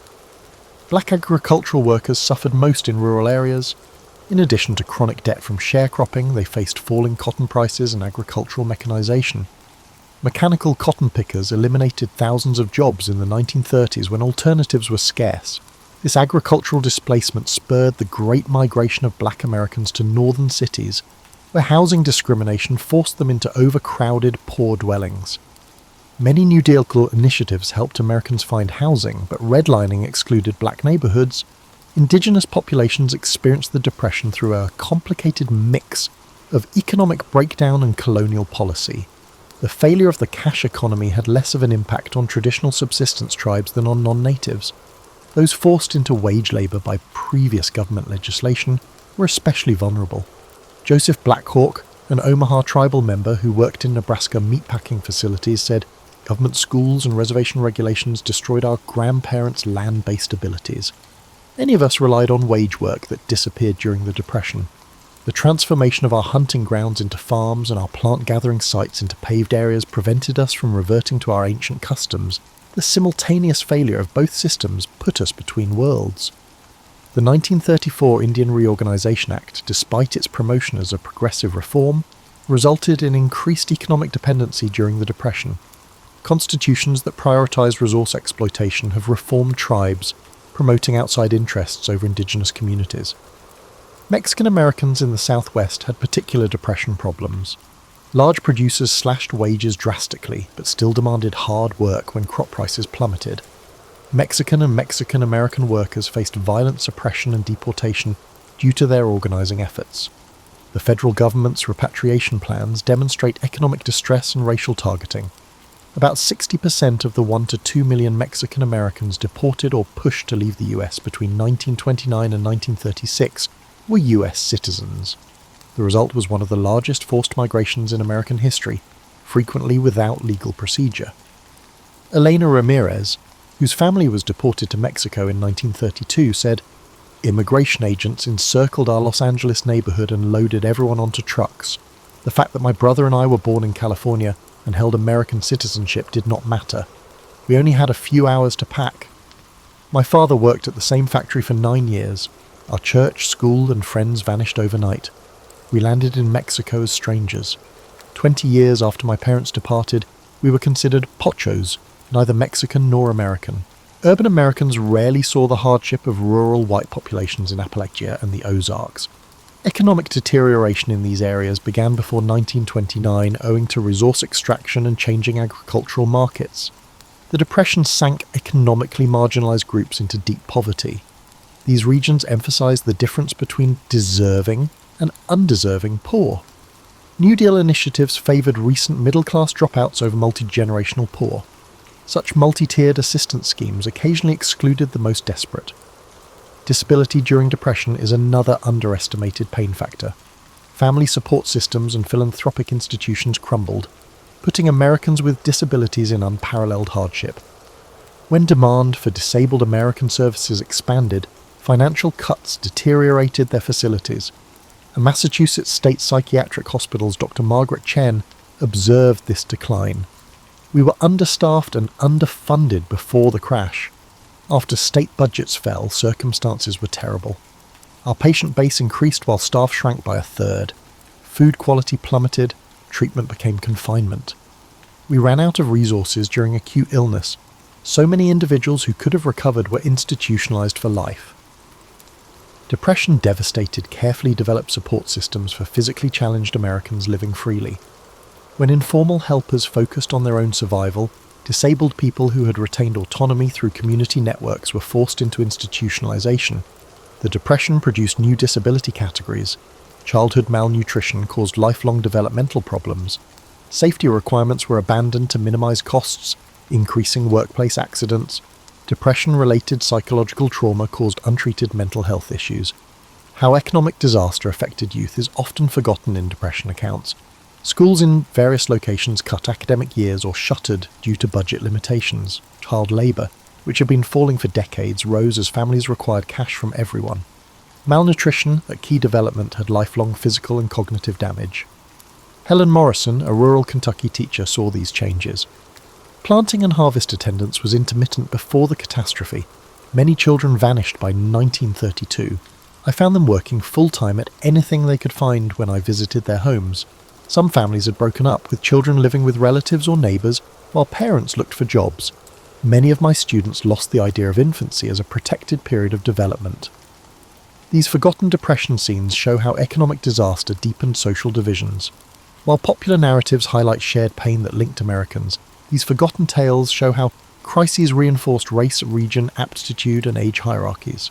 The Great Depression created enduring legacies that shaped American society for generations in ways few could have predicted. These influences transformed behaviours and attitudes that would persist long after economic recovery. The most visible legacy was Americans' relationship with financial risk. Depression survivors developed what marketers later called depression syndrome, financial behaviours that prioritise security over opportunity, even when economically irrational. Millionaires who had survived bank failures maintained multiple modest accounts rather than consolidated ones. Successful professionals refused mortgages despite having ample income. Families stockpiled necessities due to concerns about future shortages. Dorothy Klein, a consumer researcher in the 1950s, noted that conventional advertising could not persuade depression survivors. They evaluated purchases through a trauma lens. I interviewed a doctor who kept 25 pounds of coffee in his pantry. When coffee was rationed during the war, he'd developed anxiety about shortages. 20 years later, despite abundant supplies, he maintained this buffer against a threat that no longer existed. This security-oriented mindset was passed down to children raised by Depression survivors. The silent generation and early baby boomers inherited their parents' risk aversion despite growing up in unprecedented prosperity. This generational transmission of financial trauma influenced banking, housing and retail sectors for decades, as these sectors unknowingly catered to customers whose decision-making was influenced by psychological patterns formed during the 1930s. The Depression fundamentally altered Americans' relationship with government. Before 1929, most citizens had minimal interaction with federal agencies. By 1940, government had become an everyday presence through relief programs, employment projects, and regulatory frameworks. This created expectations that transcended traditional political divisions. Frank Holloway, who administered WPA projects in Tennessee, noted, "Before the Depression, mentioning I worked for the federal government drew suspicion. By 1936, people welcomed me because I represented jobs and assistance. People who philosophically opposed government interference now expect government solutions. This evolution wasn't about liberal or conservative, it was about a fundamental recalibration of what government was for." Cultural expressions underwent profound transformation. The arts developed dual impulses that seemed contradictory, but often existed within the same works. Unflinching documentation of suffering alongside escapist entertainment.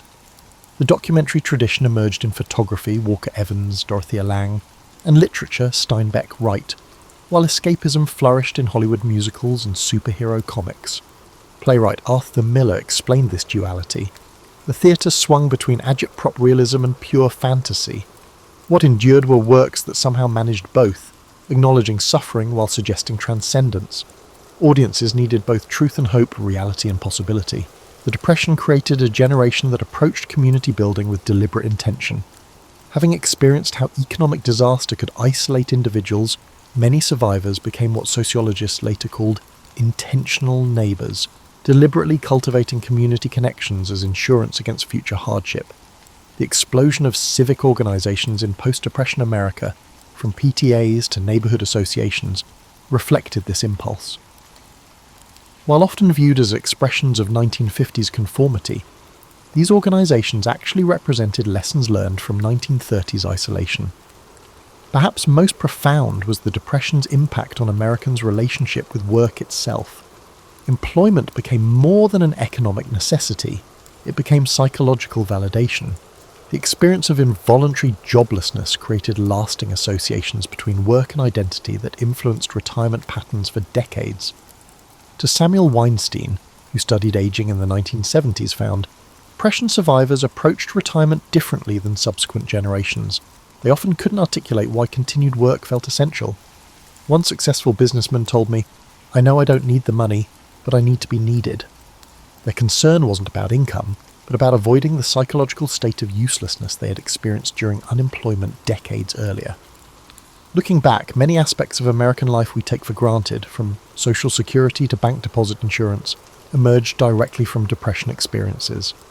These institutional responses to catastrophe became so normalized that their origins in crisis were forgotten, their existence seemingly natural rather than a response to specific historical trauma. What remains most remarkable about the Depression's legacy is how it demonstrated both human vulnerability and resilience simultaneously. It revealed how quickly prosperity could vanish and how fragile social structures could prove. Yet it also showed how communities could adapt and societies could reimagine themselves in response to catastrophe. As Depression survivor Eleanor Winthrop reflected, what stayed with me wasn't the hardship itself, but the discovery of what humans could withstand and create from ruins. We lost our innocence about economic security, but gained wisdom about human connection. The disappearance of the money did not diminish the value of the ingenious adaptations, extraordinary kindnesses, and communities forged in struggle that replaced it. The paradox of catastrophe is that it takes with one hand but gives with the other, and sometimes the gifts outlast the losses.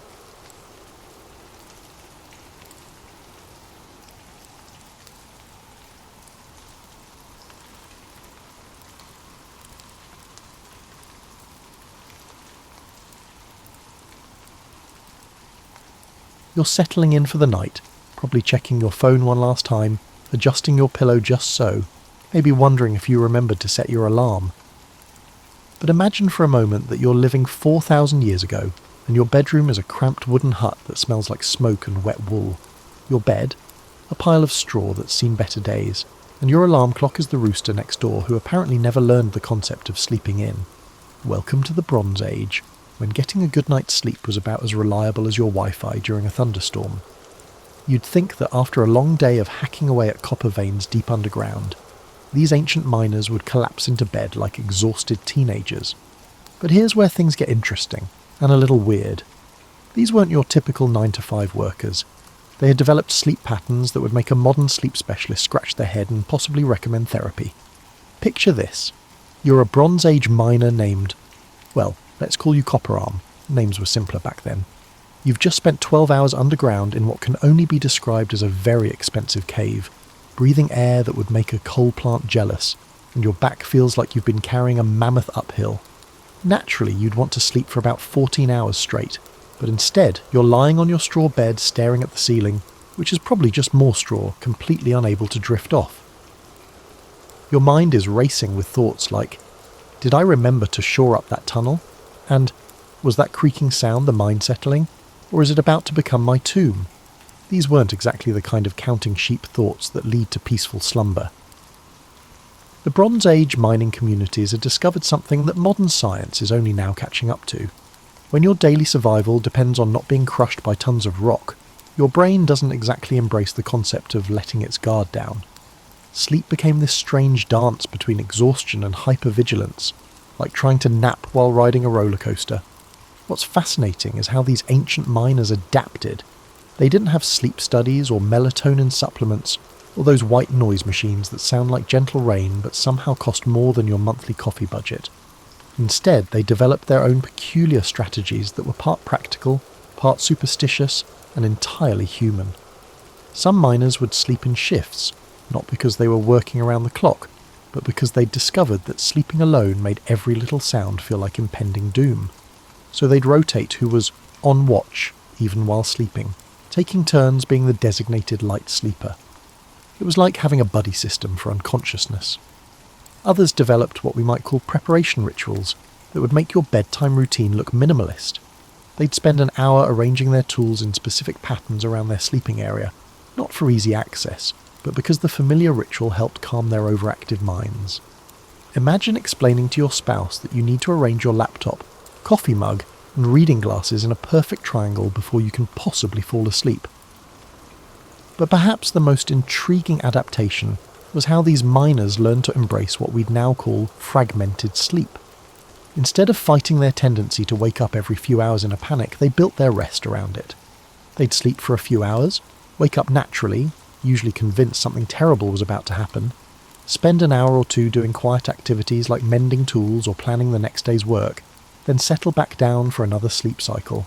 This wasn't insomnia, it was evolution in action. Their bodies and minds were adapting to a lifestyle that required constant alertness, even during rest. They were literally rewiring their sleep patterns to match their dangerous profession, creating a survival strategy disguised as a sleep disorder. And you thought your habit of checking your phone at 2 a.m. was problematic. Now here's where the story takes a turn that would make your afternoon coffee break look like child's play. You see, these Bronze Age miners had discovered something that modern workplace efficiency experts are still trying to figure out: the strategic underground nap.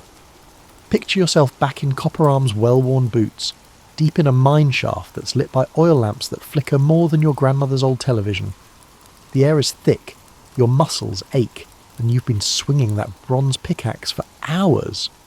Logic would suggest that the last thing you'd want to do is fall asleep surrounded by unstable rock walls and toxic fumes. But logic, as you're about to discover, wasn't exactly the miner's strong suit. These crafty underground workers had figured out that a well-timed 20-minute nap in the depths of the mine could be the difference between productive afternoon digging and accidentally pickaxing your own foot. But here's the catch, and this is where things get delightfully weird. They couldn't just curl up anywhere. Oh no, that would be too easy. Underground napping had rules, serious rules. The kind of rules that would make your office handbook look like a grocery list. First, you had to find what they called a singing spot. a place in the mine where the acoustics were just right. Not too echoey, which meant unstable rock, not too muffled, which could mean dangerous gas pockets, but just right, like some sort of geological Goldilocks situation. These spots were highly coveted, and miners would actually trade shifts and rations for access to the premium napping locations. Imagine the workplace politics. Listen, Tinbeard, I'll give you my extra bread ration and cover your morning shift if you let me have the Tuesday 2 p.m. slot in the good sleeping alcove. It was like booking a conference room, except the stakes were your sanity, and the conference room could potentially collapse on you. But the weirdness doesn't stop there. These miners had developed a buddy system for underground napping that was part safety protocol, part superstition. One person would sleep while another kept watch, not for cave-ins or dangerous gases, but for what they called the dream thieves. Now, before you start picturing some sort of Bronze Age sleep bandits sneaking around stealing dreams, let me explain. The miners believed that sleeping underground could lead to prophetic dreams about the location of rich ore veins. These dreams were considered so valuable that there were actual cases of miners trying to steal each other's sleeping spots to intercept these geological visions. It was like corporate espionage, but with more dirt and fewer PowerPoint presentations. The watching partner had a specific job. If the sleeping miner started mumbling about copper or tin or gold in their sleep, the watcher was supposed to memorize every word. Some watchers even developed their own shorthand for recording these drowsy proclamations. Imagine waking up from your nap to find your coworker frantically scribbling notes about your sleep-talking session. You said something about shiny veins near the singing water, your partner would whisper urgently. Do you remember what that means? And you'd be standing there, still groggy, trying to figure out if you'd just solved the mine's productivity problems or if you'd simply been dreaming about your lunch again. The really fascinating part is that this system actually worked, not because the dreams were genuinely prophetic, but because the process of sleeping underground had actually trained these miners to be incredibly observant about subtle geological signs. Their subconscious minds were processing details they'd noticed during their waking hours, slight changes in rock colour, variations in airflow, unusual sounds or echoes. So when they dreamed about promising locations, they were actually accessing a kind of intuitive knowledge they'd built up through months or years of underground experience. It was like having a geological GPS system powered by REM sleep and Bronze Age intuition. But here's the mildly stressful part that would keep you on edge. Not everyone's dreams were welcome. If a miner's underground naps consistently led to dry holes or dangerous cave-ins, they'd be banned from the good sleeping spots. Imagine the pressure of knowing that your dream quality could affect your career prospects. Performance reviews were literally based on your subconscious performance. Sorry, Copper Arm, but your last 3 dream tips led us to solid rock and a small flood. You're relegated to the noisy alcove near the ventilation shaft until further notice. It was like being demoted for your sleep performance. Talk about workplace stress following you into your dreams. You'd think that people who spent their days in near total darkness would relish the opportunity to sleep in actual comfortable darkness. But Bronze Age miners, as you're beginning to understand, weren't exactly conventional in their approach to rest and relaxation. Instead of embracing the darkness, they turned bedtime into what can only be described as a competitive sport. And like most competitive sports, it was simultaneously ridiculous and intensely serious.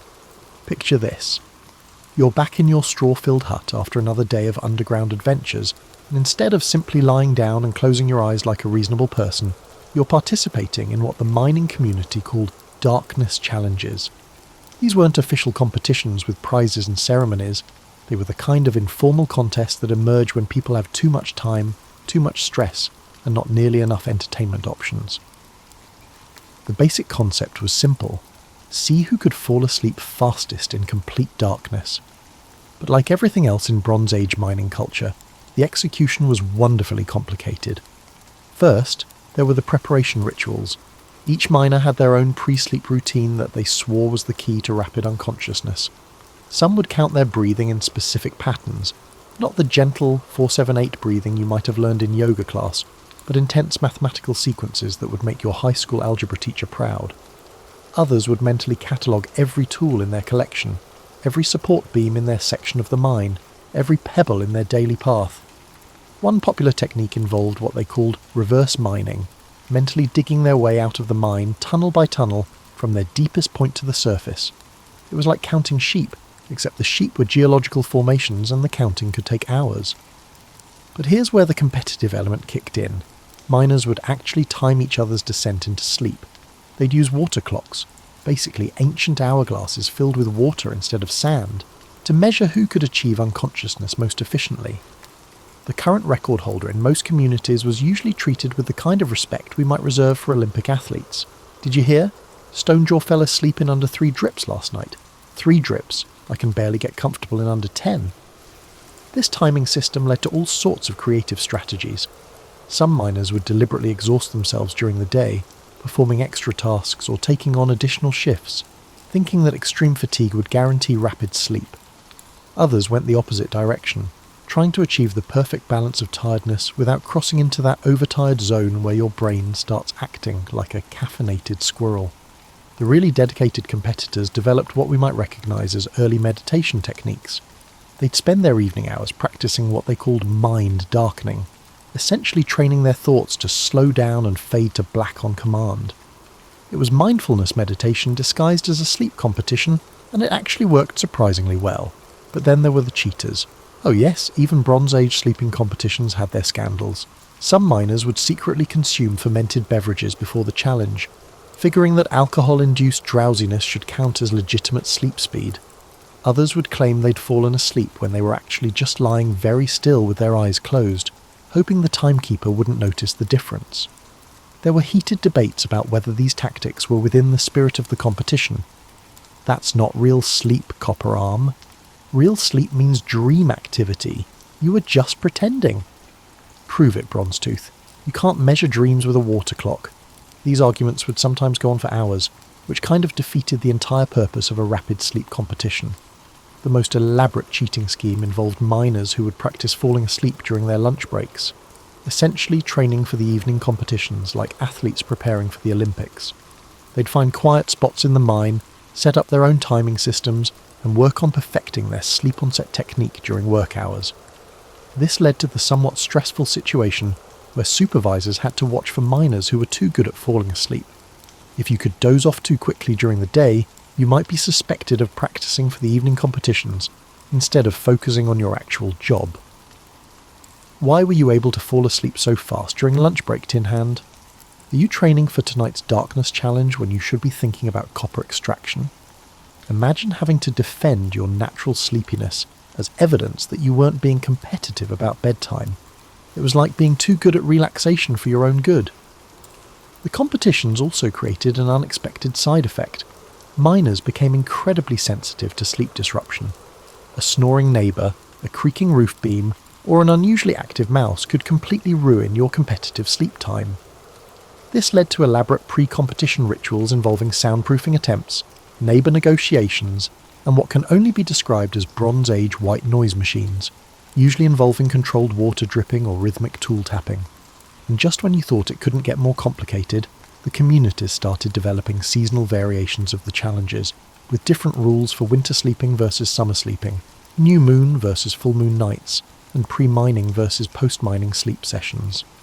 It was the kind of thing that started as simple fun and evolved into a complex subculture with its own rules, strategies, and social hierarchies. Because apparently, even sleep needed to be optimized for maximum efficiency and competitive advantage. Who knew Bronze Age miners were the original life hackers? Just when you thought Bronze Age sleep habits couldn't get any stranger, we encounter what might be the most peculiar phenomenon of all, the singing sleepers. And no, this isn't about miners who hummed lullabies to help themselves drift off, though that would be charmingly normal compared to what actually happened. You're lying in your Bronze Age bed. Remember, it's still that pile of straw that's definitely seen better days. And from somewhere in the darkness comes a sound that's part melody, part moan, and entirely mysterious. It's your neighbour, Bronzebeard, engaging in what the mining community called sleep singing, a phenomenon that was part medical condition, part social ritual, and entirely fascinating to everyone who witnessed it. Sleep singing wasn't like the occasional snoring or sleep talking that you might be familiar with. These weren't random mumbles or unconscious vocalizations. The singing sleepers produced elaborate melodic compositions while completely unconscious, often lasting for hours and featuring complex harmonies that they couldn't reproduce while awake. The weird part, as if it wasn't weird enough already. The songs seemed to follow the rhythm of mining. The melodies matched the tempo of pickaxe swings. The harmonies echoed the sounds of copper being separated from stone, and the overall compositions had a distinctly geological quality that somehow made perfect sense if you'd spent enough time underground. Imagine trying to explain this to your modern sleep specialist. Well, doctor, I seem to be composing symphonies in my sleep, but only ones that sound like mining equipment, and I can't remember any of it when I wake up. The mining communities didn't treat this as a medical oddity to be cured. They embraced it as a form of entertainment and, in some cases, divine communication. Families would actually adjust their sleeping arrangements to be closer to their household sleep singer, and neighbours would sometimes request specific songs by leaving symbolic objects near the singer's bed. Want to hear the copper vein discovery song? Leave a small piece of copper ore by the sleeper's head, hoping for the safe journey underground melody. A mining tool placed just so might do the trick. It was like having a prehistoric jukebox that operated on unconscious request fulfillment. But here's where things got mildly stressful for the sleep singers themselves. They started feeling performance pressure even while unconscious. Some singers reported anxiety dreams about not producing good enough nocturnal concerts, or nightmares about forgetting the melodies their communities had come to expect. Bronzebeard might wake up feeling exhausted, not from physical labour, but from the psychological pressure of being the neighbourhood's primary source of nighttime entertainment. Imagine the responsibility of knowing that your sleep quality directly affected everyone else's enjoyment of their evening. Did you hear Bronzebeard's performance last night? Usually his underground flooding song is much more dramatic. I hope he's not coming down with something. The phenomenon created its own social dynamics. Sleep singers became informal community leaders, their unconscious musical choices influencing group decisions about mining locations, safety protocols, and even interpersonal conflicts. If the sleep song featured harmonies about avoiding a particular tunnel, the mining crew might genuinely consider changing their plans. It was like having a focus group that operated entirely through dream state musical compositions. The practical challenges were considerable. Sleep singers couldn't control their nocturnal performances, which meant they might launch into a rousing mining anthem, just when everyone else was trying to fall asleep. This led to the development of singer schedules, informal agreements about when different sleep singers would be allowed to perform. Bronzebeard gets the first part of the night, Copper Voice takes the middle shift, and Tin Throat handles the pre-dawn slot. That way everyone gets some quiet sleep time and some musical entertainment. But scheduling unconscious performers is about as reliable as predicting the weather using tea leaves. Singers would sometimes sleep through their designated performance windows, leaving their audiences disappointed. Other times they'd have particularly energetic nights and sing right through someone else's scheduled quiet time. The communities developed surprisingly sophisticated ways to manage these challenges. Some groups appointed sleep conductors, people whose job was to gently influence the singers' performances through subtle, environmental cues. They'd adjust the temperature, introduce specific scents, or create gentle background sounds that might encourage certain types of songs. It was like being a DJ for unconscious performers, trying to create the right atmosphere for the kind of musical dreaming that would benefit the entire community. The most talented sleep conductors could allegedly influence not just the style of the songs, but their content.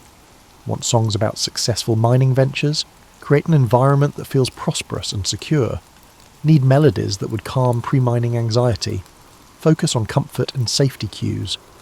Of course, this system was about as reliable as you'd expect when dealing with unconscious minds, environmental manipulation, and Bronze Age technology.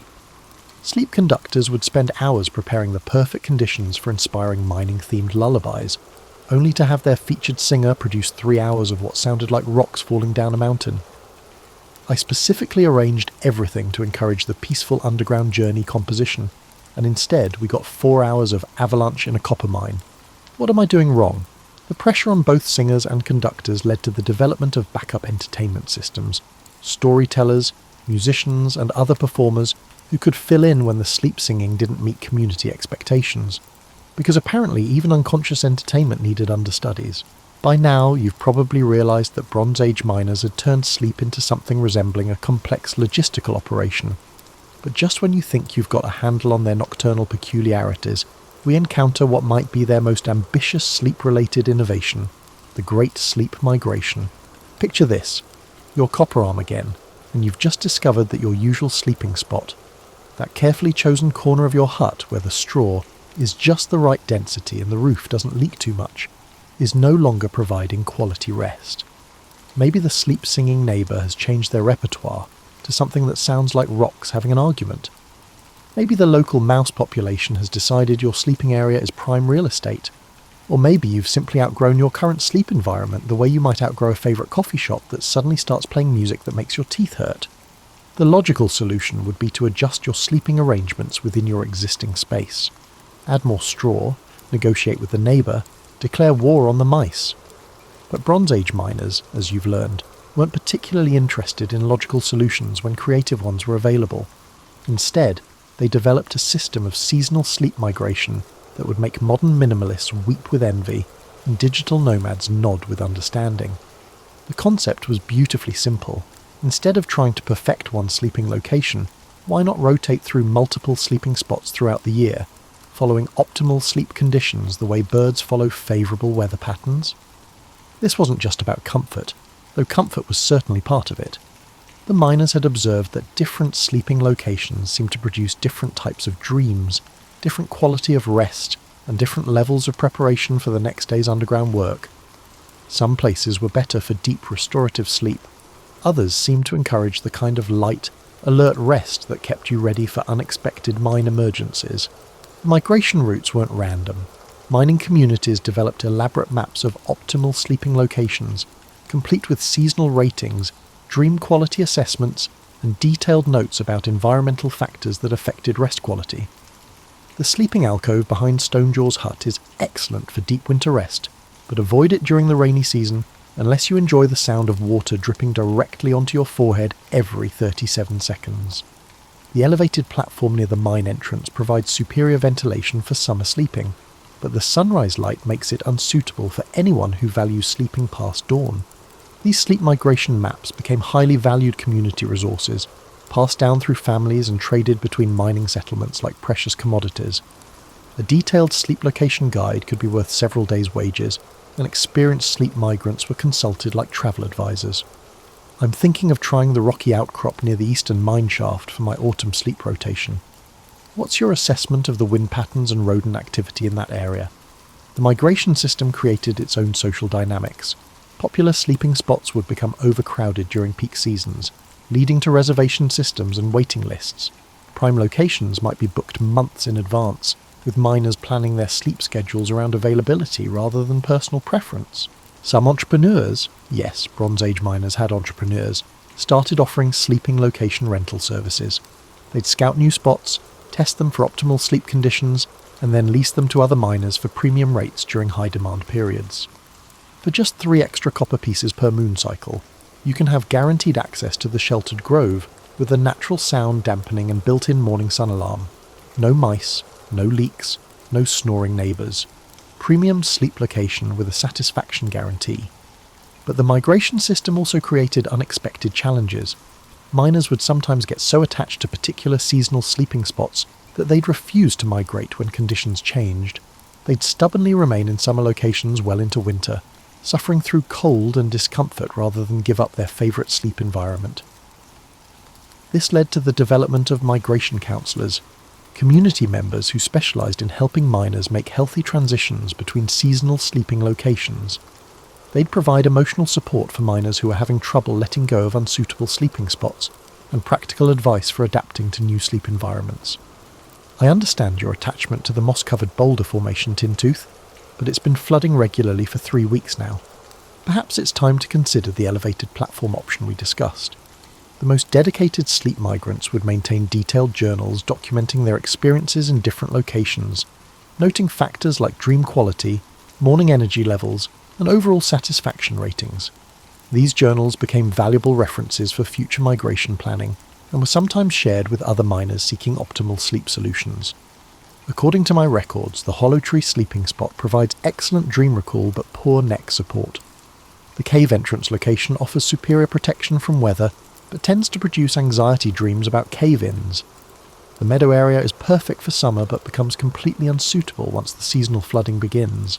Some miners took the migration concept so seriously that they'd spend more time travelling between sleeping locations than actually sleeping in them.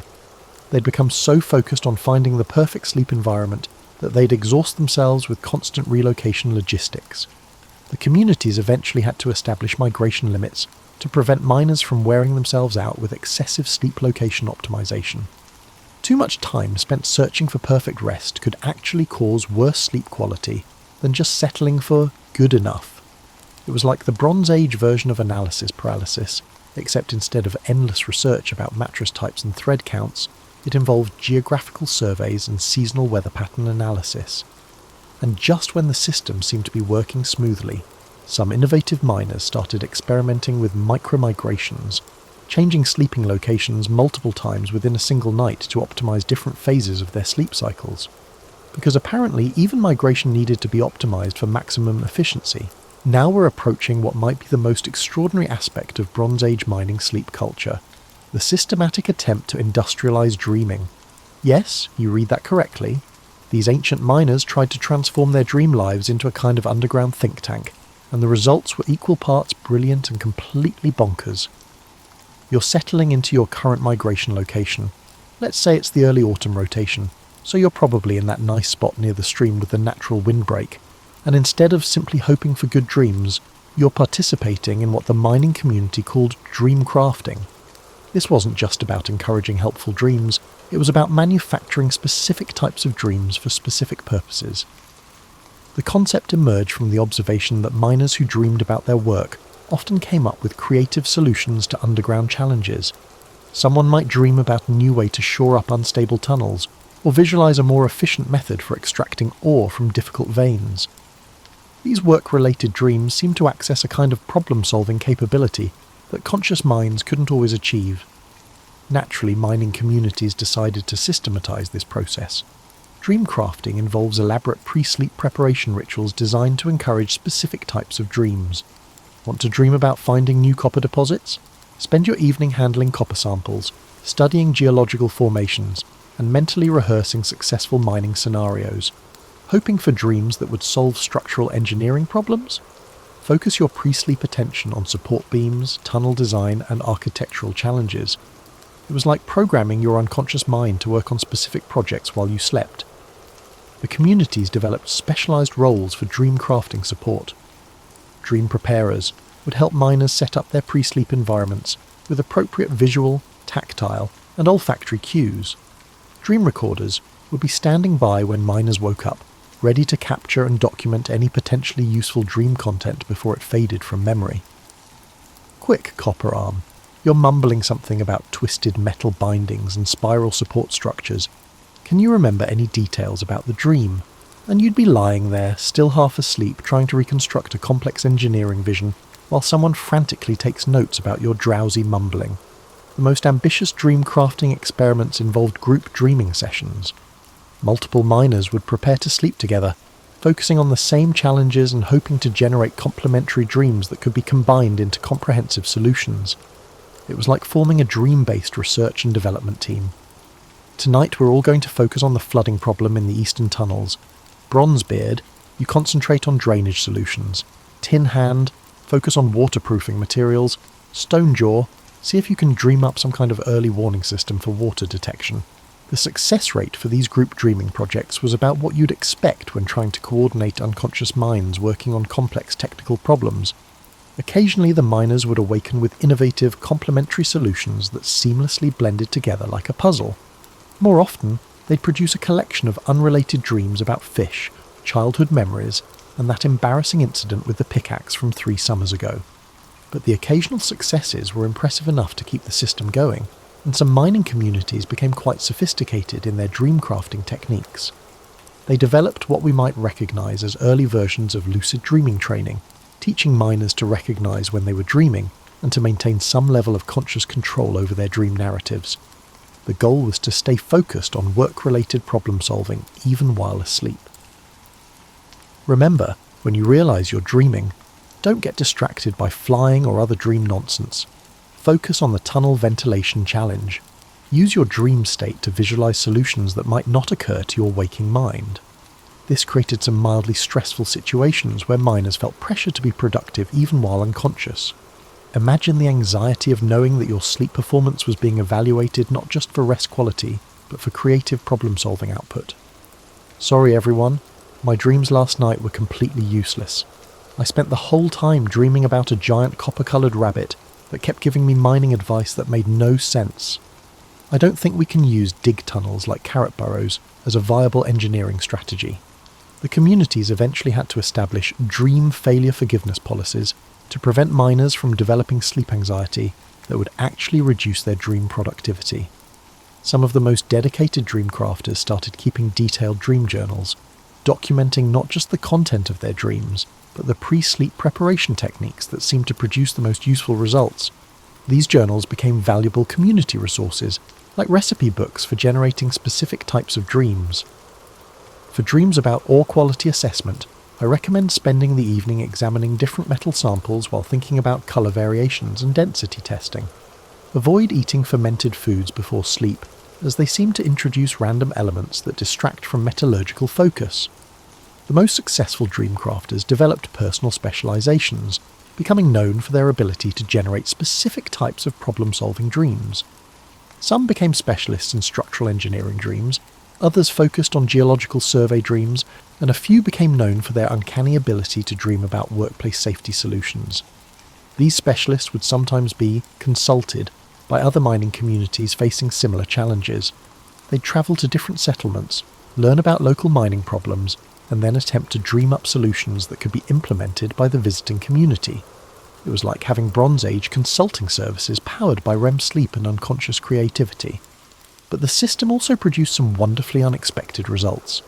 Miners who were trying to dream about technical solutions would sometimes come up with innovations in completely unrelated areas. Someone focusing on tunnel support might dream up new food preservation techniques. A miner concentrating on ore extraction might wake up with ideas for improved textile manufacturing.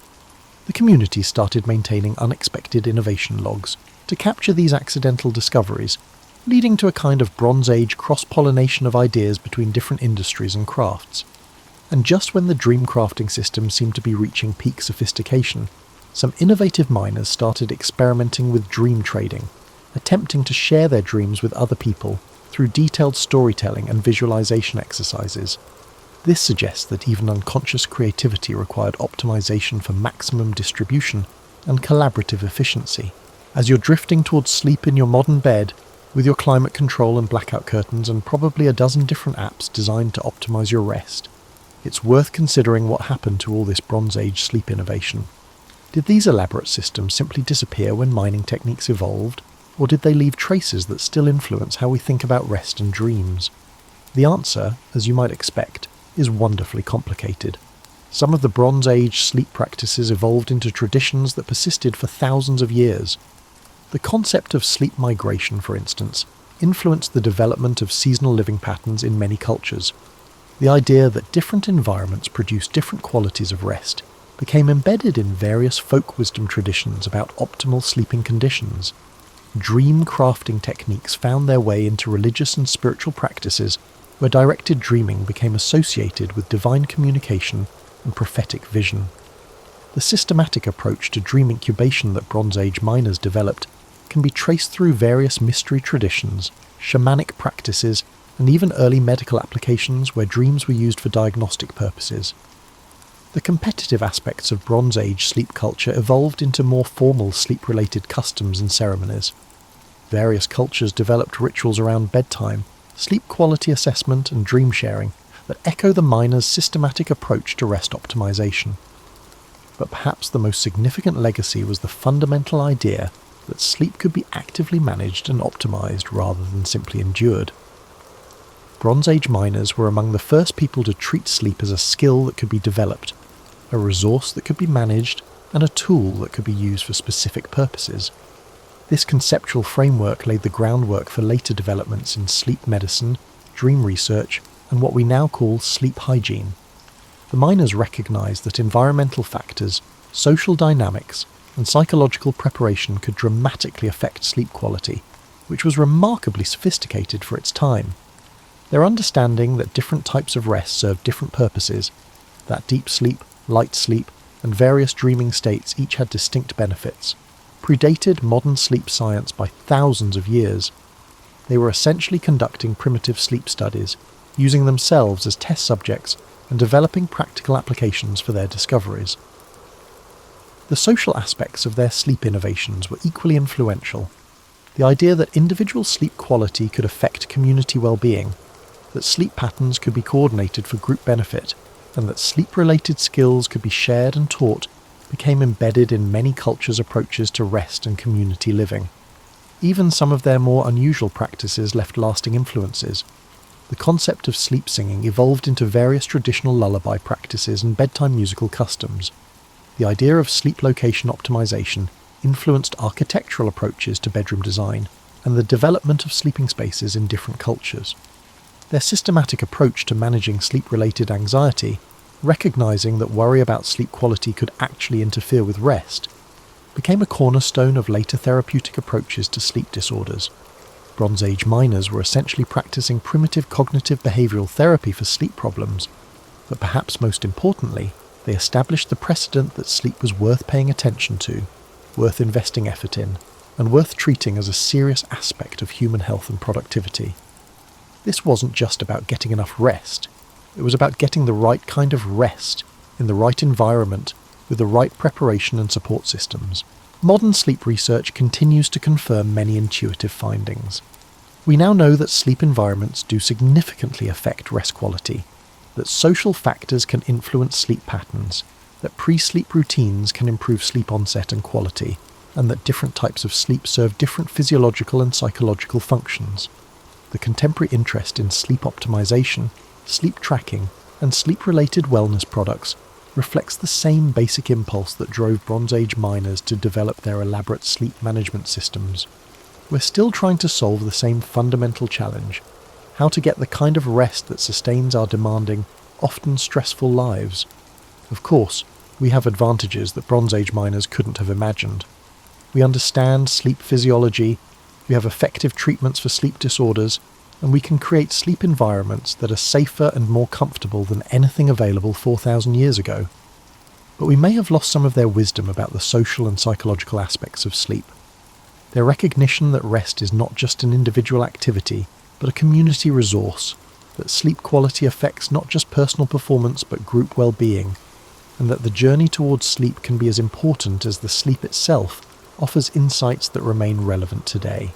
As you settle into your sleep routine tonight, you're participating in a tradition that stretches back to those ancient copper miners who refused to accept poor sleep as an inevitable part of difficult work. They understood something that we're still learning: that good sleep is not a luxury but a necessity, not a passive experience, but an active skill, and not just about rest, but about preparing for whatever challenges tomorrow might bring. Their legacy lives on in every person who takes time to create a comfortable sleep environment, who develops bedtime routines that work for their individual needs, and who recognizes that rest is an investment in productivity and well-being, rather than time lost from more important activities. So tonight, as you adjust your pillow and settle into your carefully chosen sleep position, you're honouring thousands of years of human innovation in the art of rest. You're the beneficiary of countless generations of people who refused to accept that sleep was simply something that happened to them, rather than something they could actively improve. Your memory foam mattress and your smartphone sleep tracking apps would probably amaze the Bronze Age miners, but they'd immediately understand your desire to optimize your rest for tomorrow's challenges. They'd recognize the familiar human impulse to turn even unconsciousness into an opportunity for improvement and innovation.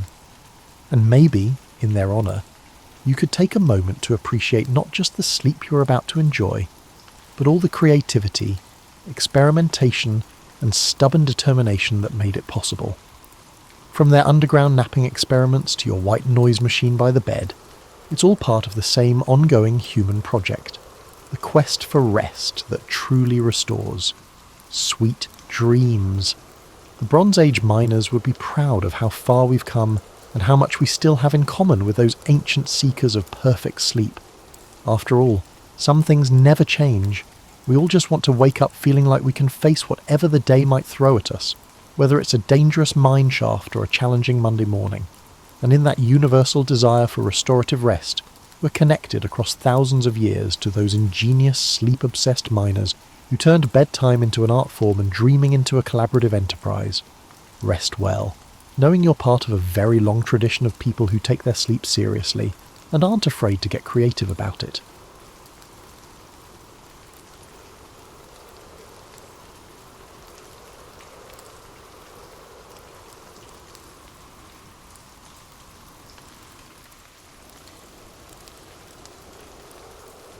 Born in the port city of Genoa, Christopher Columbus entered the world under a roof that smelled of salt air and fish scales.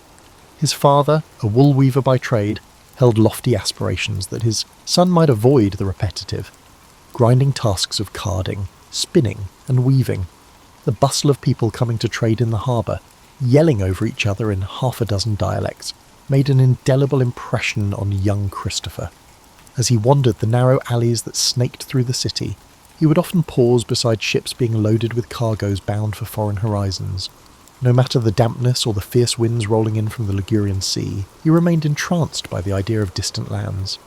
This fascination set him apart from others his age. He was far less interested in the local gossip about the new bishop or who would marry into which family. Instead, he chased fleeting rumours about gold-laden shores where people spoke in languages sounding like music.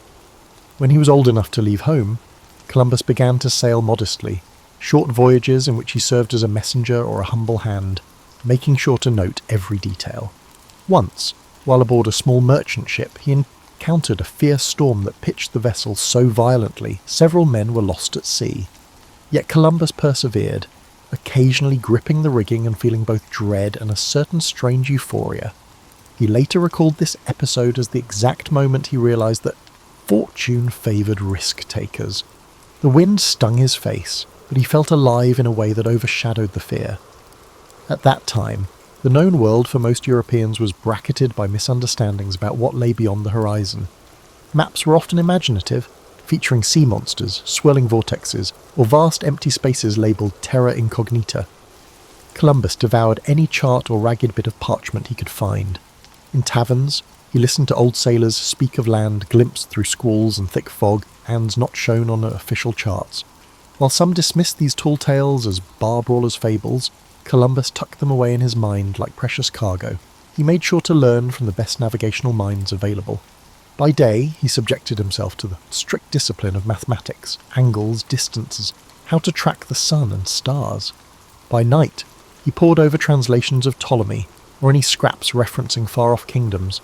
His curiosity was insatiable, but always tinged with pragmatism. Even as he immersed himself in daydreams of unknown continents, he meticulously built his fundamental knowledge. The pursuit of novelty was anchored in the discipline of rigorous study. A lesser-known anecdote concerns a letter Columbus received from a Venetian traveller whose name has been largely forgotten by mainstream history. This Venetian teased glimpses of a rumoured passage, a route leading west across the Atlantic to Asia's riches. The letter wasn't coated with the florid hyperbole common in travel accounts at that time. Instead, it was almost stark, describing a place where the sun set over expanses of water few dared to traverse. Columbus cherished that letter, convinced it held the kernel of a secret known only to a handful of traders or explorers who lacked the means to follow up on it. The Venetian might never have expected his words to incite one of the most daring voyages of the age. Yet for Columbus, that letter represented a subtle push, a sign that the improbable might be real. In the decades leading up to his famed expeditions, Europe wrestled with power shifts. Italy's city-states squabbled with each other. The Ottoman Empire flexed control over trade routes, and Portugal angled for maritime dominance. People in Columbus's circles debated the viability of sailing west to reach the spice-laden east. The question was more than academic curiosity. It came down to wealth, alliances, and bending the map to serve power. Genoa, sitting at the crossroads of so many trading arteries, was itself a testament to how maritime acumen could drive prosperity. Columbus was neither the best educated nor the wealthiest visionary of his time, but he excelled in marrying lofty dreams with a canny political sense. It became apparent to him that some power, be it Portugal, Spain, or another kingdom, would eventually roll the dice on a transatlantic venture, and he, poised with a solid track record of smaller voyages, aimed to be the chosen instrument of that gamble. He saw himself as indispensable in bridging the gap between the idea and the deed. Others might excel in theorizing or financing, but Columbus believed he alone carried the peculiar mix of unwavering faith and nautical competence necessary for success. During these formative years, what truly set Columbus apart was not just his willingness to take leaps, but his ability to accumulate allies and supporters behind closed doors. He had a gift for speech, particularly when discussing navigation or potential wonders that might lie across the Atlantic. People described him as a steadfast man, perhaps even stubborn, whose vision shone through in conversation. Some dismissed him as overzealous, others were swept up in his unwavering confidence. Either way, they remembered him. In a society where reputations were currency, that was the first step toward finding patrons who could turn imagination into tangible backing. Stories about Columbus often skip from his boyhood in Genoa straight to his lobbying at the Spanish court. Yet these in-between years, during which he sharpened his craft, cultivated friendships, and scoured every port for whispered tales, were pivotal.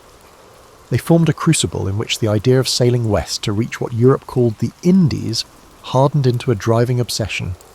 By the time he embarked on the journeys that would etch his name into history, he was already a seasoned navigator with connections in multiple courts.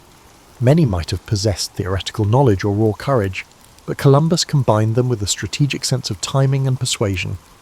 Ultimately, the sum of these experiences, the near-death storms, the midnight confessions of old sailors, the letters penned by obscure travellers, wove together. Columbus stood as a man on the cusp of forging something vast. He was ready to propose a radical plan to whichever monarchy had the audacity to endorse him. And that moment was inching closer every time he set foot on a dock, every time he gathered new bits of intelligence, and every time he closed his eyes at night, visions of uncharted coast dancing just beyond the darkness. Spain in the late 15th century was an agitated tapestry of ambition, religious devotion, and a desire to surpass other emerging European powers. After the Reconquista and the unification under the Catholic monarchs, King Ferdinand and Queen Isabella sought new ways to cement their place in the world. While Portugal was establishing itself along the African coast, using caravels to probe new waters, Spain faced the possibility of being left behind. Columbus perceived this anxiety like a cat sniffing out opportunity. He had tried pitching his westward plan to the Portuguese crown previously, but was met with hesitation, some say scorn. His proposition sounded suspiciously like gambling with the unknown. Portugal, after all, already had an established route circling Africa. But the Spanish court was more impressionable, perhaps because they were eager to leapfrog over rivals in the exploration race. Columbus bided his time in Andalusian port towns, forging friendships with local captains, cartographers, and the occasional monk with an interest in exotic geography. He cultivated a sense of mystique around himself, dropping hints about rumoured islands beyond the horizon. And yet, winning over the Catholic monarchs demanded more than grand promises. Columbus needed to demonstrate some shred of credibility. So, he appeared at court armed with numbers and references. Although many modern experts debate the accuracy of his calculations, especially his underestimation of Earth's circumference, he was undoubtedly passionate about them. He insisted that the distance westward to Asia wasn't as colossal as mainstream scholars maintained. Moreover, he insisted on titles and privileges for himself if he was successful. This wasn't mere hubris. He believed that if he discovered new lands or profitable routes, he deserved recognition and wealth. It's worth noting that Columbus, as a man of his era, cloaked his intentions in religious justifications. He talked about bringing Christianity to the far reaches of the world. This approach resonated with an Iberian court fresh from the triumph over Granada and eager to spread Catholic influence abroad. But behind the religious language, there was also a shrewd negotiator who understood that spiritual rhetoric often smoothed the path toward funding. If you could couch your proposed voyage in terms of salvation or the glory of God, you'd find fewer obstacles in the corridors of power. What followed were months, some say years, of haggling. Advisors to the crown debated whether Columbus was an inspired savant or a fool. Traditional geographers scoffed, referencing ancient authorities who argued that the Atlantic was vast, filled with unknown dangers. A few murmured that even if Columbus did find land, it could be an inhospitable wilderness unworthy of the trouble. Columbus, however, radiated a calm sense of certainty. He occasionally flashed a map, though how detailed these charts were remains a mystery. Scholars have speculated for centuries about the source of his unwavering assurance. Some posit hidden documents or secret knowledge gleaned from seafarers who stumbled upon unknown islets. Others assume it was sheer stubbornness, an unshakable conviction that a western sea route must exist. Eventually, the Catholic monarchs took a calculated risk. They granted Columbus the funds for 3 ships, a modest investment from their perspective. The arrangement was that if he found nothing, the loss would be brushed aside by the Spanish treasury, but if he succeeded, Spain would catapult ahead in the scramble for new lands and trading routes. The recollection of Portugal's prosperity from gold and spices weighed heavily on their minds. Nobody wanted to miss out on the next wave of riches. Columbus, exultant with the royal nod, hurried to assemble a crew. People often overlook the question of how Columbus gathered those men. It's true many were from modest backgrounds, with some rumoured to be on the run from the law, hoping to escape their past in the expanse of the ocean. But it wasn't just desperados who signed up. Skilled navigators from Palos, Huelva, and beyond joined, intrigued by the potential for fortune. The ships, commonly referred to in simplified form as the Nina, the Pinta, and the Santa Maria, were repurposed commercial vessels, not the grand, specialised craft of some modern imagination. In those final days before departure, Columbus prayed publicly at small monasteries and confided in a handful of confidants. The air crackled with anticipation. Coastal communities whispered about the boldness of it all. Some saw it as an act of madness or vanity.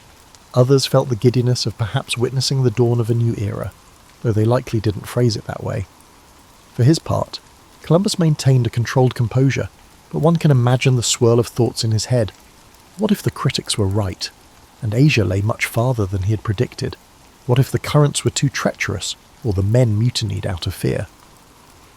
Despite the swirling uncertainty, Columbus pressed on. In the context of the times, caution often yielded smaller gains, while boldness, especially in exploration, could reshape kingdoms and redefine maps.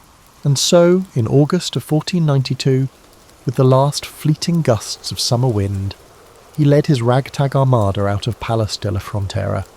Spain's coastline faded behind them under a brilliant sky, and all that remained was the emptiness of the Atlantic. No one aboard those 3 ships fully grasped the magnitude of what they were about to set in motion. Columbus was convinced that on the other side of that endless horizon lay a gateway to Asia. What he actually found would ripple through history in ways neither he nor his patrons could have envisaged. Yet that departure day, so often depicted in simplified paintings, was anything but routine. The tension on deck, the unspoken prayers of the men, the spectre of turning back if storms threatened, it all brewed a potent mix of hope and dread. Columbus, unwavering, stood near the ship's helm, mentally rehearsing his route, likely feeling the weight of his deal with Spain's monarchy on his shoulders. But as a faint breeze pushed them out to open sea, he also might have felt an intoxicating rush of possibility. Sailing into the unknown demanded more than bravado. It demanded an unspoken agreement among the crew that they would trust Columbus's instincts, for better or worse. For weeks, the men heard nothing but the wind snapping the sails and the hull creaking under the pressure of the open sea. Fears of sea monsters and bottomless whirlpools circulated in hushed conversations. Each day, Columbus measured the sun's position with the astrolabe, jotting figures in a logbook he kept hidden from prying eyes. Rumour has it he maintained 2 sets of records, one genuine, one skewed to soothe anxious sailors. As time wore on, their diet, initially bread, onions, salted meat, became stale and monotonous. Water turned brackish, tempers flared as frustrations boiled over. The sense of distance from any known shore was paralysing for some. A few men muttered that they should force Columbus to reverse course. Yet each evening, Columbus delivered a kind of pep talk, reminding them of the wealth rumoured to be waiting just beyond the horizon, of the possibility that each day's sail brought them closer to Asia's spice markets. From a modern perspective, such promises might seem manipulative, but within their historical context, Columbus was playing the necessary role of morale builder.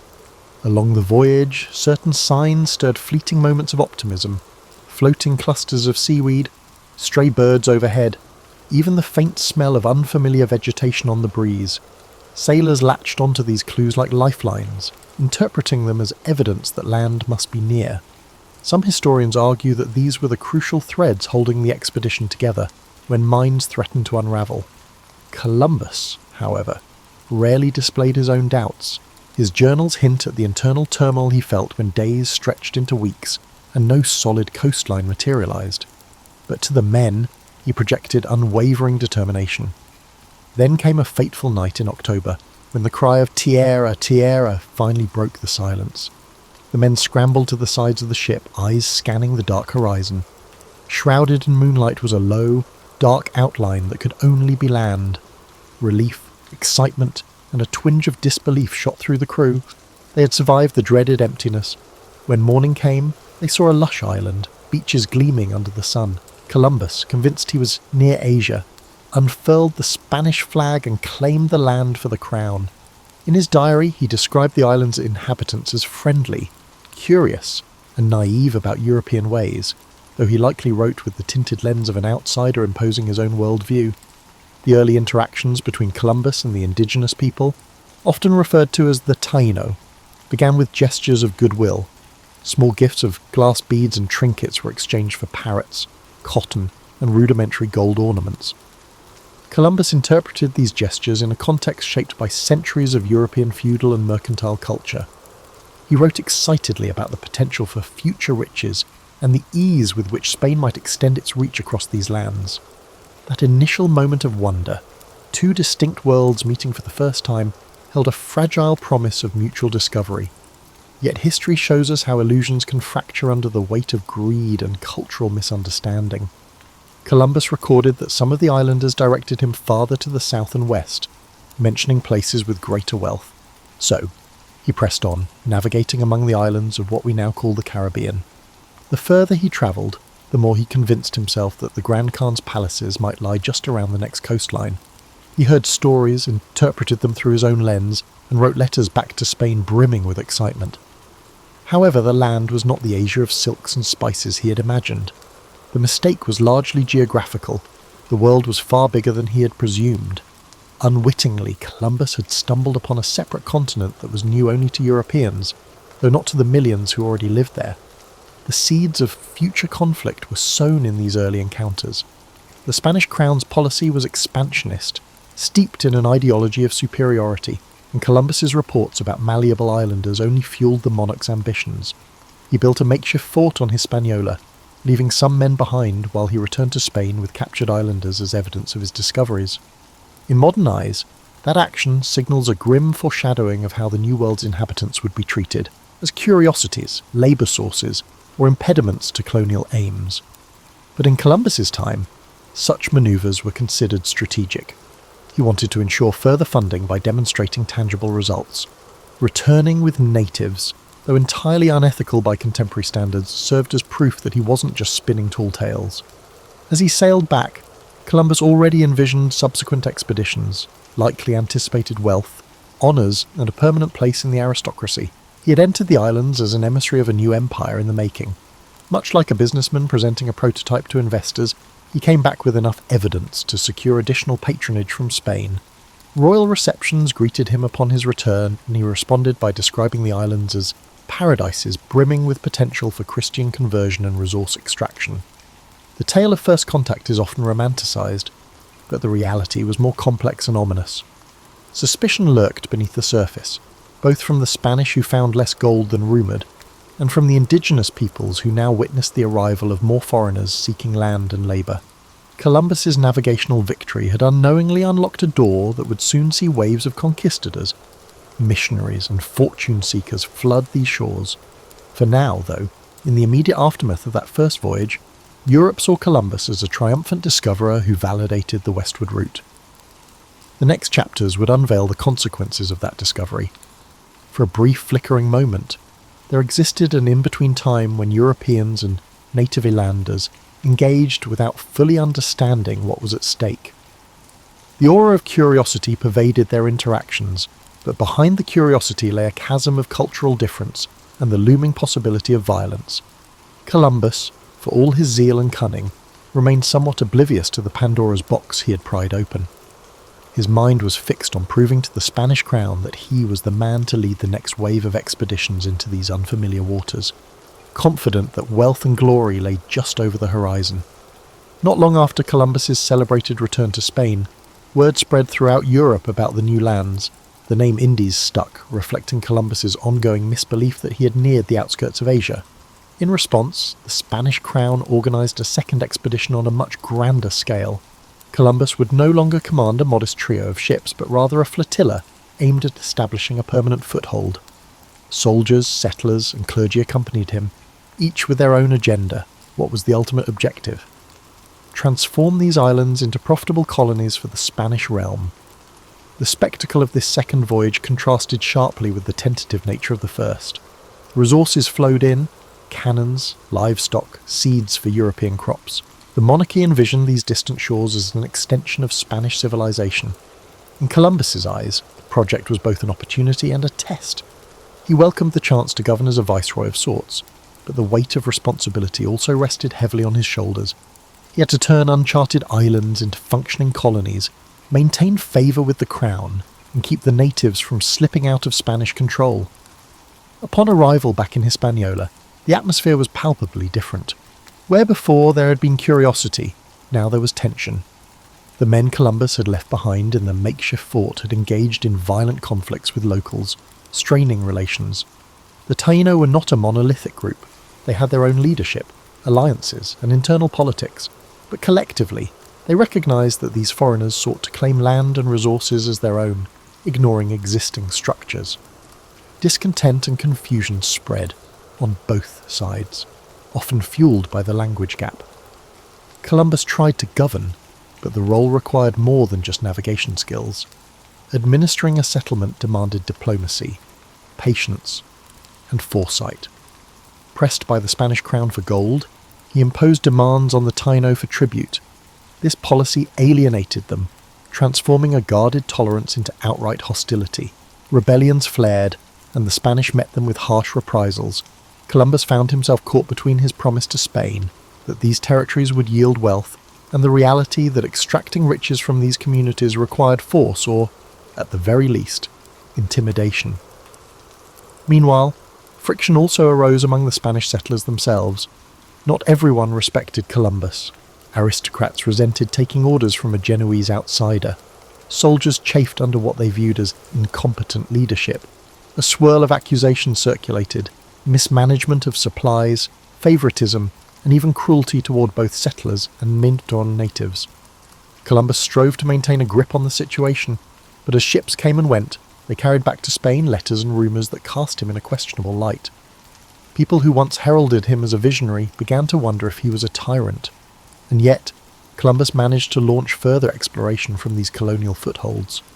He navigated around Cuba, ventured into Jamaica, and glimpsed more of the Caribbean's island chain. Each landfall brought new interactions with indigenous populations. Some initial encounters seemed peaceful enough, featuring small exchanges of goods or gestures of amity. But as Spanish ambitions grew, tensions invariably escalated into conflict. Even so, Columbus's spirit for exploration never truly dimmed. He continued sketching rough maps, confiding in his journals about how these islands might connect to the broader Asian continent. One underappreciated dimension of Columbus's second voyage was the attempt to introduce European agriculture and husbandry to the New World. Horses, pigs, and cattle unloaded from Spanish ships trotted across Caribbean shores for the first time. Wheat and sugarcane seeds were planted with the hope that they would thrive. These experiments would eventually reshape local ecosystems, though Columbus and his contemporaries didn't foresee how foreign plants and animals could disrupt native habitats. They also didn't foresee the profound demographic collapse that would befall the Taino due to disease, forced labour, and armed confrontation. Amid the daily swirl of colonial administration, Columbus also wrestled with personal disappointment. Precious metals seemed less abundant than he had hinted in his early letters. The dream of easy gold faded, forcing him to tighten the screws on both colonists and native populations to meet Spain's expectations. This pressure fueled further discontent. Some settlers plotted against him, drafting scathing reports to royal officials. Columbus responded with imprisonments and strict measures, hoping to maintain order and prove he could handle the responsibilities vested in him. He was not entirely oblivious to the unravelling situation. Letters he penned to the Spanish crown reveal a weary individual. pleading for more support, complaining that rebellious colonists undermined his policies, and defending his harsh treatment of natives as necessary under the circumstances. Historians continue to debate whether these pleas stemmed from genuine concern or a desperate attempt to preserve his authority. Possibly it was both. By this stage, Columbus was no longer just the triumphant mariner who had revealed unknown islands to Europe. He was an embattled governor, pinned between colonial demands, rebellious factions, and indigenous resistance. Eventually, the tensions reached a point where the Spanish crown could no longer ignore the colonial chaos. The Spanish crown dispatched officials across the Atlantic to conduct an investigation. Columbus's name, once applauded in royal halls, started to be whispered with skepticism. The monarchy needed order and profit, not unending complaints and allegations of brutality. Columbus, for his part, insisted he remained steadfast in his loyalty, that his measures were misrepresented, that others were sowing discord against him. But the drumbeat of criticism was relentless. These were pivotal years in which the promise of new lands collided with the practical realities of conquest. The idea of finding a paradise was replaced by the harsh realities of colonization. Columbus's navigational achievements could not shield him from the complexities of trying to rule a far-flung colony under the watchful, profit-hungry eyes of the skull of the Spanish crown, and so, amid fractious settlers and indigenous communities on the brink, the stage was set for a reckoning. The once celebrated admiral, whose unwavering conviction had brought him so far, found himself ensnared in the bureaucracy and violence of empire building, an empire that demanded more than a dreamer's spirit could easily deliver. When people talk about Christopher Columbus today, they often reduce him to a single act, that of discovering America. In that narrative, the nuance of his multiple voyages and the complexities of his tenure as a colonial administrator often vanish. Yet it's precisely in the aftermath of these voyages that the full dimensions of his influence and his failures come into stark relief. As Columbus initiated further journeys, some leading him toward the coasts of Central and South America, he found himself increasingly marginalized by Spanish bureaucracy. This shift manifested most dramatically in the arrival of Francisco de Bobadilla, a royal commissioner tasked with investigating complaints about Columbus's governorship. The new bureaucrat, carrying the weight of royal authority, wasted little time in gathering testimony. Both Spaniards and local islanders recounted episodes of cruelty, nepotism, and questionable decisions. Bobadilla was apparently so appalled that he arrested Columbus and his brothers, sending them back to Spain in chains. Legend has it that Columbus wore his shackles defiantly, even when given the chance to remove them on the ship. He saw them as a symbol of injustice, proof that his loyalty and service were being repaid with humiliation. It was a potent image for someone who once stood triumphant before the same crown that now authorized his imprisonment. The question of guilt remains tangled in historical debate. Some accounts suggest that Columbus, overwhelmed by the labyrinth of colonial politics and the pressure for gold, resorted to extreme measures.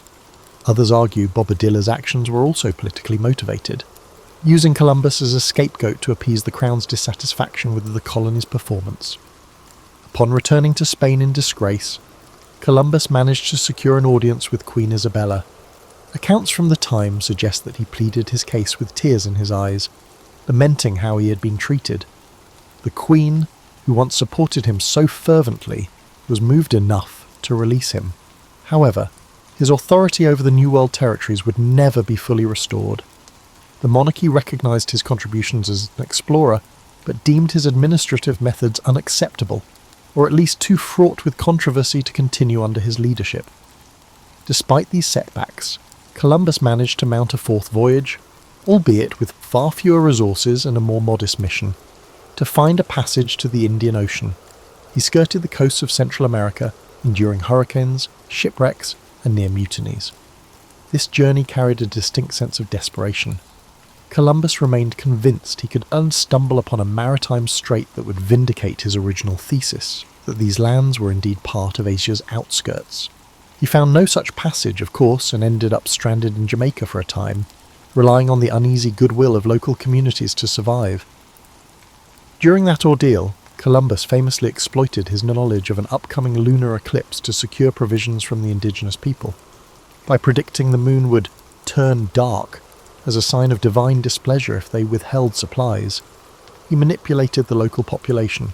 This episode underscores the lengths he would go to maintain authority in precarious circumstances, and it also points to the lopsided power dynamics at play.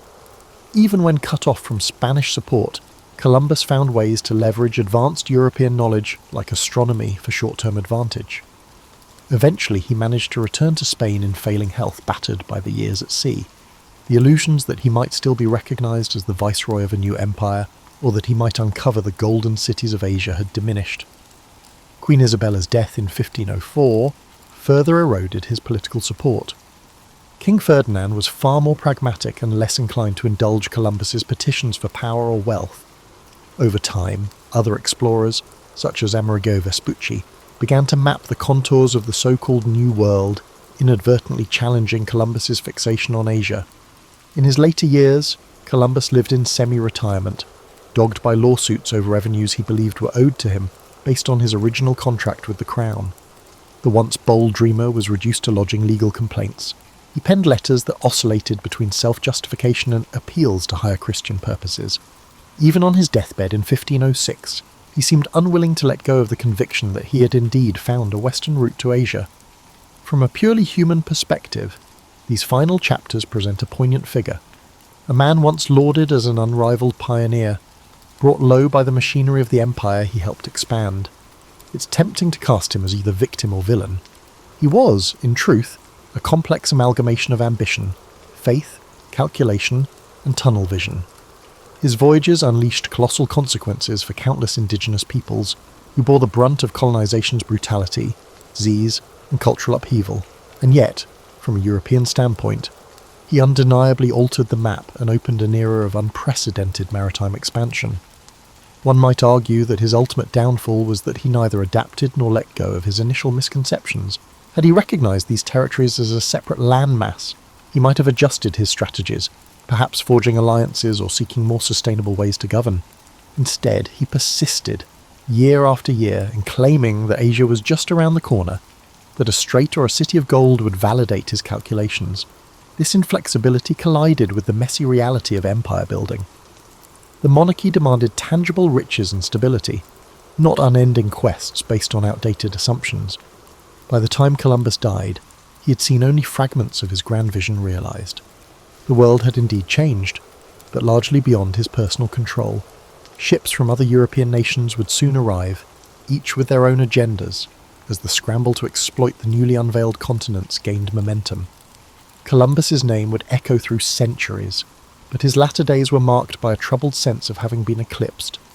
The shimmering illusions that guided him across unknown waters faded into a legacy far more complicated and far more transformative than even he could have imagined. The ramifications of Columbus's journeys extended far beyond the man himself, unleashing a chain of events that would reshape the globe. With each subsequent ship sailing westward, more European settlers landed on Caribbean shores and, eventually, the mainland. While the Spanish crown extracted gold and silver from mines carved out of the soil, indigenous societies buckled under forced labour and diseases like smallpox, measles and influenza. These illnesses, new to the Western Hemisphere, devastated populations who had no immunity. Communities that had thrived for generations collapsed, their cultural practices disrupted or erased. Within a single generation, the vibrant tapestry of the Taino and other native groups was forever transformed. Some scholars estimate mortality rates well over 70% in certain areas due to epidemics alone. The Spanish approach was typically to establish encomiendas, a system in which settlers were granted control over local communities. They were supposed to protect and educate them in Christianity, but in practice, the system turned into a form of enslavement, extracting labour while paying minimal heed to well-being. Columbus's initial governance might not have single-handedly created these policies, but his methods and the Crown's encouragement of resource exploitation set the tone. The idea of the Columbian Exchange is often used to describe the massive transfer of plants, animals, people, and ideas between the old and new worlds. From the Americas came crops like maize, potatoes, tomatoes, and cacao, which would revolutionize European cuisine and agriculture. Conversely, Old World animals like horses, cattle, and pigs quickly became fixtures in the Americas, changing landscapes and indigenous livelihoods. This exchange also included the forced migration of African slaves, who were brought in to replace decimated local labour forces, grim escalation that Columbus may never have directly orchestrated, but that followed from the colonial blueprint he helped lay out. In a broader sense, Columbus's voyages sparked the European imagination.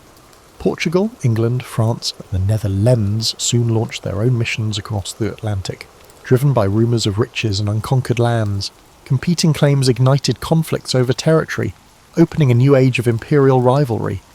The lines on maps were redrawn countless times, each iteration leaving a trail of treaties, wars and boundary disputes. And so, the impetus that began with Columbus's belief in a westward path to Asia spiralled into a global upheaval that reached far beyond the Caribbean. As these powers jostled for control, indigenous nations across two continents faced waves of new arrivals. Some groups formed alliances with Europeans, leveraging firearms and trade relationships to gain regional advantages. Others resisted colonization with every means at their disposal, whether through warfare or diplomatic negotiation. In that unfolding drama, Columbus's role was recast, overshadowed by conquerors like Cortés and Pizarro, whose direct subjugation of massive civilizations, Aztec and Inca, dwarfed the smaller-scale conquests of the first islands. Yet the initial spark, the template for claiming land under royal charters, traced back to Columbus's insistence that these lands belonged to Spain. Over the centuries, his reputation waxed and waned. In Spain, he was intermittently lionized as a national hero, though he was Italian-born. In the emerging United States, Columbus was mythologized as an emblem of pioneering spirit, particularly during the 19th century, when a young nation sought founding myths disconnected from British colonial rule. Monuments sprouted in his name. Poets and chroniclers polished away the unseemly details, painting him as a visionary chosen by fate. But as the modern era approached, historians began to piece together the darker facets, the enslavement of native peoples, the ruthless tactics to extract tribute, and the catastrophic demographic collapse that accompanied European arrival. Within academic circles, Columbus's identity has been dissected with increasing rigour. Was he a brilliant, if flawed, mariner caught in the unstoppable tide of empire? A cunning opportunist who used royal favour to pursue his quest for personal glory? Or a tragic figure who stumbled into a continent he never understood, living long enough to see his illusion crumble? The man's diaries, the letters he exchanged with monarchs, and the records of those who travelled with him reveal contradictions and complexities that defy easy categorization. Social movements in the late 20th and early 21st centuries further heightened scrutiny. Protesters targeted Columbus Day celebrations, calling attention to the brutal legacy of colonization for indigenous peoples. Statues were defaced, public debates raged, and local governments declared alternative holidays like Indigenous Peoples' Day. The conversation shifted from glorifying Columbus's navigational triumphs to examining the price others paid for his endeavours. Some people clung to the older narrative, seeing him as an icon of exploration and progress, while others demanded a more candid acknowledgement of the suffering woven into his story. In many ways, Columbus embodies the paradox of exploration, a thirst for new knowledge and wealth, coupled with the violent imposition of power over those encountered. Modern sentiments often try to reduce historical figures to moral absolutes, hero or villain, but people, and particularly those who lived centuries ago, exist in moral shades shaped by the context of their times. Columbus was no exception. He followed the traditions of his society, exploitation, religious zeal, hierarchical rule, while also forging new paths that irrevocably altered the world's trajectory. Reflecting on this, one sees that the significance of Columbus's voyages cannot be understated. Regardless of how one judges his personal character, entire continents were thrust into a new era of connectivity and strife. Commodities, pathogens, and cultural practices mingled in a transoceanic dance, with consequences that continue to unfold. That global transformation can be traced to this determined navigator who, despite incorrect assumptions and an inflexible mindset, was the catalyst for an epical shift. History, for all its tumult and tragedy, hinged on that moment he and his crew sighted land in 1492. With the benefit of hindsight, we might picture Columbus standing at a symbolic crossroads, holding the map of his flawed calculations in one hand and a fervent sense of destiny in the other. To some, he remains an adventurer who proved the feasibility of crossing the Atlantic, bridging worlds that for thousands of years had developed independently. To others, He represents the darkest impulses of colonial ambition, unleashing oppression and subjugation on societies that neither desired nor invited his arrival. Through the prism of 5 centuries, perhaps both views hold merit, intertwined in the complexities of historical momentum. In contemporary times, the story of Columbus resonates differently depending on cultural, educational, and national perspectives. For those whose ancestors hailed from Europe, his voyages might be hailed as the dawn of a new chapter in global affairs, an invitation to expand horizons and share in cultural exchanges. For the descendants of indigenous peoples, it can symbolize the devastating onset of invasion and loss of sovereignty.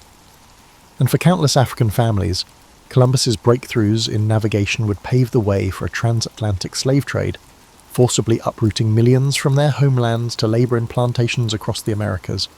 If we peel away the mythic layers, we find a man both guided and blinded by the convictions of his era.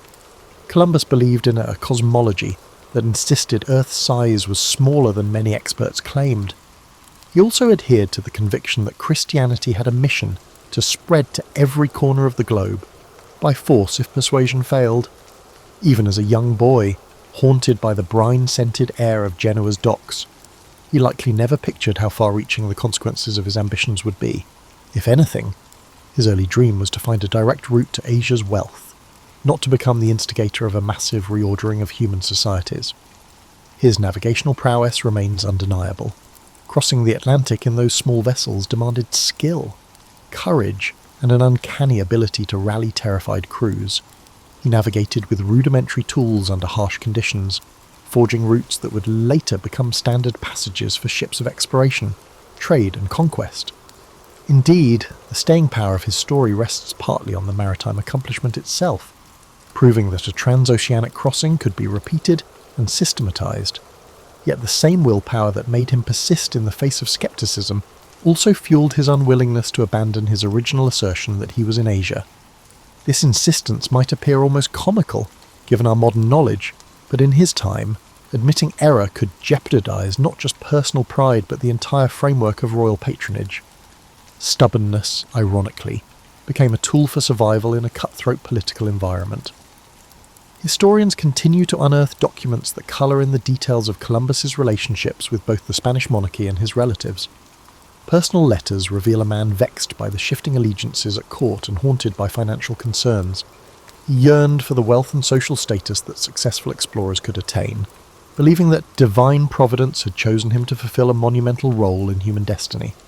This near-messianic self-perception sometimes contradicted the messy and often brutal realities he oversaw in the colonies. Whether reviled or revered, Columbus stands as a testament to how individual actions can reverberate through the centuries. The controversies surrounding how modern societies commemorate him reflect broader debates about how we confront our collective past.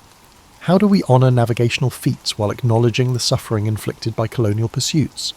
How do we teach the achievements of exploration alongside the tragedies that followed in its wake?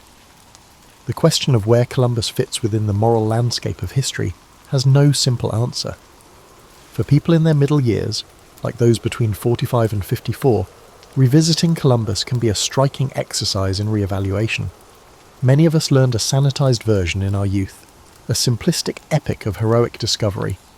Over time, reading more broadly or hearing stories from descendants of colonized communities might challenge those old narratives. The hallmark of historical awareness in one's middle years often involves reconciling childhood lessons with a more nuanced and frequently uncomfortable truth. Columbus's story exemplifies this process. Today, as technology allows us near-instant access to the world's knowledge, it's sobering to recall the day Columbus ventured into the unknown with only sails and unwavering belief. That leap, underpinned by flawed assumptions, still gave birth to our interconnected modern world. A world where the ripple effects of his crossing shape our politics, cultures, and environment. Whether we choose to cast him as a visionary, a reckless conqueror, or both, the fact remains, his voyages forever altered the course of history. And in contemplating his legacy, we peer into this broader quandary of how explorations, well-intentioned or not, can unleash forces that transcend the visions of those who first set them in motion. In closing, the life of Christopher Columbus offers us no tidy moral resolution, only an evolving dialogue about exploration, legacy, and the burdensome complexity of the past. If there's a final takeaway, it might be this: to remember that progress and tragedy can arrive hand in hand. Columbus dared to sail into the unknown, an act that simultaneously expanded horizons and contracted the futures of countless others. Through his story, we see the power and peril of bold endeavours, reminding us that behind every famous voyage stands a mosaic of human lives, some forging destiny, others swept aside by its relentless tide.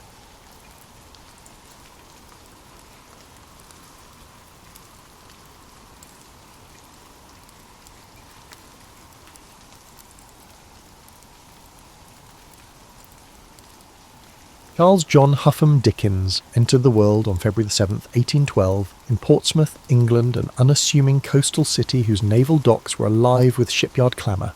His father, John Dickens, was a clerk in the Navy Pay Office, and his mother, Elizabeth Barrow, juggled household duties with literary aspirations of her own. Though future readers might picture Dickens's early years brimming with quaint scenes, his youth was less storybook and more precarious. In many accounts, Dickens first emerges as a child forced to work in a bootblacking warehouse after his father's imprisonment. While that humiliating episode is well known, less noted is how Dickens' sense of betrayal took root during that time. He felt cast off by parents who placed him in a grimy riverside factory, scraping labels from bottles for hours on end. That sense of abandonment left scars. Years later, he'd disguised the trauma in comedic passages or heartbreak in novels, but the sting of childhood adversity was never fully exorcised. Before that warehouse ordeal, Dickens spent a short span in a school in Chatham. Teachers found him bright and observant. He devoured cheap adventure tales and occasionally wrote small sketches. If not for financial mismanagement, perhaps he would have continued this schooling unabated. Instead, money troubles spiralled. The father's easygoing nature plus a love of small luxuries spelled doom.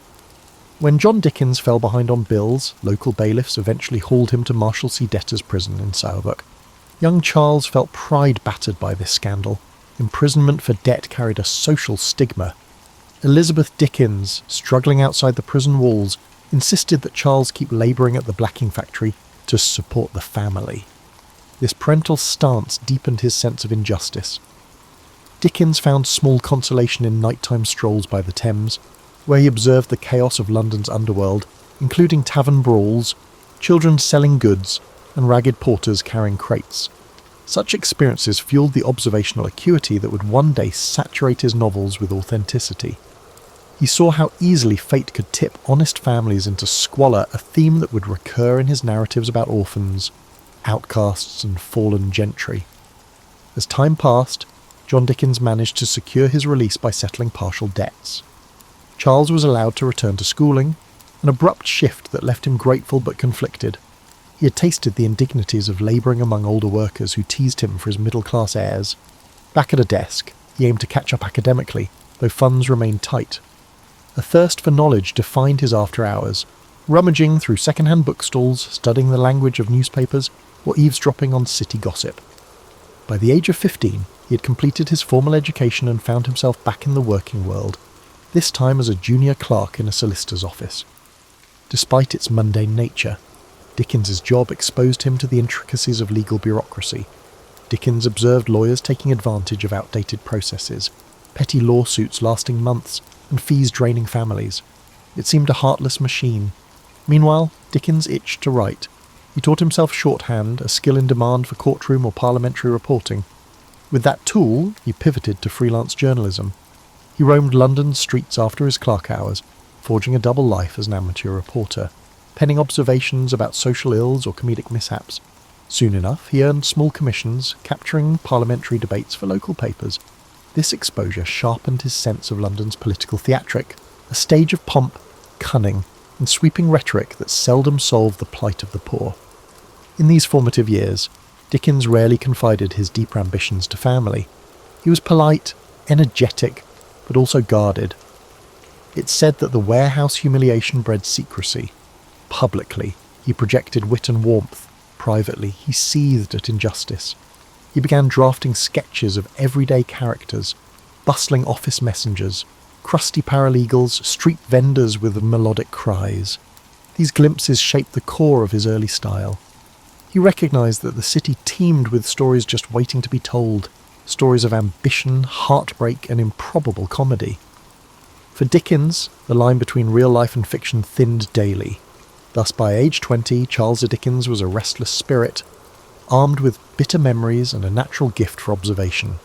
Though not yet the famed novelist, he was planting seeds for the empathy and social critique that would soon bloom.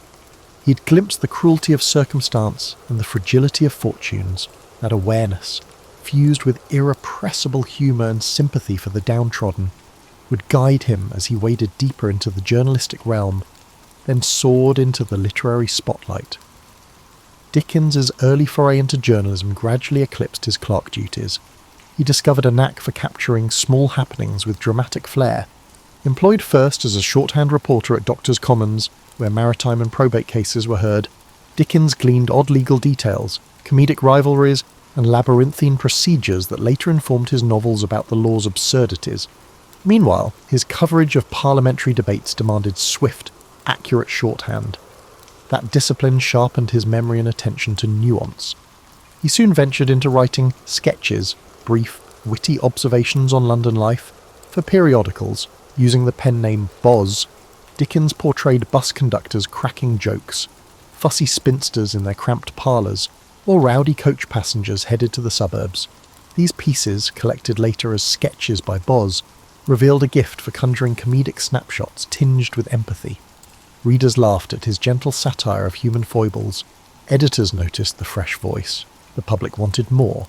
At the same time, Dickens navigated a personal milestone.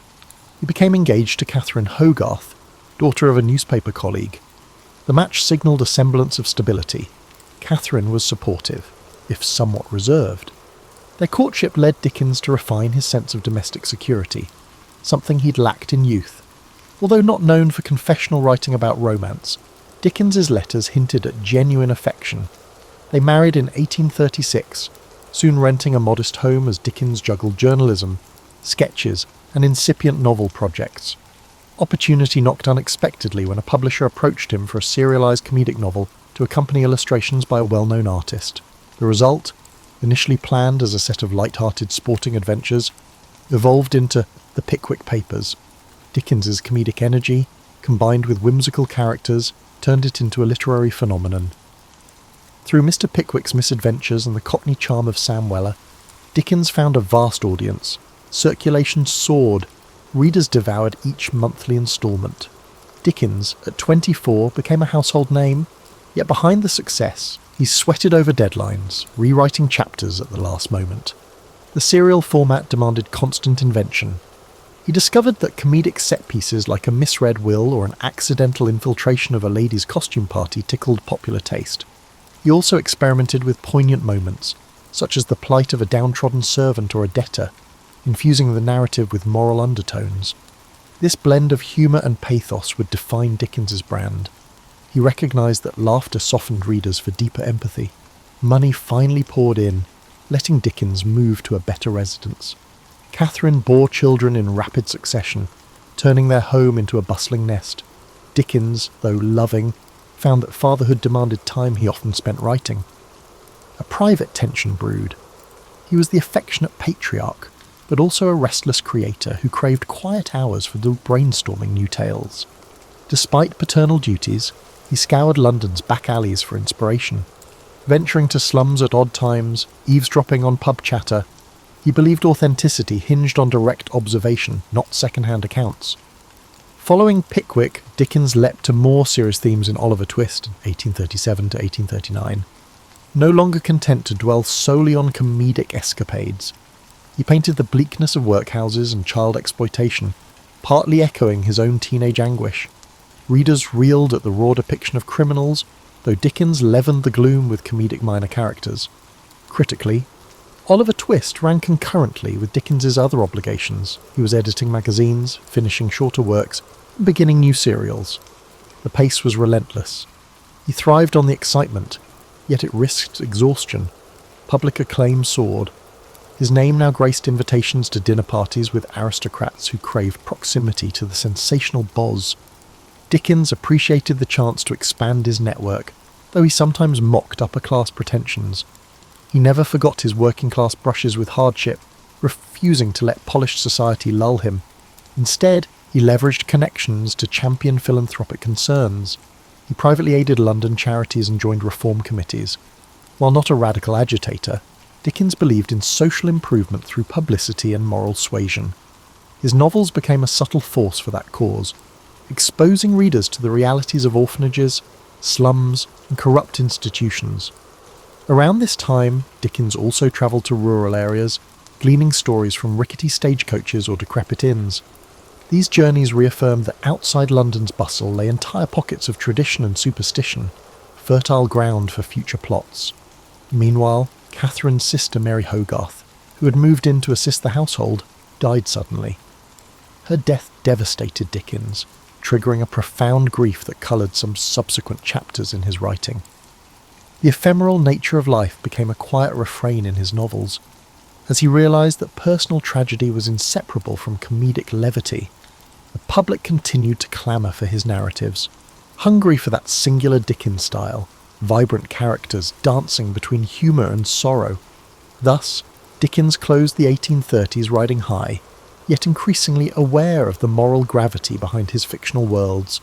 Beneath the success, the seeds of tension sprouted, creative demands, a growing family, and an evolving conscience about society's failings. He pressed on, certain that fiction could spark empathy and reform, forging a path into the next decade, where his ambition would expand with each new novel's unveiling. Dickens's star blazed brightly as he entered the 1840s. Publishers clamoured for fresh novels, while the public devoured each serial instalment. Determined to balance entertainment with social commentary, he embarked on projects like Nicholas Nickleby, spotlighting the abuses in Yorkshire boarding schools. He visited one such institution incognito, alarmed by the squalor inflicted on children. That raw evidence infused the novel's savage critique. Dickens aimed to jolt readers from complacency, believing that shining light on corruption might spur reform. Yet despite success, Dickens felt a creeping restlessness. Continual deadlines hemmed him in, and London's sprawl began to stifle. Seeking fresh inspiration, he travelled abroad in 1842, first to America, anticipating a land of democratic ideals. The trip, however, exposed contradictions. Dickens found some Americans warm and inventive, but balked at rampant slavery and a cultural appetite for piracy of his works, without royalty payments. He penned American Notes, a travelogue mixing admiration with pointed criticism. Some Americans felt betrayed by his frankness. Dickens, unbowed, believed honesty trumped politeness. Back in England, he completed Martin Chuzzlewit, weaving an American episode reminiscent of his journey's sour encounters. Sales dipped initially. The novel's complex structure confounded some fans expecting a simpler comedic flair. But Dickens pressed on, trusting in his evolving style. Privately, he wrestled with financial anxieties. Despite robust earnings, his lavish lifestyle, big houses, numerous children, constant entertaining, consumed funds. He dreaded the possibility of slipping back into the precarious economy of his youth. Amid these pressures, Dickens found solace in philanthropic efforts. He teamed with Angela Burdett Coutts to establish Urania Cottage, a refuge for homeless women and former prostitutes. There, they received training in practical skills and moral guidance. Dickens, involved in every detail, interviewed potential residents, planned daily schedules, and wrote them short moral stories. This hands-on approach underscored his sincere desire for personal involvement in charitable causes. He saw direct intervention as more potent than abstract philanthropic gestures. In the midst of editing magazines and writing novels, Dickens craved a side project more playful yet meaningful. That impulse birthed A Christmas Carol, 1843, a slender novella penned with fervour. Observing the plight of the urban poor amid festive spending, Dickens aimed to spark compassion through a ghostly redemption tale. He wrote it rapidly, spurred by both moral zeal and a need for fresh income. The result was a cultural phenomenon, stirring readers to reflect on generosity and social conscience. Dickens realised short, impactful works could amplify moral messages as powerfully as sprawling tomes. Despite public adoration, his personal life showed strains. Catherine bore more children, leaving her fatigued and less able to join Dickens on travels. He found himself forging deeper friendships with other women, some purely platonic, others rumoured to be more. Biographers still debate the emotional complexities swirling beneath his family's outward respectability. Dickens maintained an outwardly jovial persona, hosting boisterous parties where parlour games and comedic recitations thrived, but diaries hint at occasional rages triggered by minor frustrations, revealing an undercurrent of stress. On the professional front, Dickens launched a new weekly periodical, Master Humphrey's Clock, in 1840, intending to serialise stories, including The Old Curiosity Shop. This novel's tragic figure, Little Nell, captured the era's sentimentality. Readers wept over her fate, and the final chapters sold in a frenzy. Some critics called it manipulative, but Dickens dismissed such complaints. He believed emotional resonance was essential to galvanise moral empathy. The fervour surrounding the book's climax demonstrated how deeply he could move the masses. Yet Dickens couldn't rest on triumphs. He recognised the public's appetite was fickle. He had to top himself with each new release. That intensity weighed on him. At times, he toyed with the idea of drama. He loved the theatre, once even considering an acting career. He occasionally directed amateur theatrical productions, casting friends in comedic roles, or staging mesmerising readings from his works. These private stagings foreshadowed the public readings he'd eventually embark on later, enthralling audiences in full performance mode. As the 1840s advanced, Dickens's worldview deepened. He was no longer content with mere comedic social sketches. The continent's political upheavals, the 1848 revolutions, widespread poverty, unsettled him. He saw monarchy and aristocracy clinging to power while labourers toiled. Travelling through Europe, he'd note the crumbling palaces side by side with squalid tenements, fueling an ongoing quest to tackle deeper social and political themes. His novels began weaving heavier critiques of institutions, be they philanthropic boards, debtors' prisons, or unscrupulous factories, while still retaining the comedic flair that made him beloved. The stage was set for some of his most iconic works, culminating in a radical approach to criticising Victorian hypocrisy. Approaching the latter half of the 1840s, Dickens sought fresh experiences abroad, venturing to Italy and Switzerland. These travels coloured his imaginative palette. In Genoa, he marvelled at medieval alleyways, soaking in the city's layered history. He rented a villa overlooking the Mediterranean, drafting letters that rhapsodised about local customs, noisy festivals, ornate religious processions, the daily swirl of gossip. Yet even in idyllic settings, Dickens's pen could not rest. He sketched future storylines, weaving exotic vistas with homespun moral questions. Between travels, he developed Dombey and Son, 1846 to 1848, a novel dissecting mercantile pride and familial duty. Its portrait of industrial commerce and personal coldness signalled Dickens's evolving maturity. Critics lauded its carefully structured plot, though some lamented the typical bursts of sentiment. Regardless, the serial soared in sales. Meanwhile, Dickens fueled his creative energies by founding Daily News. In 1846, a liberal newspaper intended to champion progressive ideas. Dickens took on the role of the newspaper's first editor, but resigned within a few weeks due to the stifling nature of editorial politics and the excessive strain of daily work. Still, the foray indicated his thirst to shape public discourse beyond fiction. In 1849, he embarked on David Copperfield, the novel many consider his most autobiographical. Through David's journey from mistreated childhood to authorship, Dickens exorcised the ghost of the blacking factory years. He transmuted humiliations into comedic episodes. Mr. Murdstone's cruelty mirrored real paternal failings Dickens had observed, while Mr. Micawber's eternal optimism recalled Dickens's own father. This personal closeness gave the novel an intimate warmth. Serialization built momentum. Readers recognised the luminous sincerity. Dickens felt a special fondness for the project, referring to David as his favourite child. Despite success, family tensions escalated. Catherine bore 10 children in total, and Dickens, though affectionate, sometimes felt suffocated by domestic chaos. He retreated into creative sprints, locking himself away for hours or strolling city streets at night to brood over plot tangles.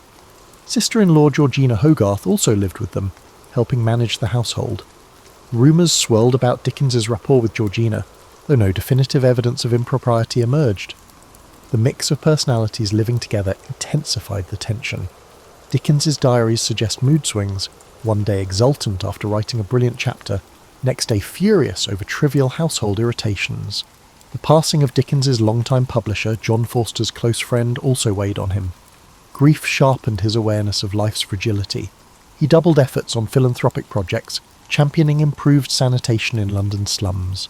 In letters to local authorities, he argued that squalid conditions fostered crime and disease. He used novels to underscore the plight of the urban poor, trusting that emotional narratives could move the hearts of even complacent readers. The moral imperative behind his fiction grew more explicit, culminating in Bleak House, 1852 to 1853. With Bleak House, Dickens tackled legal malaise via a labyrinthine chancery case. Here he fused satire and tragedy, painting how sluggish court processes devoured fortunes and lives. The novel's dual narrative style, which alternates between a sardonic omniscient voice and the calm recollections of Esther Summerson, pioneered a new approach. Victorians found the depiction of foggy London literal and metaphorical haunting. Sales soared, though certain critics argued Dickens had grown too didactic. He dismissed such claims, believing the Times demanded unflinching critiques. Indeed, Bleak House spurred public debate on legal reform. His personal restlessness persisted. He relocated the family frequently, seeking larger houses, scenic vistas, or more isolation for writing. Catherine tolerated these moves, though their children felt uprooted. Dickens yearned to shape his environment meticulously, from the colour of wallpaper to the arrangement of furniture. Some friends teased him about meddling in minor domestic details while juggling epic social commentary in his novels. But Dickens was unapologetic. Control at home balanced the unpredictability outside. By the early 1850s, Dickens also tested his performance skills. He had toyed with amateur theatricals, but an idea emerged. Reading his works aloud to paying audiences. The concept was radical. Authors seldom performed in public. Yet Dickens suspected his vivid dialogue, comedic voices, and heartfelt passages could electrify spectators if he delivered them. He gave private recitations to friends who raved about his dynamic presence. Building confidence, he planned that one day he might stage full-blown public readings, an artistic offshoot that would shape his late career. Hence, the mid-1850s arrived with Dickens poised for fresh transformations. Married life grew strained, but fatherhood demanded presence. Literary acclaim soared, but so did expectations. He recognised the friction between domestic reality and his imaginative yearnings. David Copperfield behind him, he now turned to novels of deeper cynicism. The city, with all its smog and labyrinthine institutions, remained his muse. He sensed the well of stories was far from dry, though personal fulfilment still seemed elusive. In 1854, Dickens published Hard Times, a shorter novel dissecting the grim industrial landscape of Coketown. Its emphasis on utilitarian philosophy, represented by the rigid Mr. Gradgrind, took aim at the era's mechanical approach to education and factory work. Critics were divided. Some praised the focused indictment of industrial dehumanization. Others found the story too polemical. Dickens shrugged off such mixed reception, content that Hard Times spurred heated debate on factory conditions and the cult of facts over imagination. Simultaneously, Dickens's private life lurched toward crisis. His discontent at home worsened. Catherine, though mild in temperament, couldn't quell Dickens's sense of entrapment. Letters reveal his dissatisfaction with her perceived lack of spirit or companionship. Though many suspect Dickens's restlessness drove him to scapegoat her. The emotional chasm widened. By 1857, Dickens encountered actress Ellen Ternan, a young performer in a theatrical production he arranged. Their connection, though discreet, grew intense. Dickens's marriage effectively collapsed. He demanded a legal separation from Catherine in 1858, a scandal at the time. He insisted on maintaining custody of most children, leaving Catherine isolated. Publicly, Dickens used his magazine Household Words to issue statements about the split, casting blame and fueling gossip. The affair with Ternan stayed veiled, with Dickens employing elaborate ruses to protect the secret. Professionally, Dickens pivoted to the public readings he had long contemplated. In 1858, he embarked on a series of performances, reciting scenes from Oliver Twist, A Christmas Carol, and more. Audiences were enthralled. He performed each character's voice, pacing the stage with theatrical flair. Some spectators wept at the pathos of Nancy's fate, while others laughed uproariously at his comedic turns. For Dickens, these readings offered both creative fulfillment and a lucrative sideline, yet they drained him physically, as he poured intense energy into every gesture. He joked about the exhaustion, but relished the applause. In 1859, Dickens launched a new weekly all the year round, effectively replacing his previous magazine. The inaugural issue featured the start of A Tale of Two Cities. Now more interested in historical drama, Dickens spun a story of the French Revolution, weaving themes of sacrifice and resurrection. The novel's style was more compact and less digressive than his earlier works. Perhaps personal upheaval had sharpened his narrative focus. The opening lines about the best and worst of times entered the cultural lexicon, capturing a duality that resonated with Victorian anxieties. The novel soared in popularity, bolstered by the magazine's circulation. In parallel, Dickens found time to champion philanthropic innovations. He joined debates on public sanitation, urging expansions of London's sewer system, though city officials bickered over funding. He also contributed funds to help create better housing for the poor. But Dickens's philanthropic impulses were inseparable from moral paternalism. He believed discipline and moral instruction were keys to uplifting the impoverished. This outlook could clash with more radical voices demanding structural change. Still, Dickens's currency as a public figure lent weight to calls for incremental reform. Another major novel, Great Expectations, emerged in serialized form from December 1860 to August 1861. Written amid Dickens' separation scandal, it resonated with questions of identity, social ambition, and illusions. Pip's yearning for gentility paralleled Dickens's own drive to transcend humble origins. The moody atmosphere around Satis House mirrored Dickens's emotional state, a mix of regret, bitterness, and abiding compassion for flawed humanity. Readers embraced the story as a masterpiece, praising its taut plot and minimal sentimentality. Dickens cherished the success, yet behind the scenes, he struggled with heartbreak and a sense of personal failure. As the 1860s wore on, Dickens's health began to falter. He endured gout, swollen foot pains, and near constant fatigue. Relentless reading tours demanded travel by train, sometimes late at night. The 1865 Staplehurst rail crash nearly took his life. Dickens was in a first-class carriage that dangled over a destroyed track. Though he helped rescue fellow passengers, the psychological shock lingered, aggravating his ailments. Still, he persisted with public readings, forging new scripts from David Copperfield and Nicholas Nickleby. Audiences remained enthralled. Dickens, by then a venerable figure in a black frock coat, coughed through performances but refused to scale back. Meanwhile, rumours about Ellen Ternan continued swirling. Dickens confided only in a tight circle. He shielded her with cunning strategies, renting separate dwellings under assumed names. The moral climate of Victorian society demanded secrecy. Though some close acquaintances quietly pitied Catherine, few confronted Dickens.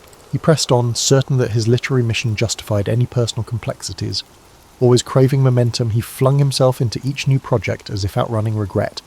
That paradox, immense empathy for fictional sufferers but complicated empathy in private life, defined Dickens's twilight decade. The public saw the champion of social justice. His family endured the strains of his single-minded devotion. By the late 1860s, Charles Dickens' hectic schedule showed little let-up. I'm still editing all the year round, still unveiling novels in serial format. He also committed to more reading tours, travelling beyond London to the Midlands and Scotland. Each venue overflowed with admirers who yearned to see the outstanding novelist conjure Fagin, Scrooge, or other beloved characters live. Dickens refined his renditions, perfecting dramatic pauses and comedic timing. Ticket prices soared, yet spectators felt it worth the cost to witness that magnetic stage presence. Amid these tours, Dickens embarked on Our Mutual Friend, 1864 to 1865, which delved into themes of river dredging, inheritance mania, and social climbing. By weaving a plot around a mysterious drowned man and a dust-heap fortune, Dickens captured the macabre side of Victorian London. Critics found it dense and somewhat sprawling, though many admired its biting satire of wealth obsession. The novel's portrayal of moral corruption ironically paralleled Dickens's own concerns about aging in a society he felt was losing moral vigour. The prolonged emotional stress took a heavier toll on Dickens's health. He often wrote letters complaining of headache spells, insomnia, and shortness of breath. Nevertheless, he refused to reduce his pace. Some historians argue that Dickens found frenetic activity a balm against introspection. The fracturing of his marriage, hidden personal relationships, and unrelenting public expectations all weighed on him. Plunging into labour kept darker reflections at bay. Meanwhile, Catherine lived quietly, seldom appearing in Dickens's social circles, resigned to the separate life Dickens had ordained. In 1867, Dickens accepted an invitation to revisit America for a major reading tour. Time had softened some American resentment from his earlier criticisms, and the appetite to see him on stage was massive. He landed in Boston to an exuberant welcome, complete with banquets and tributes. Dickens gave dozens of performances, each draining yet exhilarating. He earned substantial sums, helping him stabilise finances. However, he again encountered slavery's lingering scars in the post-Civil War landscape, along with the stark racial inequalities. Though Dickens seldom wrote extensively about American racial issues, he privately recognised the deep rifts that threatened the nation's reconstruction. The trip's punishing travel schedule further eroded his health, leading to collapses after certain readings.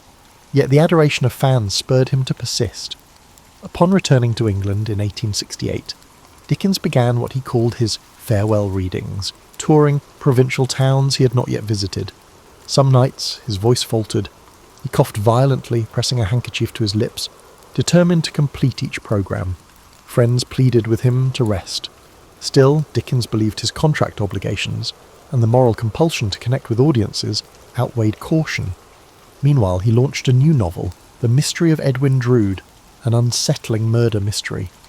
Dickens considered it a fresh experiment, blending psychological undercurrents with the structure of a whodunit. He wrote notes about how the final solution would shock readers, enthralling them with hidden clues. But he never completed it. On June 9, 1870, Dickens suffered a stroke at his country home, Gad's Hill Place. He died the next day, aged 58, leaving Edwin Drood unfinished, a puzzle sealed into literary lore. The nation plunged into mourning. Queen Victoria noted her regret at never having met him. Memorials poured in, from everyday readers to luminaries. Against Dickens's personal wish for a simple funeral, he was interred in Poets' Corner at Westminster Abbey. Dickens's grand resting place symbolised the public's esteem for him, a stark contrast to the lonely hush of Marshalsea Prison, where his father had once languished. In the aftermath, speculation erupted about Edwin Drood, found scrambling for rumoured outlines or concluding pages. None definitive surfaced, fueling a realm of Dickensian scholarship dedicated to solving that last riddle. More broadly, critics reappraised Dickens's oeuvre. Some pointed out his sentimentality, others praised his comedic genius, while reformers lauded his crusading lens on poverty. Over time, that kaleidoscopic legacy only broadened. His flair for unforgettable characters, be they cunning or saintly, shaped the global concept of the Victorian novel.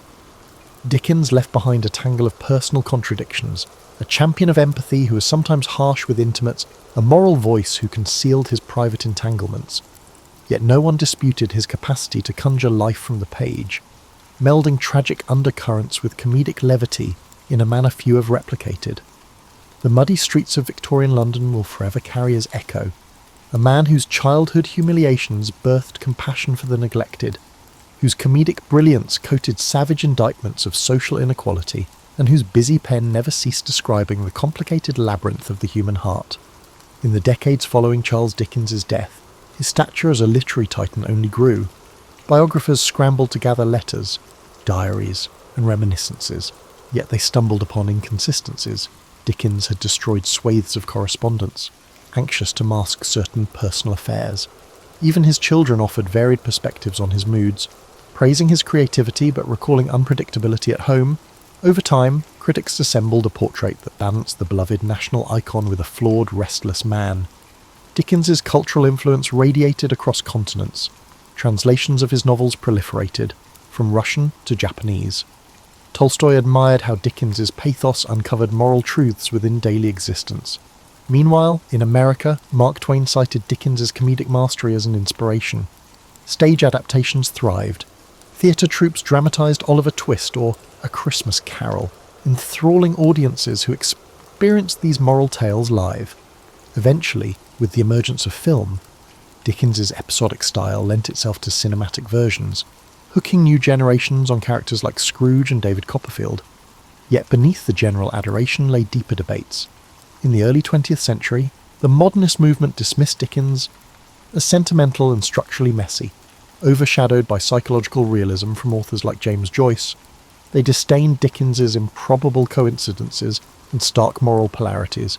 However, around mid-century, a scholarly reappraisal highlighted the purposeful craft in Dickens's narrative arcs and social critiques. Far from naive, his comedic touches often disguise sharp societal barbs, letting him slip radical criticisms past censors and readers unaccustomed to confrontation. Dickens also shaped philanthropic and social activism. His scathing depiction of workhouses or the cruelty of child labour galvanised subsequent reformers. Wilkie Collins, Elizabeth Gaskell, and others in Dickens' circle integrated similar strategies, using fiction to dramatise social injustice. Modern charities focusing on literacy or child welfare sometimes invoke Dickens's name, pointing to the universal empathy that his works evoke. Even today, policy discussions about homelessness or child poverty occasionally mention Dickens as a moral reference, a reminder that ignoring society's vulnerable fosters deeper crises. In the personal realm, revelations about Ellen Ternan emerged in the late 19th and early 20th centuries, shaking Dickens' pristine image. Letters and memoirs indicated he financially supported Ternan, dividing his life between public duties and a hidden domestic arrangement.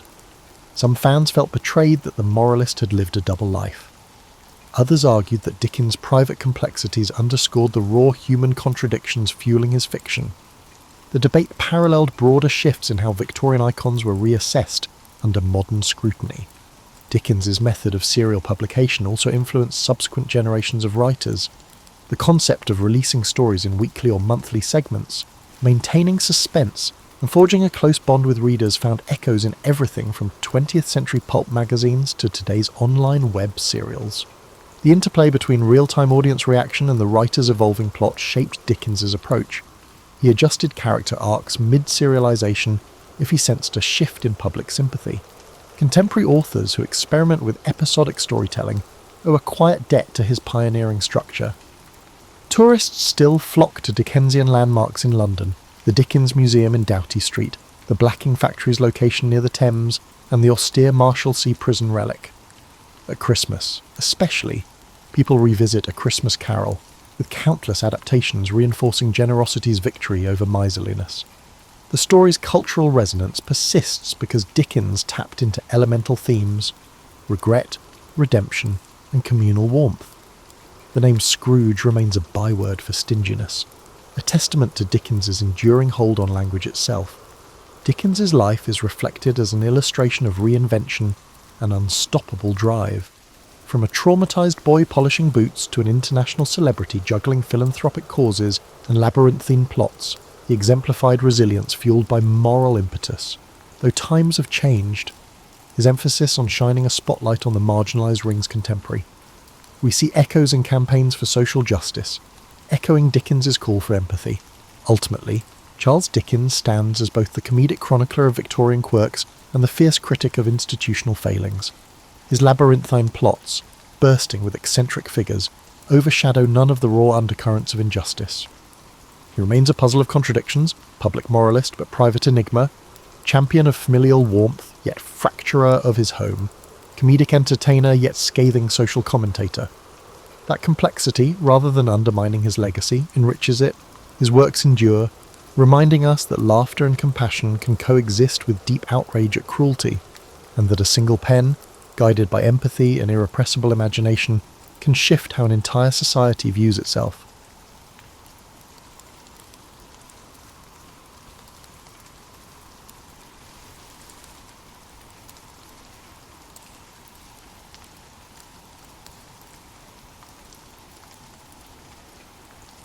The Second Gulf War, sometimes known as the 2003 Iraq War, did not start immediately. Its origins were intertwined in the aftermath of the First Gulf War, post-9/11's fears, and the legacy of United Nations sanctions that had weighed hard on Iraqi culture. Following Saddam Hussein's invasion of Kuwait in the early 1990s, the US-led coalition launched Operation Desert Storm, which brought Iraq into submission. The official fighting ended quickly, but the following peace was far from stable. Economic sanctions have a significant impact on trade and the quality of life for ordinary Iraqis. Meanwhile, reports circulated that Saddam's regime possessed elusive weapons of mass devastation, WMDs, raising Western concerns. Throughout the 1990s, UN weapons inspectors combed Iraqi locations for chemical, biological, and nuclear programs. Occasionally, they found fragments, but most of the time, their efforts were halted. The inspections were hampered by cat-and-mouse tactics. UN teams accused Iraq of concealing evidence, while Baghdad said the West tried to undermine Iraqi sovereignty. The rest of the Middle East watched anxiously, fearful that any new confrontation would upend a region already reeling from Palestinian-Israeli tensions and the aftermath of the Iranian Revolution. Then followed the seismic event that altered world politics, the 9/11 attacks on the United States. Al-Qaeda's attack sparked a surge of fear and indignation, pushing the George W. Bush government to declare a global war on terrorism. Although Iraq had no documented links to 9/11, the administration quickly identified Saddam's regime as a possible threat. The danger was that terrorist groups may gain lethal technologies from rogue states, and Saddam's unpredictability made him an accessible target for the Americans. Speeches in Washington evoked a new moral clarity. Either you supported the United States or the terrorists. Diplomacy in the early 2000s was complex. European allies were divided, the United Kingdom supported the American position, while France and Germany warned that an unprovoked war could inflame the Middle East. In the United Nations Security Council, US officials claimed Iraq was violating numerous resolutions, notably those pertaining to WMD programs. Meanwhile, Hans Blix and other inspectors returned to Iraq, inspecting sites ranging from desert bunkers to elegant homes. They issued cautious reports, stating that they had yet to locate conclusive evidence of WMDs and were uncertain. However, the White House and Downing Street insisted that Saddam had perfected evasion methods, citing previously contested intelligence on a chemical and biological stocks. Public opinion around the world was sharply divided. In America, memories of 9/11 were still fresh. A sizable proportion of citizens supported the administration's attitude, believing that neutralizing any threats was critical. Others questioned the intelligence, pushing for stronger evidence. The largest anti-war protests since Vietnam erupted in global capitals, London, Rome, Sydney, and elsewhere, where protesters criticized the march as a war of choice. Skeptics demanded definitive evidence, apprehensive about a replay of previous tragedies where erroneous or fabricated data ignited hostilities. Iraqis, meanwhile, braced for the worst. After 12 years of grinding sanctions and periodic bombing campaigns in the so-called no-fly zones, many people were pessimistic. International journalists who visited Baghdad described a strange mix of defiance and fatalism. State-run media broadcast propaganda about Iraq's resilience, while ordinary citizens speculated about escaping or storing supplies. Saddam's administration bragged of a mother of all battles, but behind the scenes, fissures formed in Iraq's once powerful military machinery. Some generals suspected that a second conflict with the United States, particularly one that could result in a full-fledged invasion, would be disastrous. The Bush administration and its closest allies, particularly Britain under Prime Minister Tony Blair, secretly established a timeline. They maintained that Saddam had ignored international demands for more than a decade. The United Nations debated a new resolution explicitly authorizing action, prompting the United States and the United Kingdom to argue that previous resolutions gave adequate legal backing. Countries such as Poland and Australia joined the coalition, while others resisted. The last countdown began. From mid-2002 until early 2003, rhetorical intensity skyrocketed. The expression coalition of the willing became popular, referring to countries that agreed to cooperate with the United States. Officials at the Pentagon devised comprehensive plans for shock and awe, a technique designed to overwhelm Iraqi defences with overwhelming aerial bombardment and rapid ground attacks. Meanwhile, anti-war movements organised protests and demonstrations. ISIS set up human shields in Baghdad, while US Marines practiced maneuvers in the sweltering Kuwaiti desert. The drumbeat of war grew louder, reverberating across dinner tables, television channels, and diplomatic hallways around the world. In that tense atmosphere, the last spark was poised to ignite. The first salvo of the US-led invasion lit up the skies over Baghdad on March 20th, 2003.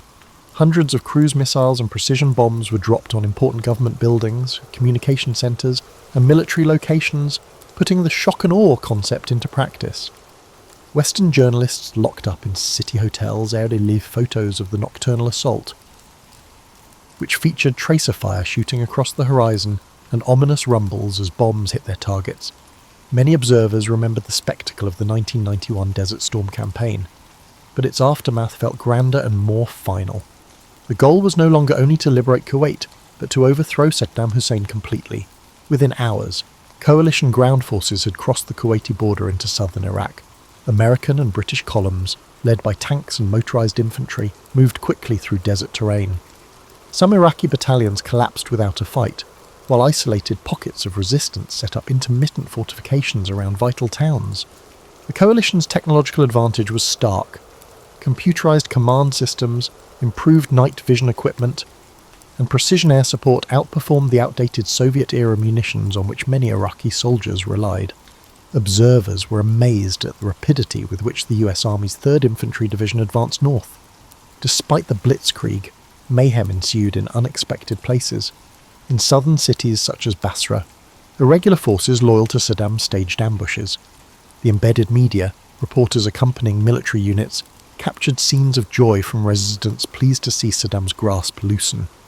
Others, however, remained wary, unsure whether the invaders were liberators or occupiers.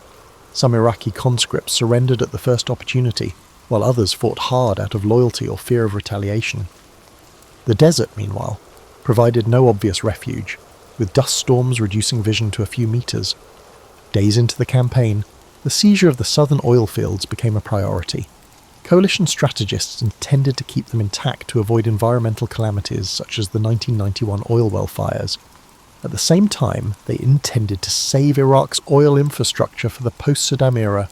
Civilians nearby were concerned about collateral damage, as pipelines and refineries studded the area. Sporadic fires sprang out when retreating Iraqi forces ignited installations, but the coalition was able to prevent widespread devastation. Baghdad, for its part, remained under aerial siege. State television carried Saddam's belligerent comments, while rumours circulated that he was on the run or sheltering in underground bunkers.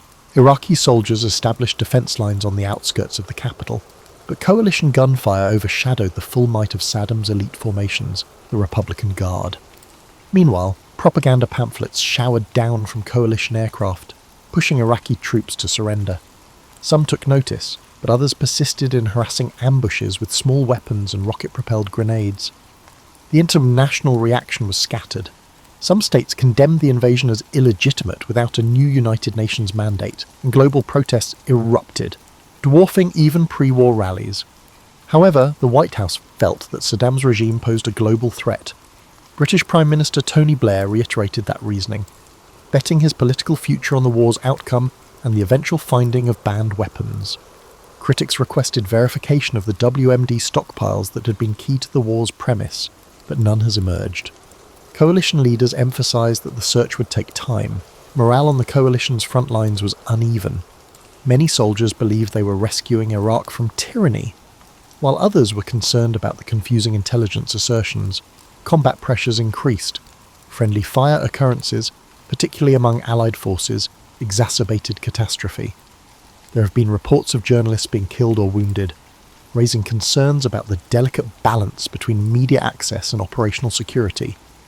Meanwhile, embedded reporters provided unfiltered footage of advanced surgical attacks and civilian losses, shocking viewers around the world. As March progressed into April, the struggle for Baghdad neared. Coalition convoys avoided smaller cities to maintain pace toward the capital, leaving Iraqi fighting strongholds behind. The rumour in the corridors of power was that if Baghdad fell, Saddam's authority would dissolve quickly, revealing the elusive WMD stores. Some in Washington expected Iraqis to greet the coalition with roses. However, a few experienced analysts cautioned that overthrowing a dictatorship was easier than stabilizing a broken nation. They cited ethnic divisions, long-suppressed religious tensions, and the possibility that Saddam's fall could unleash pandemonium. For now, the primary attention was on the capital, which served as Saddam's administrative headquarters. Coalition troops positioned themselves on Baghdad's outskirts, conducting probing raids into neighbourhoods. Iraqi defenders reacted with mortar and small arms fire, but the difference in technology and coordination proved fatal for the regime's conventional forces. Saddam's television appearances became less regular, prompting speculation that he had left or was dead. Still, the final push into Baghdad's core was expected to be historic, marking the end of an era and the beginning of new territory. By early April 2003, coalition forces had ringed Baghdad and launched quick raids that tested Iraqi defenders' commitment. US armoured vehicles rumbled down main thoroughfares, facing occasional resistance from Republican Guard remnants and armed militias. The approach was based on exhibiting overwhelming superiority, a show of power intended to destabilise Saddam Hussein's command. Journalists embedded with frontline troops transmitted spectacular footage of tanks rolling past major landmarks, while loudspeakers implored Iraqi soldiers to lay down their weapons. On April 9th, photographs emerged of Iraqi civilians toppling a Saddam statue in Baghdad's Firdos Square, which sparked global curiosity. Western media repeatedly aired the footage, presenting it as a symbolic end to the tyranny. Some Baghdadis did celebrate the invasion, ripping down portraits of the tyrant, but the mood was not uniformly positive. Many people, unsure what the new power vacuum meant, remained indoors, closing stores and waiting to see if the foreign tanks would stay. The city's infrastructure teetered beneath the weight of war. Water systems faltered, electrical networks flickered, and looters raided government buildings. The coalition faced disarray due to the lack of a defined framework for rapid governance. The former system had disintegrated unexpectedly quickly, leaving no transitional authority. Ministries were raided for furniture, data, and even rare artifacts. The National Museum of Iraq was particularly badly looted, with thousands of antiques disappearing into the black market. Soldiers on the ground were provided no guidance on how to put an end to the anarchy. Many were trained for battle rather than policing. Iraqi residents, angered by the lawlessness, wondered if the coalition was disinterested or just unprepared. Meanwhile, Saddam's whereabouts remained unknown. Rumours circulated that he had gone to Tikrit, his homeland, or maybe into neighbouring nations.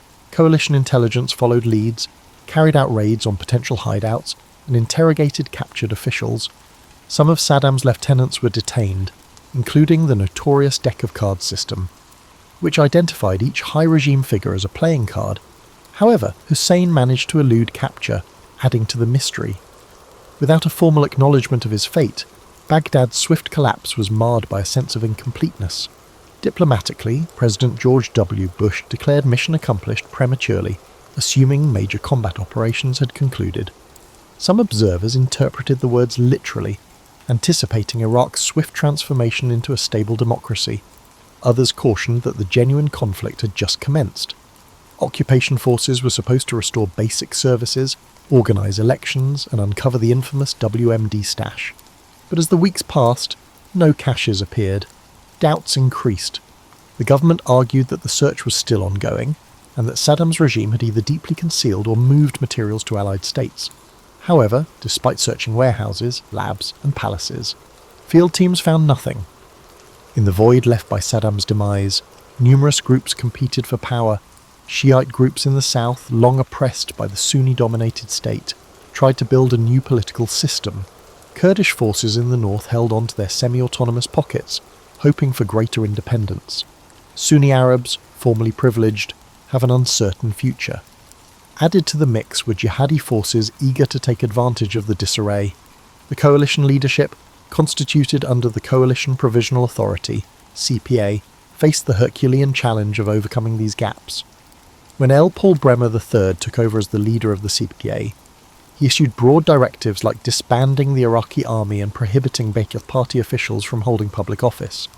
Though intended to remove relics of Saddam's despotism, these actions also put numerous soldiers and bureaucrats out of employment. Unemployed, humiliated, and frequently armed, many ex-Baathists turned to rebellion.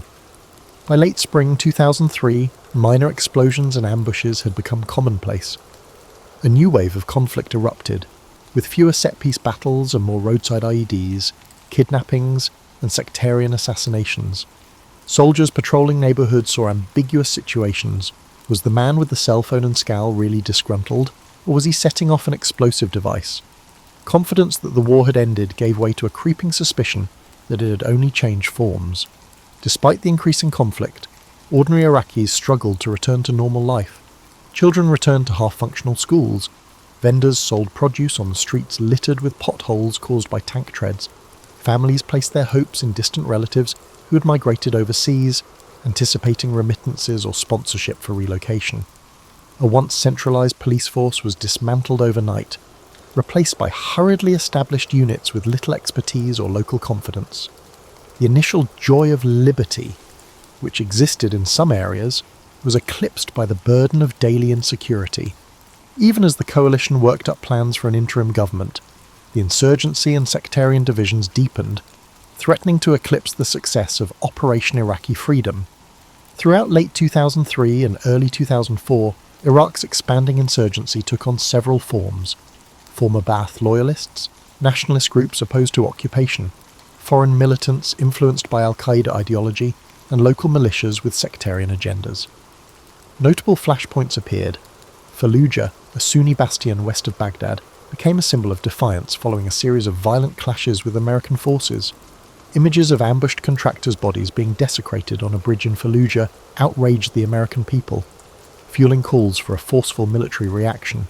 2 major attacks on the city in April and November 2004 resulted in severe urban battles reminiscent of previous wars, destroying vast sections of neighbourhoods and escalating hostility among inhabitants. At the same time, in Baghdad, the infamous Abu Ghraib prison controversy broke out. Photographs emerged showing US forces insulting and abusing Iraqi detainees, sparking global outrage. Many Iraqis, who were already dubious of the occupation's objectives, saw these photographs as confirmation of their darkest worries about Western disrespect for human decency. In the West, discussions raged over whether these were isolated occurrences or indicative of broader issues with incarceration and information collecting. The US military rushed to investigate, court-martialing certain soldiers while senior leadership swore the behaviour was not allowed. Nonetheless, the impact on America's moral position was evident. Against this environment, the Coalition Provisional Authority fought to restore Iraqi administration. Several exiled politicians returned to establish the Iraqi Governing Council. While some represented legitimate groups, others were perceived as opportunists, having spent decades abroad. The CPA's plan for transferring sovereignty to an interim Iraqi government took shape in mid-2004. The government led by L. Paul Bremer came to an end, and Iraq's interim leadership took over. However, real power remained tied to coalition forces and bases, which were anchored by the substantial US military presence. In everyday life, sectarian differences grew. Shiite and Sunni tensions rose, particularly in mixed cities such as Baghdad, Mosul, and Bakuba. Kidnappings, targeted killings, and bombs became alarmingly common. The Mahdi army, led by youthful cleric Muqtada al-Sadr, confronted the United States in Shiite areas, notably the holy city of Najaf. Meanwhile, foreign extremist groups, including one led by Abu Musab al-Zarqawi, staged suicide attacks, instilling dread. The desire to quickly establish a stable democracy began to appear unduly optimistic. The alliance increasingly confronted a guerrilla battle with murky front lines and an even murkier understanding of who the true enemy was. Back in the United States, popular sentiment changed. The mission accomplished moment had faded into memory, replaced by a steady drumbeat of sad news, rising casualties, roadside bombs, IEDs, wreaking havoc on convoys, and new videotapes from rebel organisations boasting of kidnappings and beheadings. Critics chastised the Bush administration for failing to anticipate the occupation's complexities, while proponents argued that media coverage ignored progress, including newly opened schools, infrastructure renovations, and the emergence of free press in certain places. Regardless, tensions rose, particularly during the 2004 US presidential election, when incumbent George W. Bush and challenger John Kerry clashed over the Iraq War. Bush maintained that steady perseverance was required to defeat terrorism, whereas Kerry questioned the rationale for the war and the conduct of the occupation. One watershed point was the capture of Saddam Hussein himself in December 2003. Saddam was found hiding in a spider hole near his hometown, and his arrest brought a symbolic finality by removing the dictator who had loomed over Iraqi affairs for decades. The alliance hailed it as proof of success, yet the insurgency persisted, no longer relying on Saddam's personal leadership. The Iraqi judiciary tried him in a difficult case intended to provide Iraqis with a sense of justice after decades of brutality under Ba'athist rule. Even that high-profile event did little to stop daily violence. For many militants, the conflict had devolved into a struggle against foreign occupation or a new battleground for extremist ideology. Despite the gloom, little pockets of hope appeared. Some communities discovered municipal governments that worked efficiently with coalition soldiers to rebuild roads, reopen marketplaces, and restore a sense of normalcy. Women activists in specific locations have developed networks to advocate for political representation in the following elections. International non-governmental organisations, NGOs, arrived with humanitarian supplies, providing basic medical treatment and training programs. However, each step forward felt risky, as bomb blasts could strike anywhere, from a packed cafe to the courtyard of a Shia mosque at prayer time. By the end of 2004, the term quagmire had crept into discussion, alluding to comparisons with past conflicts in which a swift victory devolved into a lengthy battle. Military units returned home, replaced by new troops who inherited neighbourhoods seething with resentment or dread. Many service personnel grumbled that the purpose wasn't clear. Were they there to rebuild, police, or conduct counter-terror raids? In Washington, officials promised that training Iraqi security forces would reduce the coalition's workload. Indeed, plans were progressed to establish a new Iraqi army and police force. It was unclear if such forces would prove capable or just reflect sectarian loyalties. The Bush administration hailed the first multi-party elections in Iraq since Saddam's fall as evidence of democratic development. Despite concerns of rebel attacks, millions of Iraqis lined up at polling places, soaking their fingers in purple ink to prevent repeat voting. The photographs of proud voters, some dressed in traditional clothing, brought a rare moment of hope. However, the vote was fragmented along ethnic and sectarian lines. Shiite-led blocs dominated, while many Sunnis boycotted, believing the process was rigged or illegitimate under foreign occupation. Still, provisional administration emerged, promising to produce a permanent constitution. International advisors lingered, providing advice on everything from voting rules to judicial reform. However, bringing Shiite, Sunni and Kurdish forces together in a hostile atmosphere was no simple task. Debates emerged about federalism, resource sharing, particularly oil, and the role of Islamic law. Meanwhile, sectarian bloodshed persisted. Disgruntled Sunni populations, feeling neglected, provided fertile ground for insurgency recruitment. Extremist groups such as Al-Qaeda in Iraq took advantage of the vacuum, claiming to defend Sunni interests while imposing ruthless tactics on local communities. The alliance hoped to establish an Iraqi security apparatus capable of operating independently. Training camps produced police and army recruits, while militias infiltrated the ranks. On occasion, newly formed troops broke under pressure, dropping weapons during firefights. In certain locations, police stations were more influenced by local tribal leaders or sectarian militias than by the central government. Coalition commanders recognized that they were dealing with a multifaceted conflict. Building a loyal security force necessitated bridging past rivalries and ensuring that power distribution did not alienate any one party. The tightrope act frequently faltered. Sectarian violence erupted in 2006 after the bombing of Samara's Al-Askari Mosque, a venerated Shia shrine. The vengeance was quick and savage.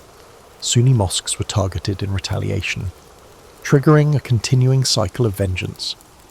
In Baghdad, districts were transformed into enclaves separated by hastily constructed concrete walls.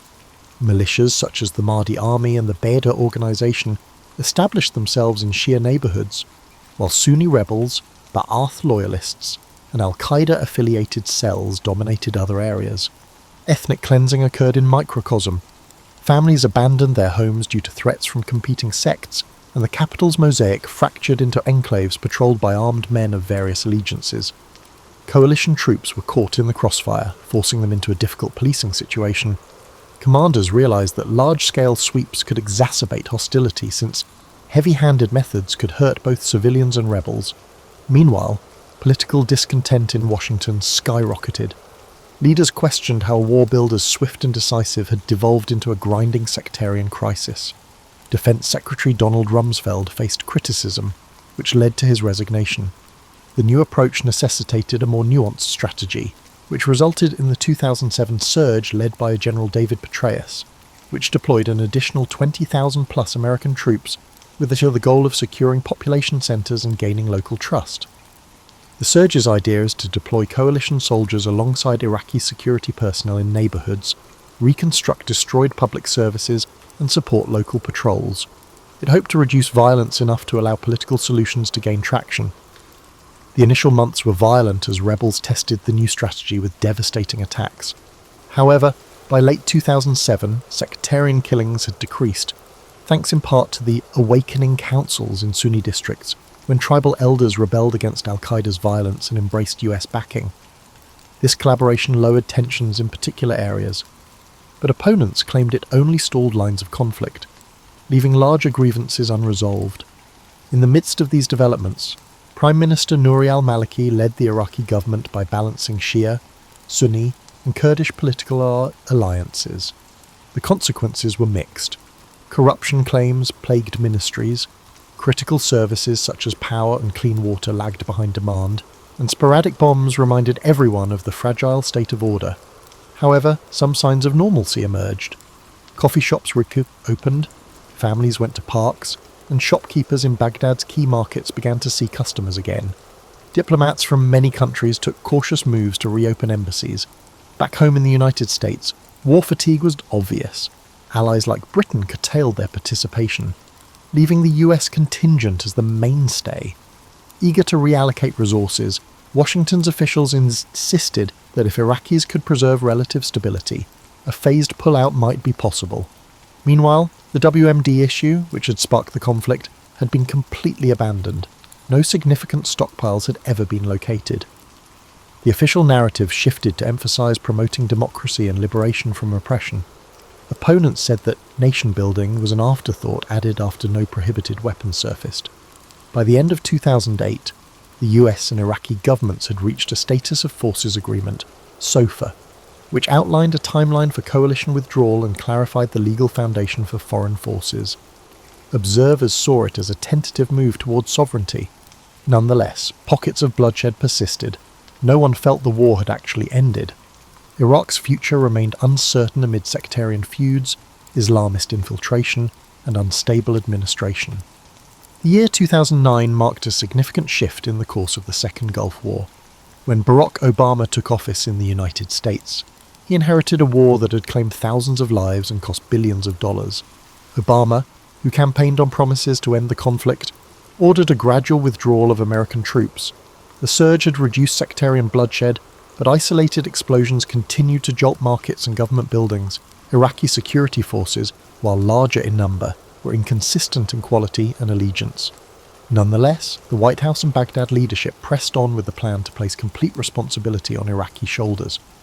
By 2010, the coalition's presence had shrunk dramatically, with US personnel primarily focused on training, advising, and supporting Iraqi troops in specific tasks. The final American combat unit left in August 2010, symbolically ending Operation Iraqi Freedom. However, a group of advise and assist individuals remained. The Iraqi administration attempted to convey confidence by boasting about enhanced readiness, local police units, and army modernization. Observers on the ground, however, warned that progress remained fragile. Tribal rivalries in the countryside persisted, as did underlying tensions between Baghdad's central authority and the Kurdish north over oil wealth and territorial aspirations. The final US forces left Iraq in December 2011, as scheduled by the SOFA. The West shifted its focus to other challenges, including European economic crises, the Arab Spring, and relations with Iran. Meanwhile, in Iraq, Prime Minister al-Maliki adopted a more centralized power approach, which alienated certain Sunni leaders. Demonstrations began to spread in Sunni-majority areas, driven by frustrations about political marginalization and alleged government overreach. Former militants, who had been placated by US-brokered accords, felt abandoned or harassed. Unemployed youth, upset by a lack of economic opportunities, became susceptible to extreme preaching once more. Then came the development of the Islamic State of Iraq and the Levant, ISIL or ISIS. ISIS sprang from the remains of Al-Qaeda in Iraq, capitalizing on the instability of the Syrian civil war to seize territory on both sides of the border. In 2014, ISIS fighters stormed into northern Iraq, conquering Mosul with astonishing speed. Iraqi army battalions, hollowed out by corruption and low morale, abandoned their posts. Extremists gained access to armoured vehicles and weapons designed for national defence. Chaos scenes reminiscent of 2003 resurfaced, but this time the threat was not a foreign invasion, but a radical Islamist organisation declaring a caliphate. Many commentators cited the chaotic aftermath of the Second Gulf War as the foundation for such a nightmare, with central rule never completely entrenched and local militias often overshadowing official authority. ISIS encountered little resistance from Sunni tribes that despised the Baghdad-led government. The impetus for US re-involvement mounted, resulting in bombings and a new coalition operation to help Iraqi and Kurdish forces recapture occupied territory. The 2003 invasion cast a long shadow into a new decade, demonstrating that the initial conflict's aftershocks had yet to be resolved. In Iraq, new political figures rose to prominence. Hyder al-Abadi succeeded al-Maliki. Seeking to heal sectarian divisions, he attempted to rebuild the Iraqi military, forming ties with the Kurdish Peshmerga and even certain Sunni tribal groups to combat ISIS. The operation to reclaim cities such as Tikrit and Ramadi moved slowly, culminating in the fierce battle for Mosul in 2016-17. Meanwhile, Iran's influence in Baghdad rose as Iranian-backed militias played key roles in anti-ISIS battles. The United States found itself associated with various forces whose aims did not always align with Western ideals, highlighting the war's complexities. In the Western world, the public discourse surrounding the Second Gulf War remained stagnant. Some claimed the initial invasion was legitimate, despite inaccurate intelligence and insufficient planning. Others portrayed it as a terrible blunder, unleashing sectarian monsters and destroying Iraq's social structure. A generation of veterans returned home dealing with the trauma, moral harm, and bodily wounds. Their accounts influenced new literature, film, and policy discussions about how America handles foreign operations. Politicians from all parties used the Iraq experience to either caution or support future military decisions. As the decade progressed, the conflict's designation, Operation Iraqi Freedom, the Iraq War, or the Second Gulf War, became a source of rhetorical debate. Scholars examined government papers, looking for watershed moments such as the disbandment of the Iraqi army, poor post-invasion planning, the implementation of the surge, and the precipitous US pullout. Each decision influenced future crises. Meanwhile, ordinary Iraqis, having survived dictatorship, invasion, civil war, and ISIS horror, faced the challenge of restoring normalcy. Streets that had previously been monitored by foreign forces were now overseen by local police, but scars remained in the damaged urban landscape and in hearts burdened with sorrow. Overall, the Second Gulf War was not a single event that occurred in 2003. Its aftershocks lasted decades, tying together global politics, the emergence of violent extremism, and the sad cost of leaving critical nation-building parts unfinished. When observed from a distance decades later, it serves as a striking reminder of how modern wars can begin with clear goals but devolve into convoluted consequences, as well as a monument to the tenacity of civilizations forced to rebuild against the odds. Reflecting on the Second Gulf War decades after it began in 2003, one may see a rich tapestry of ambition, mistake, courage, and grief. Its origin was based on the post-9/11 mindset, which combined worries of global terrorism with long-standing tensions between Saddam Hussein's administration and the international community. The immediate goal was regime change, couched in terms of eliminating WMDs. Ironically, the war's true impact was less about unearthing hidden stores of chemical or biological weapons, and more about the difficulty of rebuilding a society unmoored from decades of authoritarian leadership. Many veterans of the conflict remember the initial assault as a miracle of military strategy, culminating in Baghdad's swift capture. However, they also describe how the enthusiasm faded as it became evident that removing Saddam would not guarantee a stable democracy. Instead, overlapping insurgencies, widespread corruption, and deep sectarian grudges transformed the occupation into a lengthy quagmire. For soldiers on the ground, it was less about broad strategies and more about building connections with people, diffusing roadside bombs, and determining friend from foe in a sea of misinformation. Iraqi residents, too, carried various stories, ranging from the promise of overthrowing a detested ruler to the horror of street fighting and kidnappings to the tiredness of ongoing blackouts and water shortages. Some families applauded the coalition for deposing a tyrant who had committed widespread brutality against Kurds, Shiites, and political opponents. Others said that foreign forces were insensitive to Iraqi traditions, and that Western-style administration structures overlooked Iraq's social and ethnic diversity. A generation of young people grew up in ruins, their childhood dominated by curfews, the crackle of gunfire at night, and the hum of drones overhead. Internationally, the battle reshaped global alliances and sparked fierce debate. Allies such as Britain experienced internal divisions. Tony Blair's steadfast backing for the invasion shattered his party's unity and harmed his career. France and Germany, who opposed the war, felt justified when no WMD evidence emerged, but their stance sparked resentment among US hawks. Across the Middle East, the conflict fueled anti-Western sentiments in some areas, while others silently celebrated Saddam's demise. That ambivalence continued throughout the 2010s, when the United States faced fresh Middle Eastern concerns, ranging from the Arab Spring to the rise of ISIS.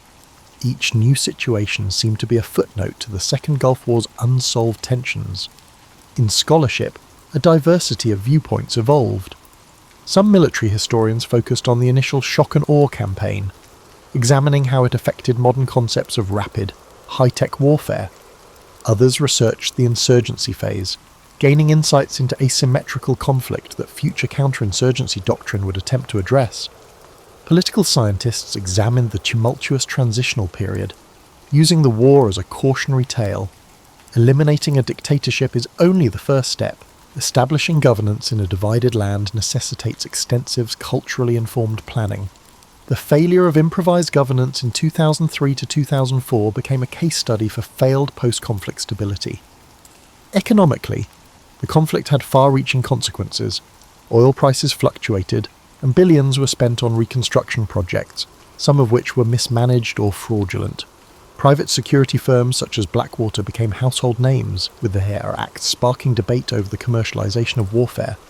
Meanwhile, rebuilding Iraq's devastated infrastructure took years.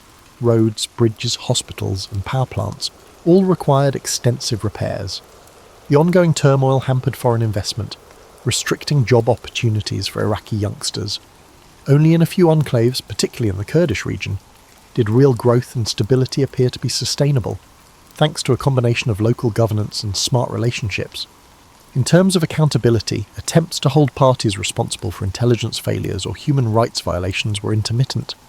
The legacy of Abu Ghraib remains an indelible stain, overshadowing efforts to portray the war as a moral battle against despotism. War crimes claims against insurgent organisations and sectarian militias were much more savage, albeit they rarely resulted in formal legal consequences. The conflict's complexity, with various actors and fluctuating alliances, rendered clean narrative arcs difficult. Finally, the Second Gulf War demonstrated how modern warfare can begin with widespread national support before devolving into a confusing, multi-layered battle with no abrupt or unambiguous conclusion. By the time American forces withdrew, the character of the fight had shifted so dramatically that it appeared to be an entirely different war than the one that began in March 2003. Historians look back on it as a cautionary tale in early 21st century history, influencing how governments assess intervention, militaries prepare for nation building, and society deals with the psychological toll of prolonged conflict. The war's legacy lives on in the tensions that continue to shape Iraq's political landscape, as well as in the diaspora of Iraqis who have sought safety abroad. It serves as a harsh reminder that even the most powerful invasions can upend old orders without quickly establishing new ones, demonstrating the messy, far-reaching effects of a single, momentous choice to send in the troops.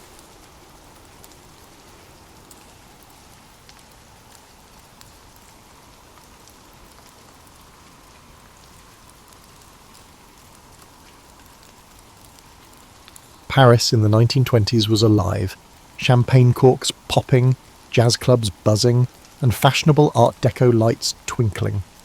To astute visitors, Paris offered endless possibilities. Travellers flocked to the Seine at night, British tourists with their pastel-coloured suits, American expatriates, and European industrialists with fat wallets. It was perfect for a resourceful con man with a convincing story to sell. For Victor Le Renard Le Maire, the city vibrated with cigarette smoke and colourful posters. He was not always Le Renard or in Paris. Born in a small village on the Austrian border, he was captivated by the world beyond the mountains. While other boys herded sheep, Victor watched travellers in their streamlined car. He saw that the most persuasive could sell peasants anything, from worthless medicines to bewildering life insurance. Young Victor discovered that a good tale was worth more than gold. That's when locals dubbed him Le Renard, the fox, after he exchanged worthless trinkets for a prized hunting rifle. In a village of rumours, that tale spread quickly. As a boy, he learned to shape people's perceptions to see what he wanted. By adulthood, his skill was sharp. He mastered languages, studied psychology, and honed his sophisticated demeanour. He'd earned a tidy fortune from his swindles across Europe, letter forgery, impersonating nobility at social events, and selling near-new antiques. Each time he was being investigated by the authorities, he'd vanish, reappearing in Vienna, Milan, or Berlin, a step ahead. Victor arrived in Paris following the Great War with a suitcase and a shy smile. He had settled in within a month after reading an article about the cost of keeping the Eiffel Tower standing. It was built for the World's Fair in 1889. It was costly to maintain, and some people did not appreciate its appearance. There were strong protests against its demolition, despite the fact that it was popular among visitors. Victor learned of this news. He spent days in Champs-Élysées cafes hearing conversations on city projects. He learned that bureaucratic decisions were bogged down by red tape and that the city lacked money. He considered if he persuaded someone that the government of Paris was planning to dismantle the Eiffel Tower to sell it as scrap, he could become rich. It was a wild scheme, failure would turn him into a laughingstock. But a success was possible. Victor considered it for a night. He figured the more ridiculous the scam, the more people might be made to believe it. Who would fake the sale of France's most iconic landmark? He thought it needed high bureaucratic flair, like forged papers and stamps. Rumour and secrecy would be at his side. If he succeeded, he'd vanish, rich and legendary. He spent the next few days poring over the engineering wonder, absorbing facts such as its metal mass, elevator upkeep, and the way the tower accommodated activities ranging from tourism to radio reception. With these details, he was able to address prospective buyers with authority. He took a lavish suite at the Hôtel de Crillon, pretending to be a high-ranking official. To add authenticity to his deception, he engaged an engraver for stationery of his imaginary Ministry of Post and Telegraph, since the Eiffel Tower was also a radio centre. The last touch put him in official mode. Paris, for all its beauty, also had its share of opportunistic entrepreneurs. There were whispers that a government minister was looking discreetly for a private investor in a secret project.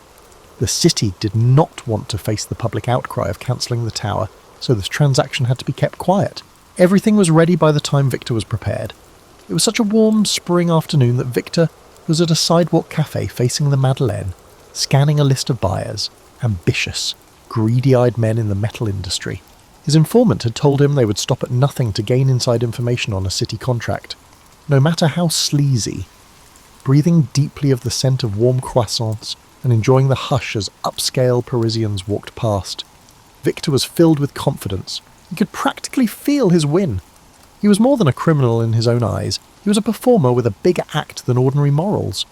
He finished his coffee, concealed his notes, and rose to his feet. The greatest scam of his life was ready to start. Victor began by sending elegantly handwritten invitations on forged ministry stationery to half a dozen influential scrap metal merchants. He requested their presence at the prestigious Hôtel de Crillon for a most confidential discussion of national importance. The letter was a masterpiece of official-sounding rhetoric, sprinkled with phrases such as "in strictest confidence" and "under direct ministerial oversight." Anyone who read it would have believed it came straight from the desk of a high-ranking bureaucrat. He scheduled a single day of interviews, meeting each merchant individually.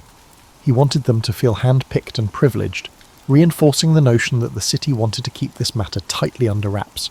From the start, curiosity and greed twinkled in their eyes. When at last the conversation steered to the possibility of dismantling the Eiffel Tower, he watched their expressions dance between disbelief, astonishment, and excitement. Victor's calmly stated reasoning was that the maintenance fees had become prohibitive, and certain parties in government felt the tower no longer served its original purpose. To all of them, he leaked the same inside track. The city would soon finalise a discreet agreement for the tower's metal, but public backlash was a real concern. The city planned to avoid any uproar by finalising the deal quickly, so confidentiality was paramount. By the time the meeting ended, each merchant was fully enthralled. Victor had left them with the impression that they were among the few chosen to bid on the opportunity. Their own imaginations did much of the work from there, conjuring up fantasies of staggering profit. However, Victor soon identified a prime mark: André Dubois, a mid-level scrap metal businessman whose ambition often overshadowed his common sense. Dubois was known to be insecure about his place among the big players in the industry. If he could land a deal that secured him exclusive rights to the Eiffel Tower's metal, he believed he'd rise overnight into an elite echelon. Victor noticed how Dubois always asked breathlessly about the possibility of special consideration, a subtle hint that he might pay extra for preferential treatment. That was precisely the attitude Victor needed. After a few days of tantalising phone calls and cryptic notes, Victor invited Dubois to tour the Eiffel Tower with him in person. For added realism, Victor booked a chauffeur-driven car to pick up Dubois. Both men sat in the back seat, forging an atmosphere of clandestine camaraderie. As they approached the landmark, Victor gestured toward it as if it were an aging beast about to be put down. "It's quite costly to keep it painted and structurally sound," he remarked, with a faint sadness in his voice, as though he truly lamented the tower's impending fate. Dubois nodded solemnly, but his eyes gleamed with hunger. Ascending the tower's first deck, they observed the city sprawling in every direction, evidence, as Victor noted, that progress required sacrifice. He recited maintenance figures he'd gleaned from newspaper archives and from subtle bribes given to minor city clerks. This data-laden performance impressed Dubois. Victor then produced a sheaf of official-looking papers, a forged contract awarding the successful bidder exclusive salvage rights. Dubois skimmed them, mouth agape, as if he held a golden ticket to instant wealth. Finally, on the cusp of sealing the deal, Victor paused dramatically, then leaned closer.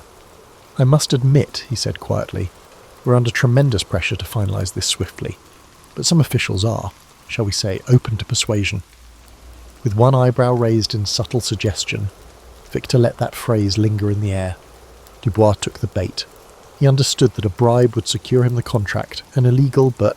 Weeks later, Victor found himself in Vienna, living luxuriously at a grand hotel. He enjoyed idle afternoons at the imperial cafes, reading about the flurry of rumours swirling in Paris. A few tabloids speculated that a conman had fleeced a businessman out of a fortune. Official statements from City Hall denied any plans to dismantle the Eiffel Tower. Yet the press never got hold of Dubois's name, and no one had identified Victor. The story, swirling with half-truths, soon faded from public discourse. For Victor, that was a green light. His scheme had left no significant ripples, no public scandal, no humiliating trial. It was as though the entire episode had slipped into an urban legend. While sipping a particularly fine espresso one morning, he found himself flipping through a Parisian newspaper. In the business section, there was a fresh wave of articles on the tower's upkeep expenses. Costs were climbing yet again. The debates that raged a few years prior were resurfacing, with critics continuing to ask if the monument had outlived its usefulness. Reading that, Victor felt a surge of déjà vu, accompanied by a mischievous grin. If the city itself remained unconvinced of the tower's permanent place in its skyline, then the seed of plausibility was still there. The more he mulled it over, the more irresistible the idea became. Selling the Eiffel Tower once was bold. Selling it twice, that would be legendary. Of course, every repeat performance carries an elevated risk. Con artistry thrives on the unexpected. Victor was no stranger to the concept that lightning rarely strikes the same place twice. And yet, as he weighed his options, he recognised one key advantage. The first victim, Dubois, never went public. The scheme was still cloaked in rumour. Furthermore, the ephemeral nature of public memory in a bustling city like Paris worked in his favour. People had moved on to the next scandal. Victor decided that with a few adjustments, the plan could work again. He returned to Paris incognito, adopting the persona of a minor diplomat from a small Eastern European country. He took a suite at a different upscale hotel near the Opéra Garnier, careful not to retrace his steps exactly. He updated his forged documents, upgrading his fictitious role to an intergovernmental liaison dealing with municipal real estate transitions. This time, his approach would be more polished, more exclusive. He planned to target even wealthier players, men with deeper pockets and even greater appetites for risk. The second attempt began with the same formula: elegantly worded letters on official-looking stationery, discreet appointments scheduled in lavish hotel lounges, and hushed talk of a sensitive government project. Yet the potential buyers this time were fewer, and Victor was more selective. At one meeting in a private parlour, he addressed 3 men together, an unusual choice for him. The trio included a well-known industrialist rumoured to have close ties to the city's political figures, a second man who managed a large shipping enterprise, and a third, a foreign investor looking to break into European markets. Victor carefully balanced the discussion, letting just enough details slip to convince them that the city's patience with the Eiffel Tower was running thin. But if the first sale had gone astonishingly smooth, the second was fraught with unexpected snags. One of the potential buyers was far more astute than Victor anticipated. This man, Claude Fournier, had a reputation for sniffing out underhanded deals. At the meeting, Fournier didn't flinch when Victor presented the rationale for dismantling the tower. Instead, he politely asked for references and official documentation. There was a certain sharpness in his eyes that made Victor uneasy. Still, Victor handed over his forged credentials without hesitation, offering carefully rehearsed explanations. Fournier accepted them with a practiced smile that revealed nothing. A day later, however, Victor discovered that Fournier had asked around about him, discreetly inquiring among local bureaucrats to confirm the authenticity of the liaison role. None of them, of course, recognized the name. A city clerk, already suspicious about a foreigner asking pointed questions, apparently alerted a friend in the police. Victor learned of this through his network of informants, petty forgers, streetwise doormen, and an occasional mistress or two. The rumour suggested that the police had begun quietly investigating a man posing as a city official peddling a contract tied to the Eiffel Tower. For the first time in his career, Victor felt the heat close in. The con was in motion, but the authorities were no longer ignorant. With a mixture of dread and exhilaration, he realised he had no choice but to accelerate the plan. He zeroed in on the second potential mark, an overly ambitious shipping magnate named Marcus Weissman, who had a penchant for shady dealings. Over dinner at a private club, Victor dangled the tower's contract before him as if it were a rare gem. Weissman, too enticed by the prospect of beating out his competitors, took the bait. Still, the tension was palpable, even as Weissman scribbled out a cheque big enough to make Victor's heart flutter. There was a persistent, nagging awareness that time was short. He needed to vanish before Fournier's inquiries led the police to his door. So he chose to skip the bribe angle that had worked so well with Dubois. Instead, he accepted a lump sum payment that covered everything, the purchase of the tower's scrap plus a discreet administrative fee. Weissman assumed that the simpler the transaction, the less likely it would be detected. Late that night, under the cover of darkness, Victor slipped out of his hotel. He carried a small valise stuffed with his ill-gotten gains, heading straight to the Gare de Lyon. By dawn, Victor fled to Monte Carlo, a glittering haven of high rollers and exile aristocrats. Initially, he relished the sweet satisfaction of having bested not just one, but 2 gullible buyers. He told himself he had achieved what no other conman in history had dared. Alone in a lavish suite overlooking the Mediterranean, he replayed the final moments in Paris, the anxious hurry to collect Weissman's cheque, the furtive glances at the station, and the first sunrise that found him safely out of reach.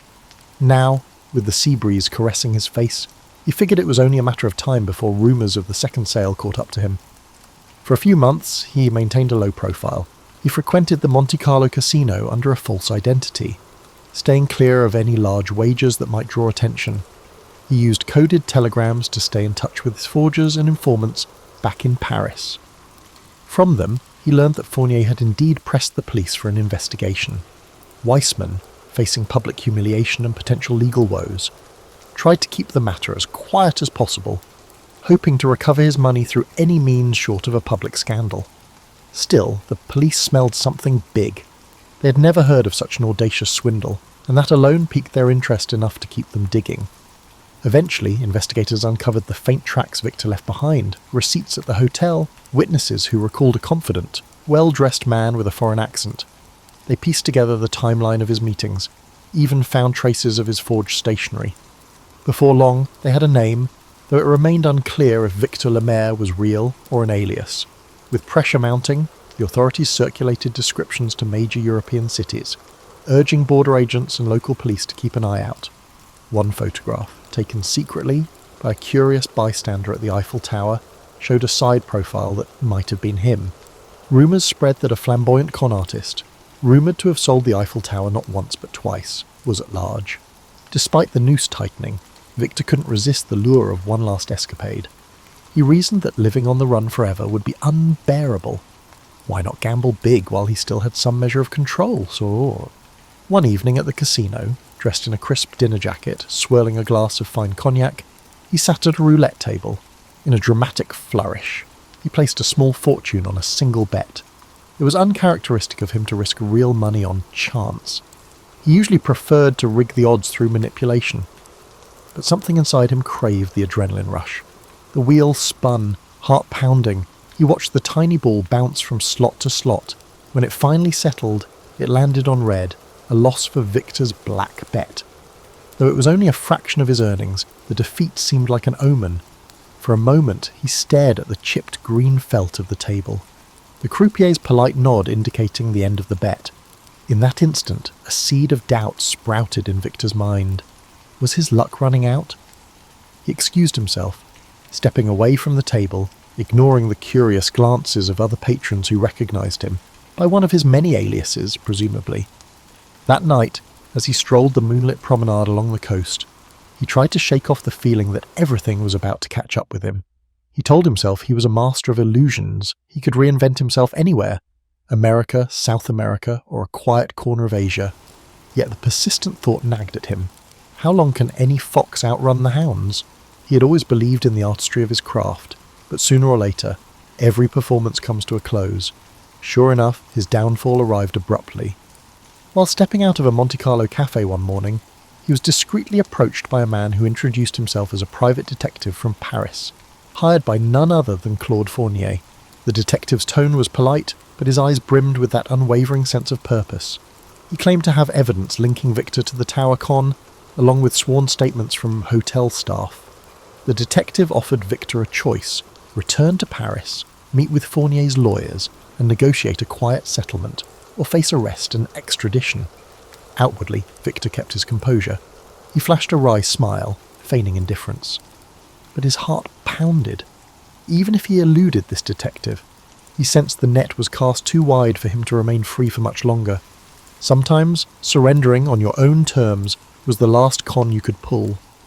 In a move that stunned the detective, Victor proposed his own arrangement. He would meet Fournier in neutral territory, in Switzerland, to hash out a deal. The detective, intrigued and possibly influenced by some under-the-table persuasion, agreed to broker the meeting. Victor reasoned that by controlling the location, he might still orchestrate an escape. But as fate would have it, the Swiss authorities were also alerted. When Victor arrived, plainclothes officers appeared from the shadows, swiftly taking him into custody. His arrest was a quiet affair, overshadowed by bigger global events. Still, word spread among the underworld. The man who sold the Eiffel Tower twice had finally met his match.